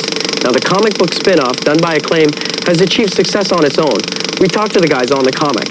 So let's slide on over. Yeah, our writers are so good. Okay, we're here at Acclaim Comics, a virtual paper warfield, checking out the Sliders comic, an adaptation of the TV series. We're here with Dan Chichester. Chichester. Now, he's the writer of Sliders. Dan, tell me, what is Sliders? Sliders, both the television and the comic book, are about this group of travelers who are caught in this interdimensional journey. They're going from alternate dimension to alternate dimension, visiting parallel Earths that are like our Earth, but also have very vast or subtle differences. Now, who are the characters? The characters are Quinn Mallory, who's the physicist who invented the whole sliding process, his professor and teacher, Maximilian Arturo, who's this enormous bragger, Rembrandt Crying Man Brown, who's the soul singer from the 60s, who's completely caught up in this thing by accident, and Wade Wells, who's a sort of computer hacker and Quinn's sometimes girlfriend. Okay, now what are some of the plot lines you have coming up? Plot lines are complete what if, out the window, anything goes. Anything can happen on these Earths, from giant ants overrunning the Earth to Atlantis never sinking to the Russians taking over America. Anything can happen on this and will in both the comic and the TV show. Cool. Well, we're going to slide over here and check out the guys from Atomic Paintbrush. So tell me about the coloring process. It starts out like this, black and white, and it's translated onto the computer using Photoshop. And we can do all kinds of special effects with this program, so it really brings comics to another level. Next up, we have the editor of the book. Yeah. Do you have any crossovers planned or vice versa with the TV series? Well, we've used some aliens from the TV show in the early issues of Sliders, and later on, we're going to be revealing a little bit about a secret surrounding Professor Arturo that'll be revealed later this season. Ooh, cool. All right, next up we have Jeff Vita. Now, he's a writer and assistant editor of Sliders. Original artwork. You saw the series on TV. Did you ever think it'd be a comic? Oh, yeah. I thought it would make a great comic just because of everything that you can do in comic books that you might not be able to do on TV. So, if we want giant ants, we got giant ants. If we want to train exploding underground, we got to train exploding in the, anything goes, and we plan to do it. Very cool. All right, check it out. Sliders, Acclaim, and please come help me. This just in. The first ever painted Vampirella miniseries is coming in early 1997 with art by Joe Jusko and story by James Robinson. How can DC heroes triumph over total darkness? Read the Final Night miniseries to find out. In Bone number 26, Thorn finally reaches the turning, and Phony Bone marches to slay a dragon. The Incredible Hulk and Teki Muyo in love. Next.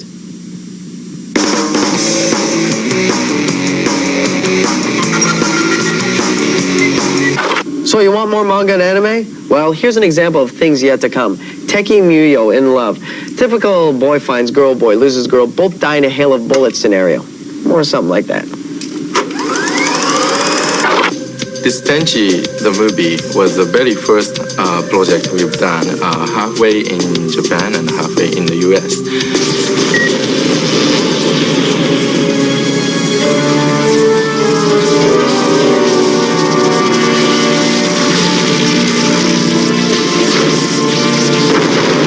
We started the Tenchi Muyo from video, and then later on, based on the popularity of the video, we introduced the comic book to the fans. And here in the US, we are trying to do the same thing. Now, actually, many Tenchi Muyo episode is available on video, and now we've just started to work on the American comic version of the Tenchi Muyo. Tenchi Muyo is a hybrid action comedy, and this time the movie version is a little bit more serious type of story compared to the episodic straight-to-home video OVA type product in the past. It was more like comedy rather than like science fiction. All of the main character is gonna make a time trip to 26 years ago, and then try to save main character Tenchi's mother. I was working in my subspace laboratory when I suddenly monitored a temporal misalignment. Something has caused the timeline revolving around the Masaki family to shift.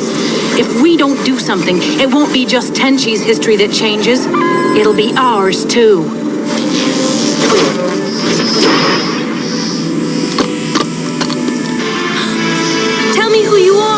I've come all the way to a planet in the middle of nowhere to destroy you. The Hulk is making a comeback. Lou Ferrigno, the original live-action Hulk, will be doing the voice of the big green guy in the new cartoon coming this fall. We caught up with the gamma-radiated Mr. Universe himself.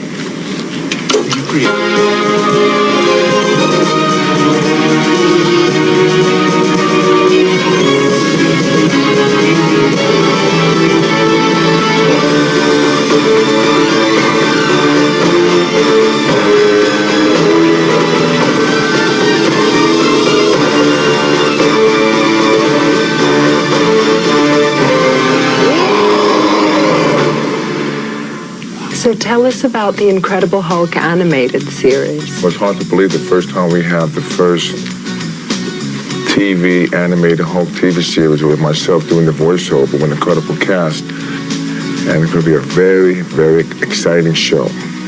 Are there any changes to the character or storylines? Yes, it's very updated. According to like the new comic books, you have many different characters on the show. And in this show, the Hulk gets a chance to speak, express, and every episode is an adventure. We have an incredible cast. You got Luke Perry playing Rick Jones, Betty being played by Gene Francis, Gargoyle by Mark Hamill, and Shallow Steven playing Doc Samson. Also, Neil McDonald plays Bruce Banner. What's it like returning to a role after such a long absence? Well, it's wonderful because, first of all, I've done the live-action TV series, and now I get to play the voice and do the dialogue because it was always frustrating for me on the TV series that he didn't speak. But now he gets a chance to speak, I get a chance to do that. It brings back a lot of memories, and it brings back, it kind of like putting the icing on the cake. What brought you back to the Hulk character? I've been the Hulk my whole life. I love how sensitive he is, sympathetic he is, how emotional he is, how people see him as the monster but not as a creature. He's a creature. He has this very soft heart. All friends? Did you read the Hulk comic books? Oh, yes. I mean, it was my first comic book. I mean, the Hulk and Superman. I've had thousands and thousands of Hulk comic books. I've literally studied them. I mean, I was like, I lived the character of the Hulk. I mean, I was like absorbed in the comic books.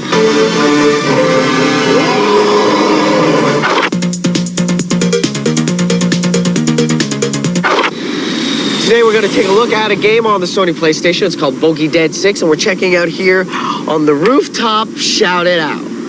Great game. It's a flight simulator. It's one of the best flight simulators I've ever seen. Full 360-degree movement. It's like being on a plane, and if you have a big enough screen at home, I swear you'll throw up. You get to choose your plane, all right?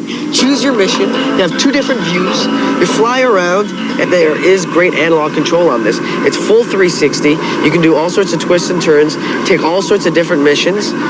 There's a mission in the desert when you're training. There's a mission where you destroy all the oil fields, which is very cool. I won't say where that came from, but you know.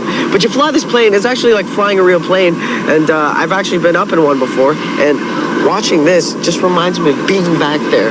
If you're into flight simulators, check out Bogey Dead 6, because I am serious. It's one of the best flight simulators I've ever seen. With 4.5 Gs out of 5 on the anti-gravity room scale, because the graphics are good, sound is good, the gameplay itself, using this little analog, you'd think you'd need the two joysticks, which is available for this later anyway. You'd think with two joysticks would be a lot better. Actually, with just this simple Sony PlayStation controller, it's not that simple, but great movement, full plane action. You want to go flying? Bogey Dead 6 in the stores now. On the rooftop, shout it out.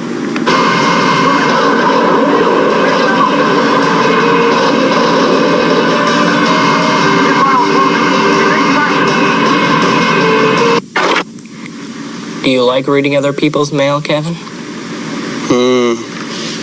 Invasion of privacy is my life. Mailbag up next.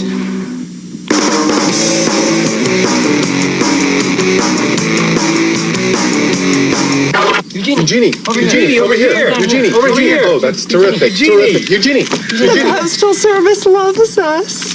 Eugenie, one more. Eugenie, right here. Ryan Brown writes, can you guys do something on martial arts comics? Of course. Keep an eye out for my new comic, A Fistful of Filth.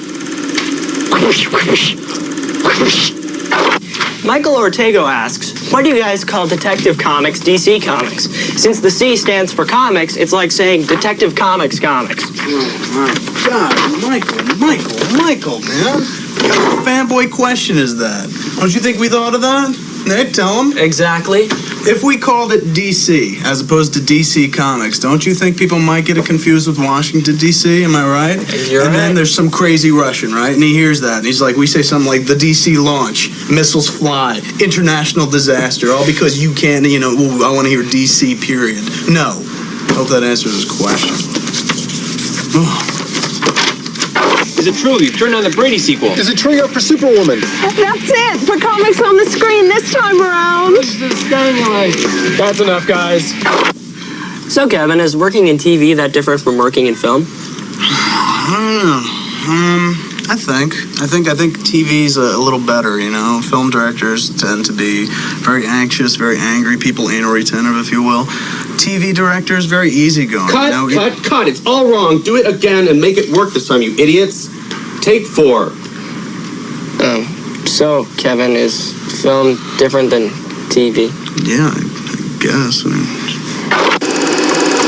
Superman, Sliders, The Incredible Hulk, some pretty cool stuff. See you next time on The Anti-Gravity Room.